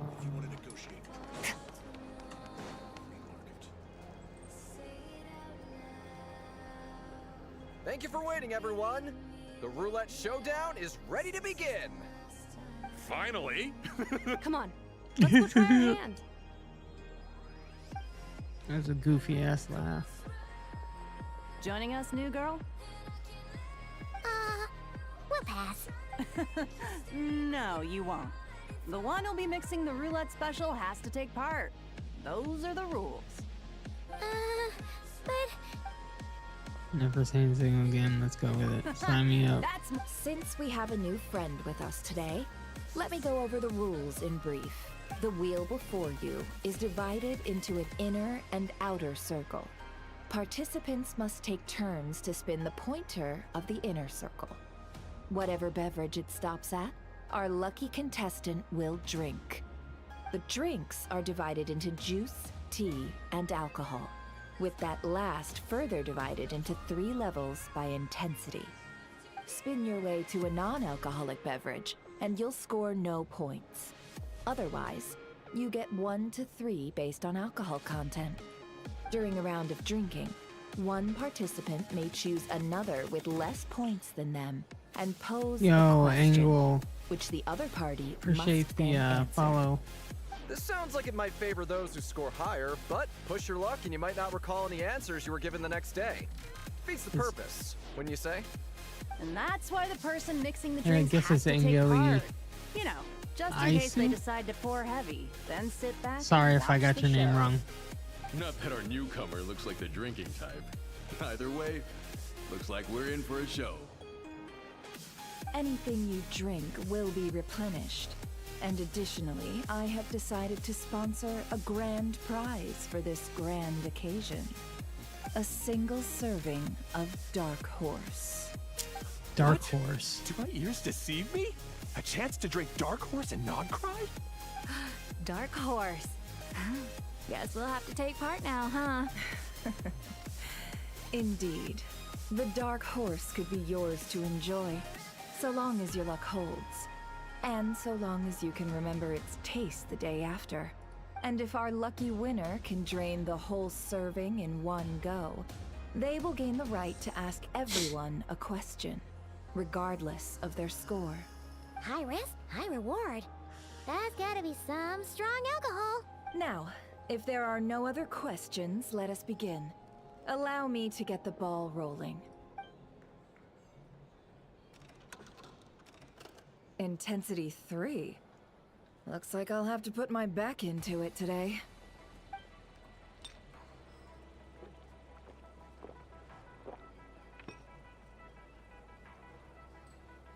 Let's go! Wow, this is kinda intense. Oh, my turn. All right, man, fess up. You've been making a killing lately. Where's it all been coming from? Hey, bro. I heard you met up with some big shot from the Voynich Guild. Mind introducing me sometime? Was that a heart? Ugh. A normal drink, huh? Must be my lucky day. We've reached the final round of the roulette showdown. Let's see who gets the last laugh. I gotta say, you monsters really know your alcohol. These recipes are super good. Teach me what ya?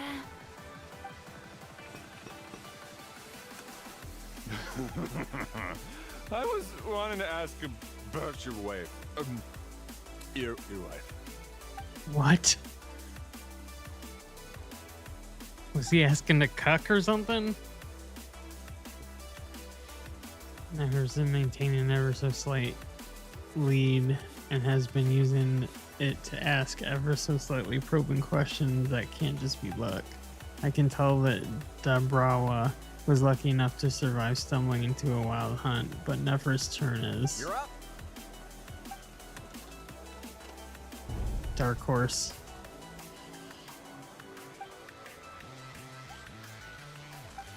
Yeah, I knew that shit was gonna happen. Oh, new face here just drew the Dark Horse. Bottoms up! Bottoms up! Hey, will you be alright? You wanna just give this one to Paimon? Like anyone's gonna. Whoa, she actually downed it in one gulp. Nice job! No wonder you Mondstadters have such a reputation. Who do you see while you're in the wild hunt? Well, what do you think? Monsters, of course. Absolutely.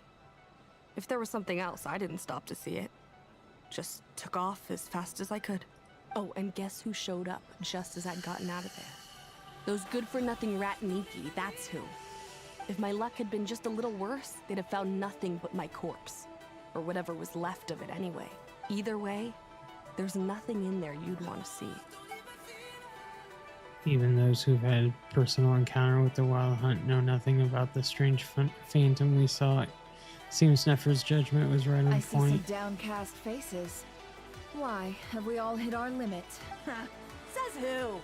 I'm still raring to go. Because you didn't drink that much. In that case, let me raise another glass. To a blast of a showdown and a wonderful evening. Hello, ma'am. Lady Nefer has ordered a fresh round of drinks. Could you deliver it to her?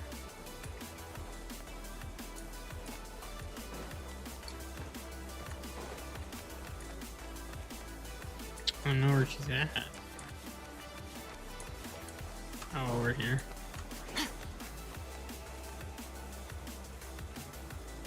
Huh? Are they playing cards? I'm gonna spy some elemental dice. Same as usual then? One die, 100,000 Mora. I'm not here to do business with you. Come now, I've already ordered us drinks. Or are you looking to add another line to your ledger of arrears? Oh, so this is a business deal. So, let's go over this again. One die, 100,000 Mora.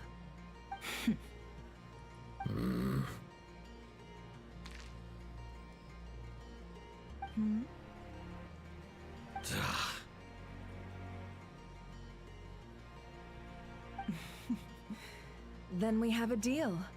Come, you two. Take a seat as well. What are we even doing here? I can give you 3 things. The features of the Wild Hunt, the exact locations where it has appeared, and the intel we've received from the Lightkeepers. The Wild Hunt is in fact a phenomenon linked to abyssal power. Fog and monsters follow in its wake, posing a lethal danger to ordinary people. On the flip side, these monsters cannot leave the fog, so the disaster cannot spread quickly. We already know all that. Fair enough. Then I won't beat around the bush. Here's a map of current Wild Hunt anomalies that I snagged from the Lightkeepers, including the locations they'll soon be bombarding. Score. Okie doke. That's a lot. We've never seen anything like this either. That's why everyone's so worked up. That's not enough. 4 dice. Cool it, all right? I'm not done. Now, the Lightkeepers don't want you to know this, but weirdly enough, more Wild Hunt sites have disappeared than their involvement would indicate. I still have one more to Isn't do. that normal? They're not the only ones fighting the Wild Hunt after all. Adventurers do that too. And maybe some just go poof by themselves. I'd agree. And really, we've always had a small, stable discrepancy between reported anti-Wild Hunt ops and anomalies cleared. That variance has become a gulf lately. What could that even mean? I've got 2 theories. One, that some new force is clearing the Wild Hunt out in secret. Or 2, that some rat Niki are not reporting the work they do on purpose. The odds of the former happening is low. Not many organizations can even engage the Wild Hunt. Never mind keep those operations a secret. If you're interested, I'd recommend following the latter train of thought. Paimon doesn't really get it. What would anyone gain from doing that? Let's just note it down first. Now that's what I call interesting intel. No wonder you've been doing well for yourself lately. Even if you've mostly just been reselling my intel. Please, stop. This is all I've got for you. Oh, stop that. Why, people might start thinking me a bully. Let me give you an opportunity instead. Out of respect for your independent intelligence gathering. An answer to a simple question. For 50,000 off your debt. Have you heard of people seeing familiar faces within a wild hunt anomaly? Or experiencing something akin to, say, an illusion? No, nothing like that. Nothing at all but ghostly shadows. Nothing at all, hmm? Not even for 50,000 Mora? Either you don't take your debt seriously, or you're confident you can pay it off. Hey! No means no, alright? This is about my dignity as an intel broker. Mora doesn't factor in here at all. Okay. Well, that puts me at ease. You really are the same as ever. And you've learned quite well. Go on, then. I'll swing by again. Sometime soon, perhaps.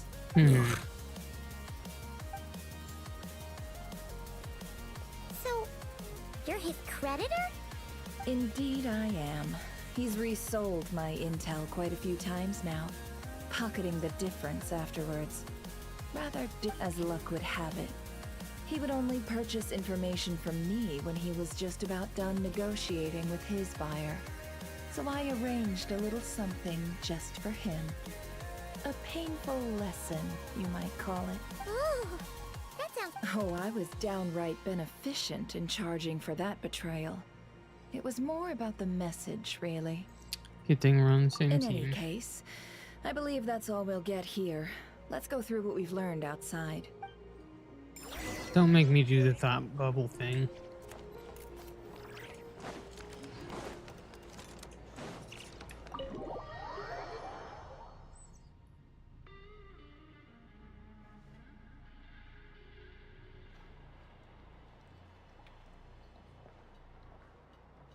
Most of our intel seems quite dispersed, so let's try piecing it all together. Well, first, no one else has seen that weird phantom, apart from our encounter on Star Sand Shoal. Indeed. And we have that from multiple accounts, so each statement corroborates the others. What in Tevak could that phantom be planning? The wild hunt anomaly that occurred at Star Sand Shoal seems quite unique. Agreed. Instances of the wild hunt afflicting Nodcry in general have increased in frequency, but the phenomenon itself hasn't changed much. What you encountered must have been something special, with our mastermind concealing themselves within, in order to target the Moon Marrow. In which case, two questions arise. Who is this mastermind, and why would they want the Moon Marrow?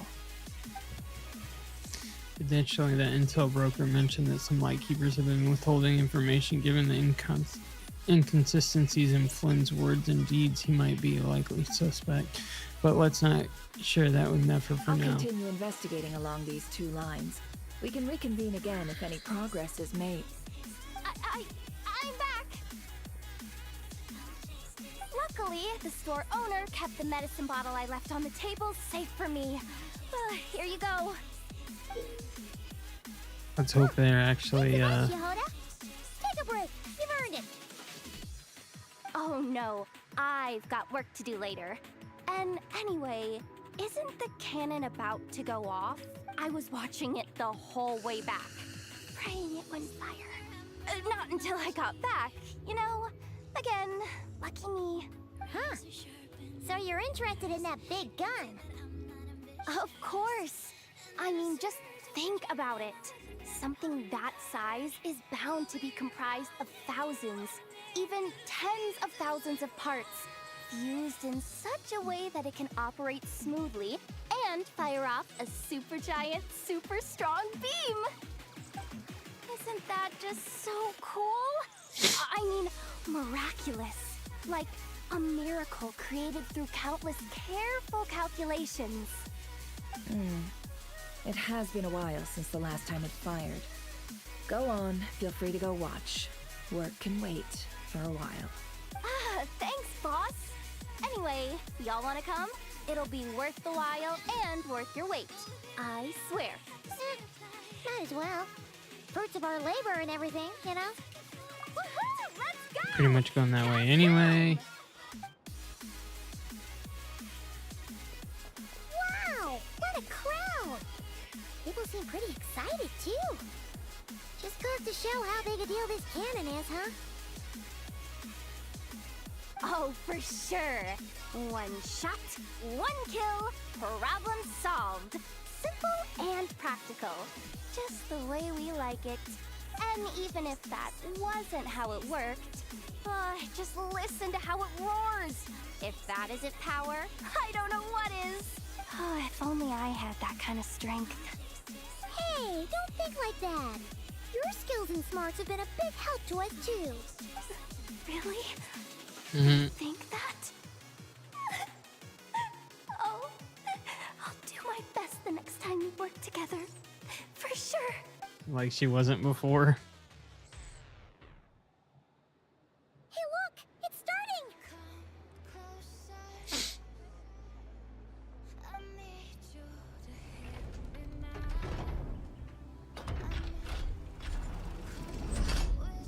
Here she blows.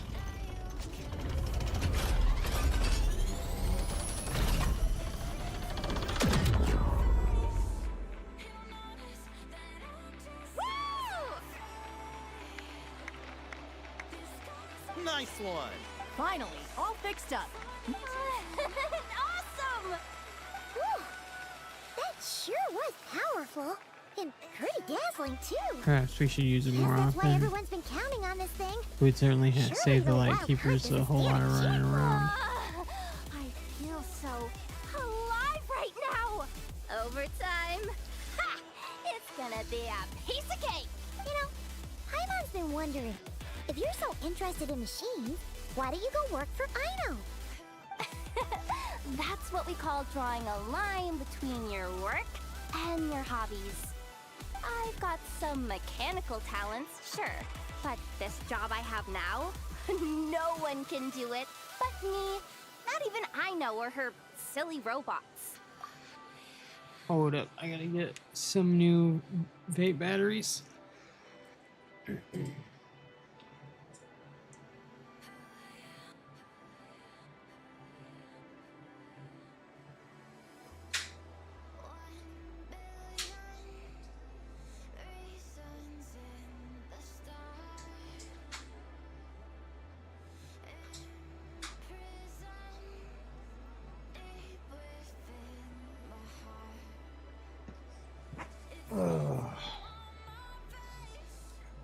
Got the vape, got the vape.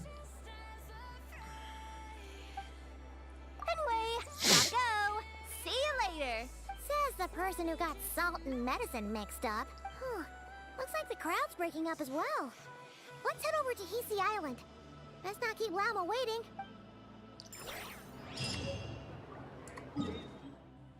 We got the medicine, we got the medicine, we got the medicine. And I don't understand why. Oh, snap, that's why.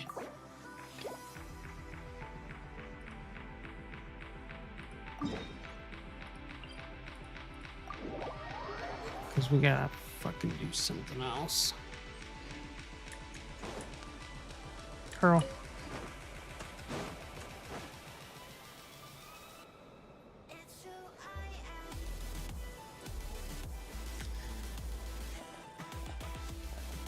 Circling Pylon, nice to see you. Priestess, Miss Priestess. Have we met before? You don't seem familiar.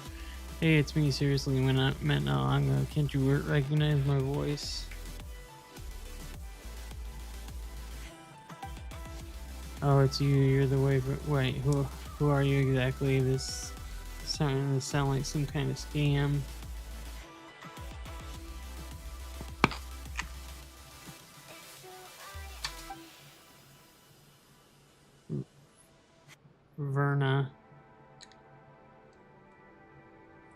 Verna turned, she got a white hair. Didn't know that.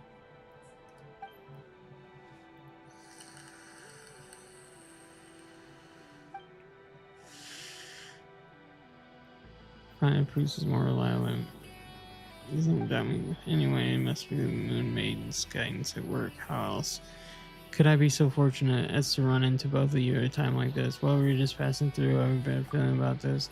Now, bad feelings have no place in the moon goddess's guidance. Since we're all here, this must surely be a good omen. No, a great omen. Anyway, forget about all that. Remember that imposters? What that imposter said before, right? You mean that priestess-looking lady who seemed more legit than you? She said that she'd be waiting at the court of the first edict or something like that. More like that more legit than you bit was totally uncalled for, but since you've got such a good memory, Paimon, and since you're both going to help me out later, I'll let it slide. Paimon hasn't agreed to help you out yet. Why is it every time we talk to you, we end up second-guessing reality? Don't sweat the details. More importantly, I've come up with a flawless, super, ultra reliable plan. Yeah, except for the last time that she did this, her reliable plans were like not reliable at all. She wants us to get curious and break the seal, then you're sneaking and snatch whatever treasures inside. And my super foolproof plan is to turn the tables on her. Once we open the gates of the sanctum, she'll definitely show up, and that's when we'll catch her. Pretty solid plan, right? I'd say it'd hold up to just fine against top-notch detectives from Papa Wrench's books. Seriously, it sounds even crazier than the plan you had at the Thunderclap Reef. You told us no one's been able to unseal the court of the first edict for centuries, only because they didn't have me, along with the super reliable tag team combination that is the two of you. After we parted ways, I've been thinking, since the court of the first edict was sealed by Kuvaki, maybe we can disrupt it the same way that we did at Thunderclap Reef. And so, ta-da, I have my little Krakus look for more of those special fragments, and I pieced them all together. At the moment I managed to distract Evelina, bam, you two showed up. Tell me that's not fated to reunite. Fated more like fatal. Are you sure this won't mess up on the weather on Hisei Island like it did back at Thunderclap Reef? No worries. This time I'll be in full control of the Kuvaki. And besides, everything turned out just fine back at the reef, didn't it? Now then, Circa Paimon, prepare to witness the miracles of science. If someone's got to throw it, let us do it. If we leave it to you, this already sketchy plan's bound to get even sketchier.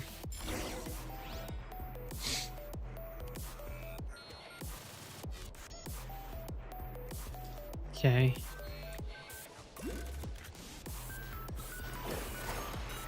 Okay, now what do I do? Throw it at this thing? Throw it at what thing? What am I throwing it at? Oh.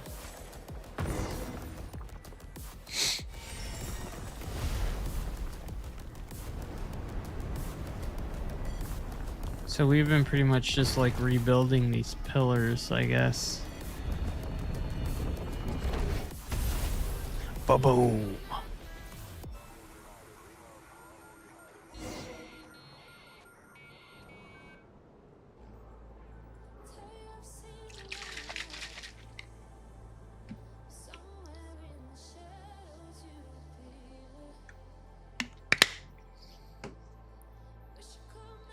Come on, I told you there's nothing to worry about. See the power of science. Hurry, the power of science. Wait a second. You almost have Paimon fooled. This has nothing to do with science. It's just Circa tossing the fragments up there. Well, since the super reliable Circa is also someone who believes in science, I guess the explanation works too. Alright, since the Moon Maiden has spun a silvery path for us, what awaits beyond the threshold must be, wait, how did the rest of it go again?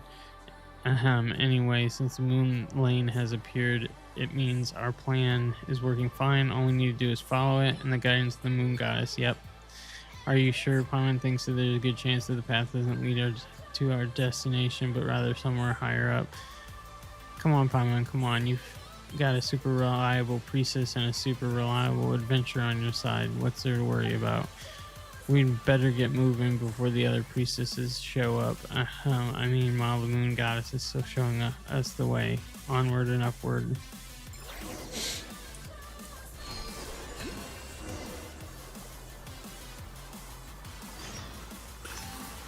Nice.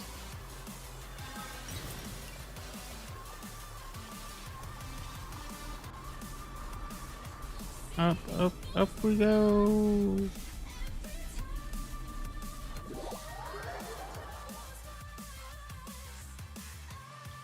I'm gonna Where are we? This doesn't look like a sanctum.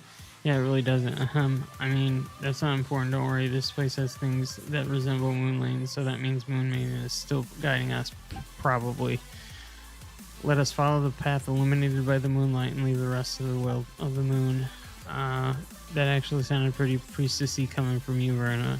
Wait, no. Isn't that just a fancy way of saying I don't know what to do, so let's just leave it to fate? Hey, what do you mean pretty priestessy? Have you ever met a priestess who's anything less than super priestessy? You gotta have as much faith in the Moon Maiden's guidance as you do in the power of science. Besides, it's not like we found any other way down. Okay.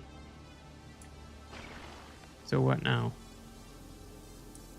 Unlock the mechanism. Oh, that's a mechanism.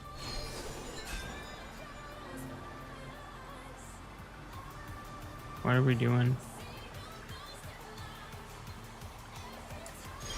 I can't.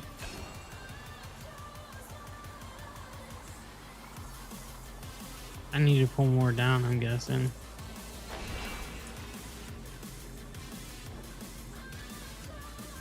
Right? Maybe. That looks like it. Kinda. Yeah. Definitely kinda looks like it. So there's more over this way. We're gonna go over here. We're gonna pull this little fucker down anytime. Is there anything else? Nope.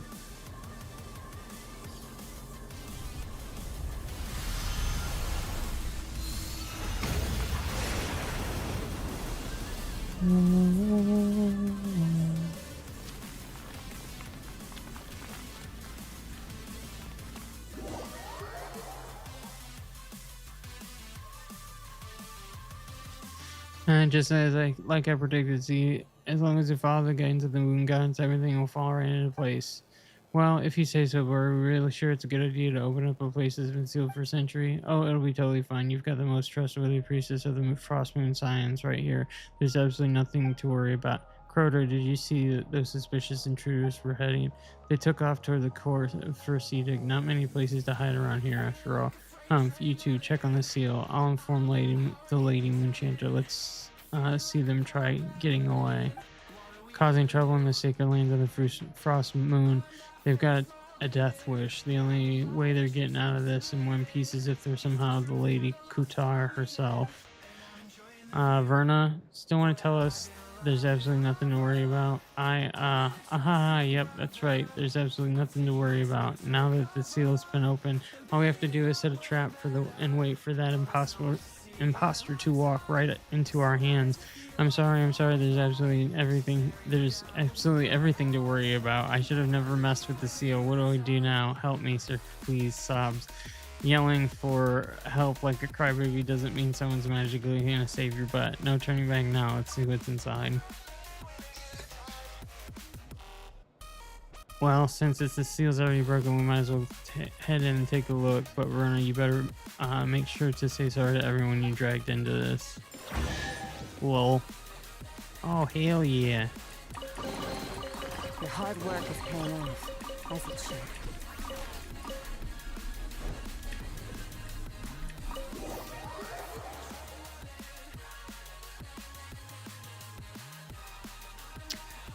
Something about this place feels off compared to what Paimon imagined a sanctum would be. It doesn't feel all that sacred. Kind of smells funny instead. Well, it has been sealed for 500 years, you know. Scientifically speaking, rusted metals give off a blood-like smell. Isn't too surprising. By the way, the hymns say that before Lady Ilis sealed it, this was where all the Frostmoon followers held their ceremonies, so it's super sacred, really. Calling it super sacred just makes it sound less sacred by the minute. Oh, come on, don't get hung up on the wording. Look over there. That's the verdant crest. Legend said that the sacred tree that witnessed the birth of the Moon Maiden. And the pool over there, if I'm guessing right, that should be the ever-flowing white spring blessed by Lady Isla herself. Do you really have to guess?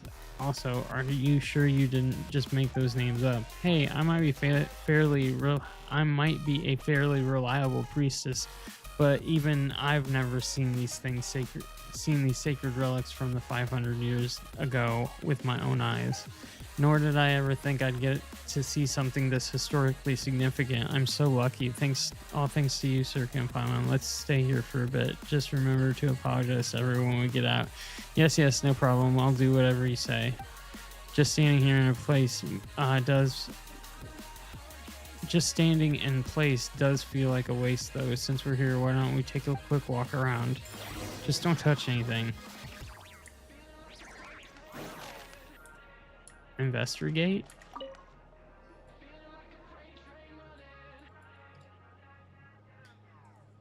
There's something beneath the water. Is that a sword? Why would there be a sword here? Wait, hold on. Could this be the ritual sword forged from Hyperborean moonlight that Lady Isla supposedly left behind? The blade that was used to offer the very first drop of blood under the new moon. Whoa. Oh, it's a Kuhenki. Does it want us to follow it?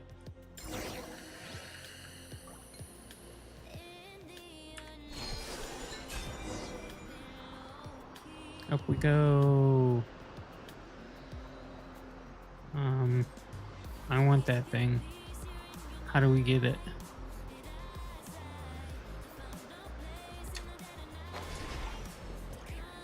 I gotta go get this thing. Nice.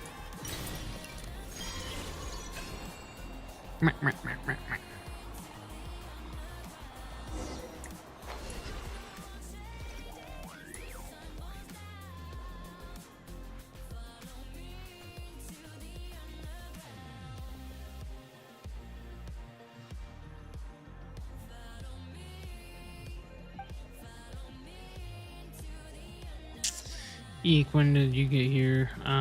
We were the ones that opened up the seal first, right? Something's off. Good thing the treasure chests are still here. Yeah, you're right. Wait, that's not the time for that. Just, who are you, Miss Priestessy looking priestess? If I may, I suspect she's more of a what than a who by now. Eek, don't say creepy stuff like that. All of a sudden, what are you saying? She's a... No, that's not what I meant. There's no such thing as ghosts, at least I think so. But she seems more like a lingering image left behind by the moon goddess's blessing. And it's been left inside the court of the first edict. Maybe this might be the first moon changer herself, Lady Isla. Is that possible? Doesn't sound very scientific. Scientifically speaking, it's impossible, but if this is truly Lady Isla, then it wouldn't be surprising for her power to be unscientifically potent. Oh my days, I can't believe I kept calling the Lady Isla an imposter. Thank the moon goddess she can't hear me anymore. And that explains why her words were always so hard to understand. Well, of course, I might be reliable, but I'm still just a regular priestess. There's no way I could compare to the great Lady Isla who witnessed the birth of the Moon Maiden. There, that should do it. This power is the Lady Isla before us really just a lingering image? What do you do, Miss Isla? What did you do, Miss Isla? Ah, where did that voice come from? Maybe it got recorded along with the first Moon Changer's image. I mean, even the moon goddess's blessing couldn't be precise enough to capture just one person's voice, right? And there's no need to be so tense. That woman who shares my bloodline surely showed you a few of these low-brow tricks before. This is merely a blessing that records awareness so that the brave warrior over there can hear our words. Paimon's not dreaming, is she? Paimon swears she just looked right at us. Come on, Paimon, you're most definitely dreaming. What we're seeing now was recorded 500 years ago. There's no way she could actually see us over there, but I don't see anyone. Never mind. I probably wouldn't understand even if you explained it to me. And whatever tangled past lies between you and her, I'm in no position to judge. Regardless, thank you for your help, Miss Isla. Lovia should have known better, and the wounds left in the wake of the atrocities that old witch inflicted upon you both run deep. Of course, the scars fester with resentment. What surprises me is that she trusted you so deeply. Verna, who's this Lovia they mentioned? Paimon feels like she's heard that name before. She was the leader of the Frostmoon Islands 500 years ago, but she was stricken from memory for a sin of blasphemy. Normally, only senior and super reliable priestesses like me would even know about her. If someone like you knows about her, then it can't be that much of a secret, can it? Hey, rude, what do you mean someone like me? But seriously, her identity should be top secret. Ordinary followers and folks from the outside aren't supposed to even have heard that name. Resentment for what everything you and I went through was always meant to be. There is no past or future, because the past is the future. Your gaze is upon me now, but all you can see is this one fleeting moment. Thanks to Lovia's blessing, the blessing of our ancestors, I can see everything in the moment. Your arrival, Lovia's end, all the threads of tapestry too vast for me to tell, and yet how it thrills me.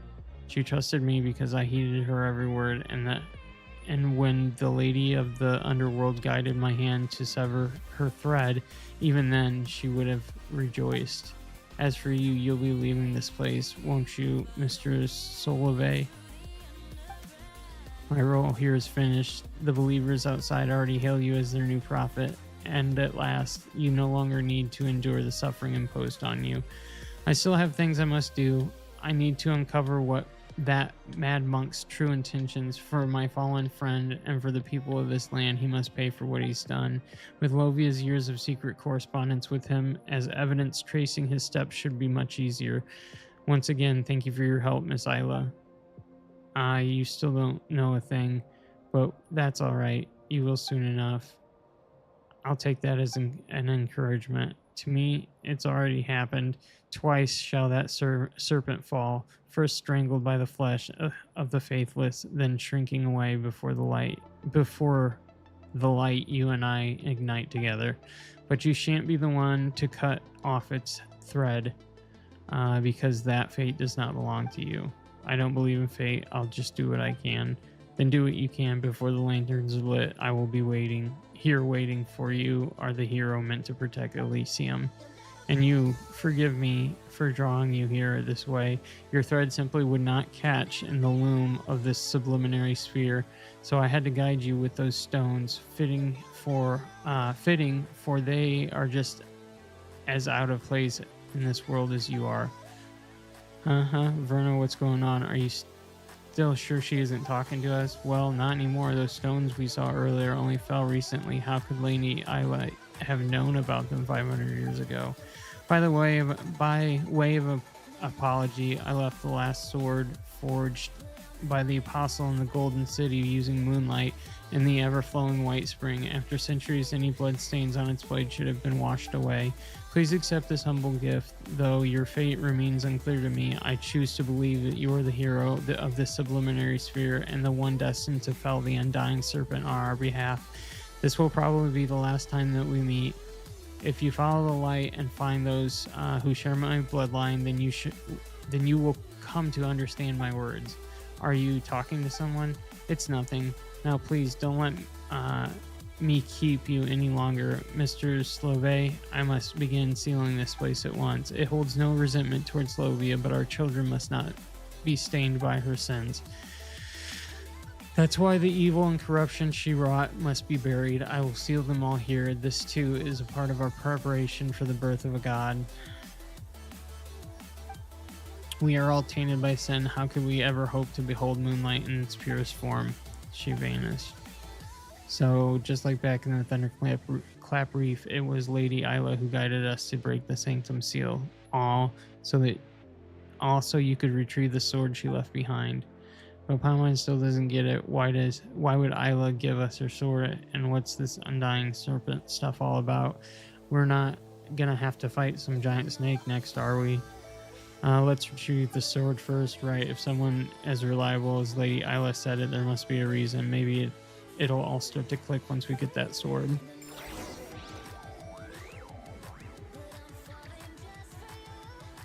Very nice. No. Where's the sword? I think the sword's down here.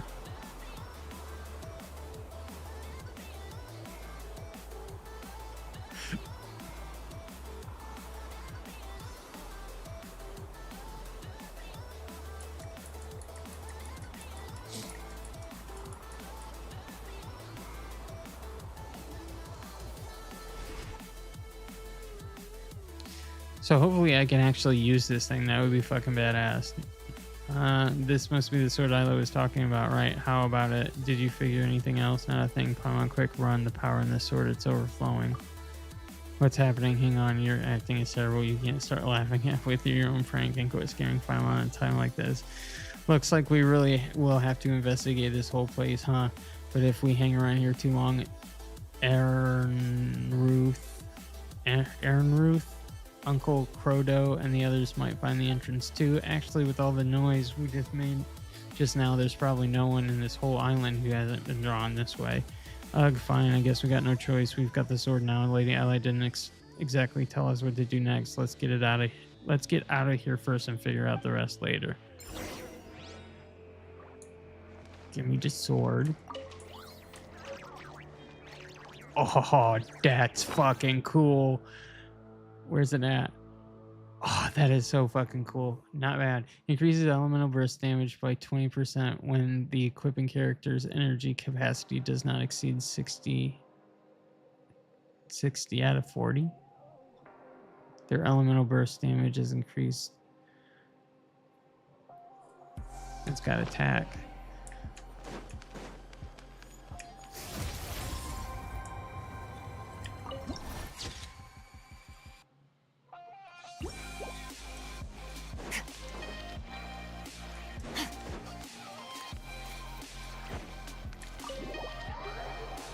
We got a sword.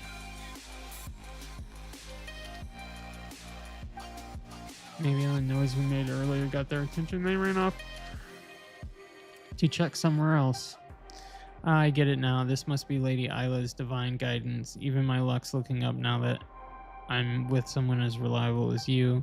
Okay, save the celebration for later. You do remember you owe everybody else an apology for the trouble you caused, right? Apology. Right, yes, of course I do. I'm not the type to get caught up in reading Lady Isla's records and that I forget everything else. I swear by my mortal name, in the subliminary spirit, that I'll give everybody a proper and heartfelt apology.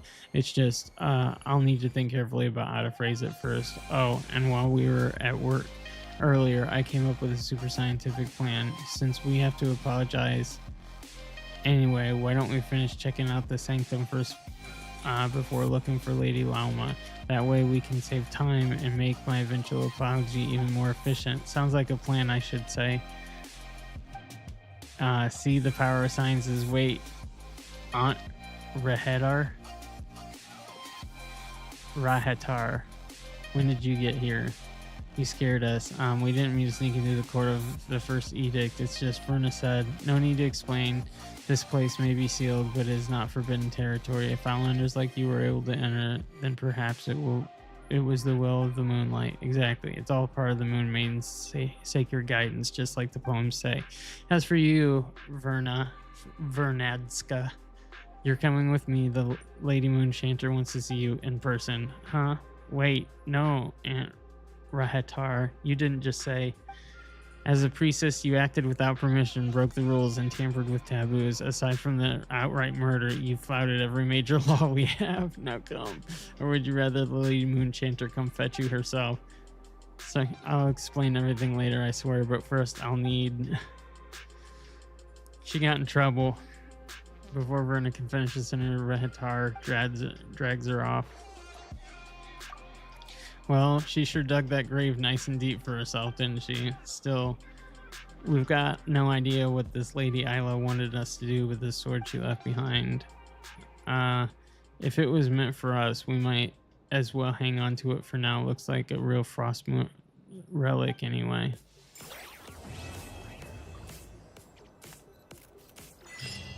Okay, so I needed to, there we go. Now we can do this. now. What's changed since we were gone? Not much as I had imagined. Yeah. If anything, looks like things are settling down. That's Llama for you. Hey there, Llama. We're back. How have things been these past few days? The cleanup work has been much more complicated than I expected. Solving problems that have built up over time is a tall order, to say the least. I believe it will take a few weeks more. Fortunately, those who remained appear to have shaken off the initial confusion and are becoming more proactive by the day. It's as if they've finally been forced to come face to face with what their faith actually is. And it's all thanks to you. No, I should have done this a lot sooner. Yes, you should have. I've been focused on taking care of myself these past few days, so I'm in a good place. And since you're looking after the moon marrow for us, I should be able to help you investigate the truth of the past. Thanks for Speaking of which, remembering. have you heard anything new about that phantom? I've tried asking around, but to no avail. What about you? Nope. We haven't made much progress either.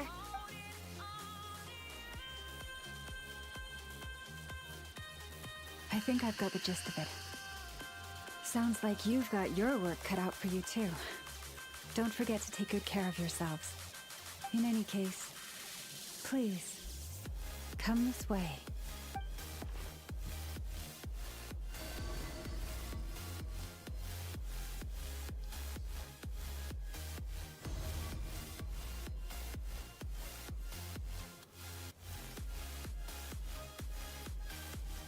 What do you see? This is not Cry. This all looks familiar. Is that a shooting star in the sky?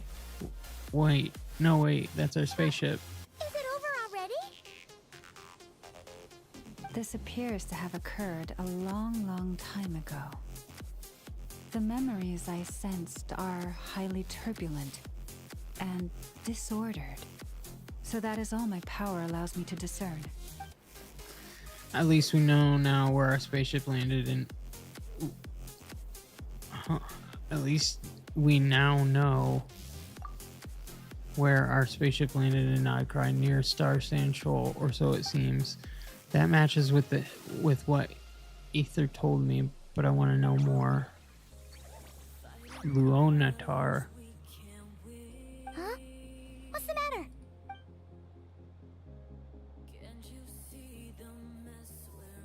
The flowers changed color. I don't see it. These flowers are a reflection of the damsel's powers. That mean cheese. I remember her mentioning that she wanted to use the moon mirror to restore some of her power. Yeah. We should go see her. I'll leave that in your hands then. Oh wait, here you go. Here's some This is the medicine medicine. you asked the Curatorium of Secrets to help prepare early.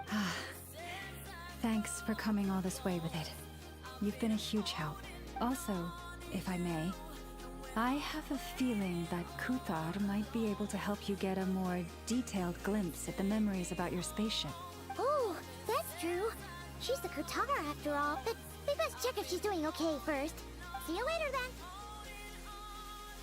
then. Okay.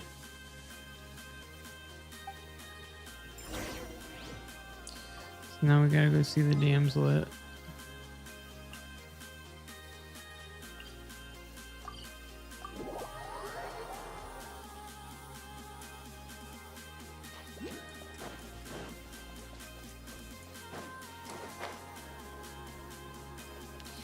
Get all of the Moonfall silver because they look like little pearls, or huge pearls actually. Get down.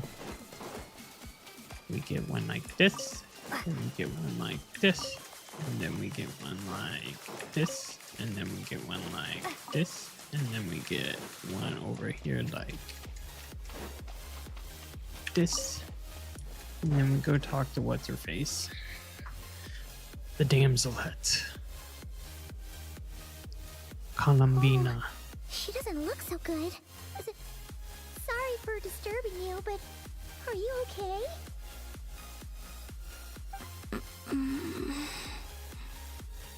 Has your condition worked? worsened. Dizzy. It's like I'm returning to the moon.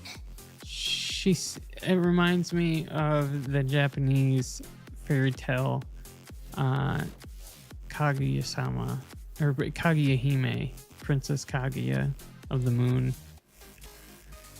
Wait, it's not that bad, is it? I sense the moon's power within you. We got the moon marrow back from the Fatui. Can it help She you in any way? speaks. And what do you require this time? Come on, don't even think about that. Right now, you gotta focus on getting better.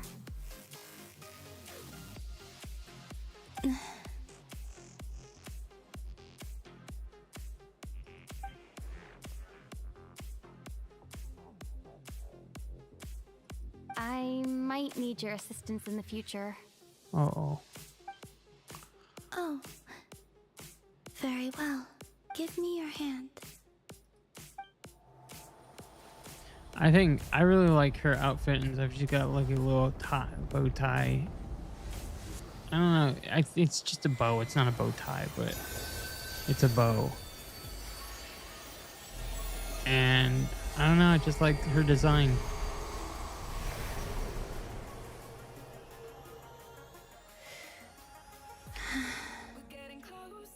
Back to Earth. My thanks.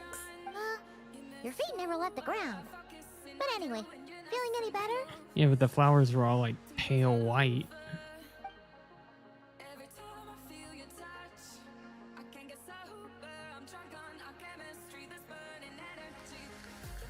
Significantly. What did you do? Or maybe what did I do? The moon within your body. It is as silent as a reflection in the water. Fascinating.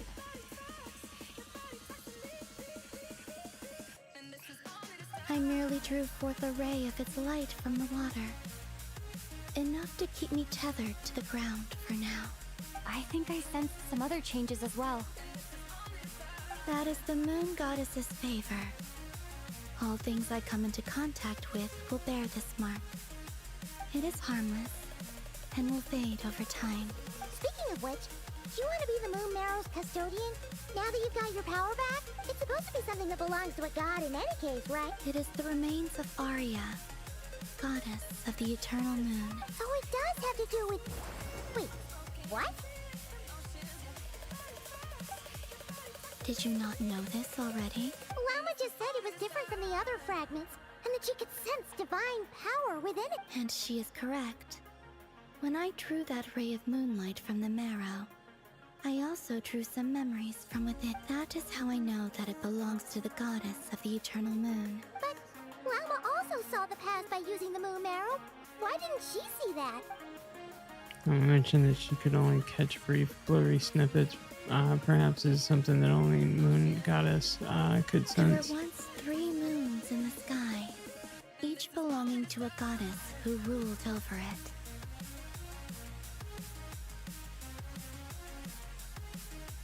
Okay.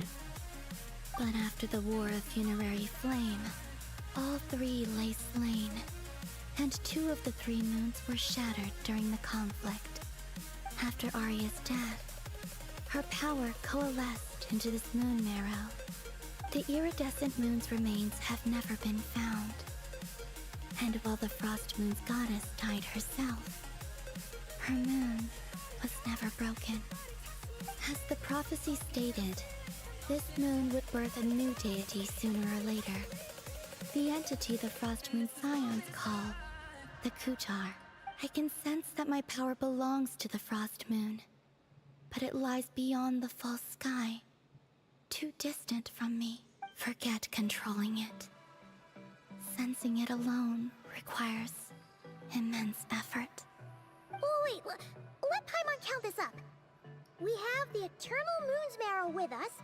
No one can find the iridescent moons. Does that mean you have the Frost Moon's Marrow inside you then? No. It can only form after the moon goddess is dead. Consider it a form of energy core. You may as well ask if there are rocks on the moon. Oh, so you're saying that you represent the Frost Moon's power? Yes.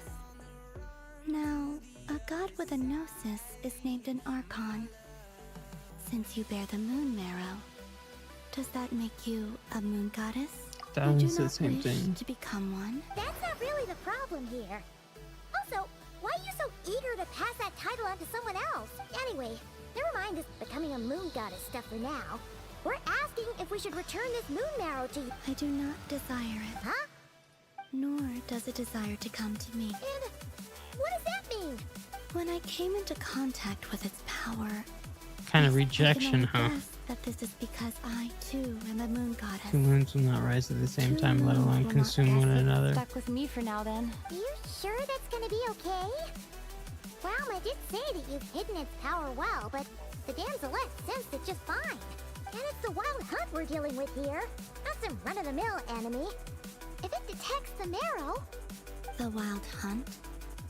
You speak of that phenomenon as if you were describing a person. Well, it sure looks like there's a person behind it all. Someone with a super clear goal, too. They've been after the moon marrow non-stop. That seems to ring a bell. Huh? Is it really? My colleagues used to mention someone. Back when I was still with the Fatui, he hailed from Conria, gaining abyssal power during the Cataclysm. And he had a consuming fixation on the moons. Conria? Well, we don't know if the phantom we saw has anything to do with that, but the details come. I only know what others called him. The Rehir of Solnari. One of the five sinners. There was that title too. Wait a second. Dane mentioned him, didn't he? Does that mean that our enemy is Rarier, one of the five? Huh? If that was the case, surely he'd be stronger than this, though. I have heard that he disappeared not long after the Cataclysm, but when I asked my colleagues where he went... Do you really not know? The tale of his final fate has it that he fell into the moon's reflection, from which there can be no return. Wait, hold up, pause. There's just too much information. I felt the same. They seemed to think that I should be the one who would know everything about them, but as I said, They fell on those prologue false lies guys. I do not beyond. remember my name. Either way, following his departure, the wild hunt situation worsened drastically. Became a And it byword has, for the abyssal present disaster. phenomenon may have inherited the same title, but it far surpasses its past incarnation. Oh, just think that we're up against one of the infamous five sinners. That's way too much for us to handle. And even then, he still defeated Marionette. Oh? What did you just say? Would you mind repeating it? That's colleagues can't sew together and was beaten by the wild hunt too. Did you just... No. Yeah, she did. She giggled. Are you two on bad terms or something? No. I simply imagined the put-out expression she must have worn in that moment, and found it interesting. She seemed quite chic. Oh, she'll adjust soon enough. Okay, anyway, we've gotten off topic. Now that we know how dangerous the guy targeting the moon... If Fatui intelligence is to be believed, Rarier would prevail even if all of Nod Cry were to stand against him. Perhaps something restricts him. If that's the case, we should probably like take care of Before I it. decide, there's a favor I'd like to ask you, Columbina. What do you need? Do you think you'd be able to show me what happened when my brother and I arrived in Nodcry? I mean, when Sure. first landed. quick. As I said, this to me is but a single ray of Nothing give me to your it. hand.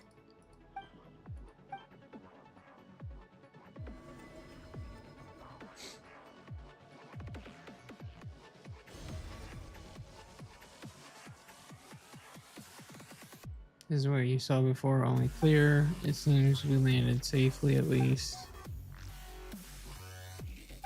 A lot of time appears to have passed. Oh snap, we're still inside the spaceship to think we were there for so long. When did Ether get out? Wait, is that Ether? How can it be? No one left the spaceship for a moment we landed. The door hasn't even been opened yet. Lumine, come on, we have to leave this place. What? Hey! Our spaceship. No one left the ship during that time.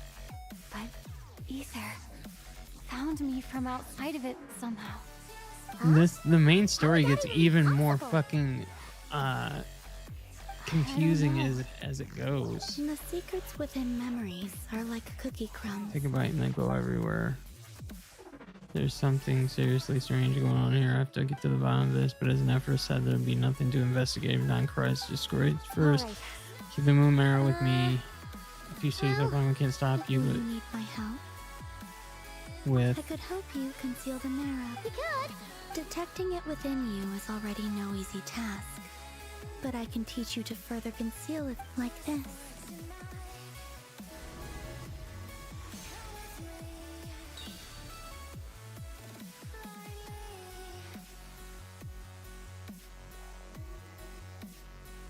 Ooh. feels soft and gentle, like just like the moonlight. Can you sense it? Try to maintain it. You learn quickly. Oh, looks pretty sturdy. Could probably be used. Thanks for teaching me always that. here, Columbina? Seems kind of It's kind of dangerous. dangerous out there, sure, but have you, like, taken a walk outside or something? Dislike strangers. Where do we get, and where do we rate on that scale? Slightly better. Slightly better. This whole business with the wild hunt is over. Let's go out for a walk. The Frostmoon Scions have changed since you last saw them. Who knows? You might actually like them. I will consider. Okay, bye-bye. She seems kind of tired. She probably hasn't spoken this much in a while. Thanks for agreeing to help us. Night-night. Wasn't much. The flowers here. They like guests like you.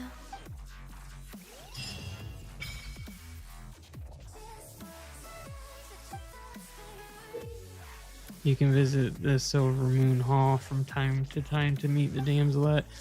For a certain time after completing the quest, your party will gain the new Moon's Embrace effect. When in Nod Cry, your party's moon sign level will always be Ascendant Gleam. Additionally, after completing a certain number of quests, you can claim a variety of other rewards.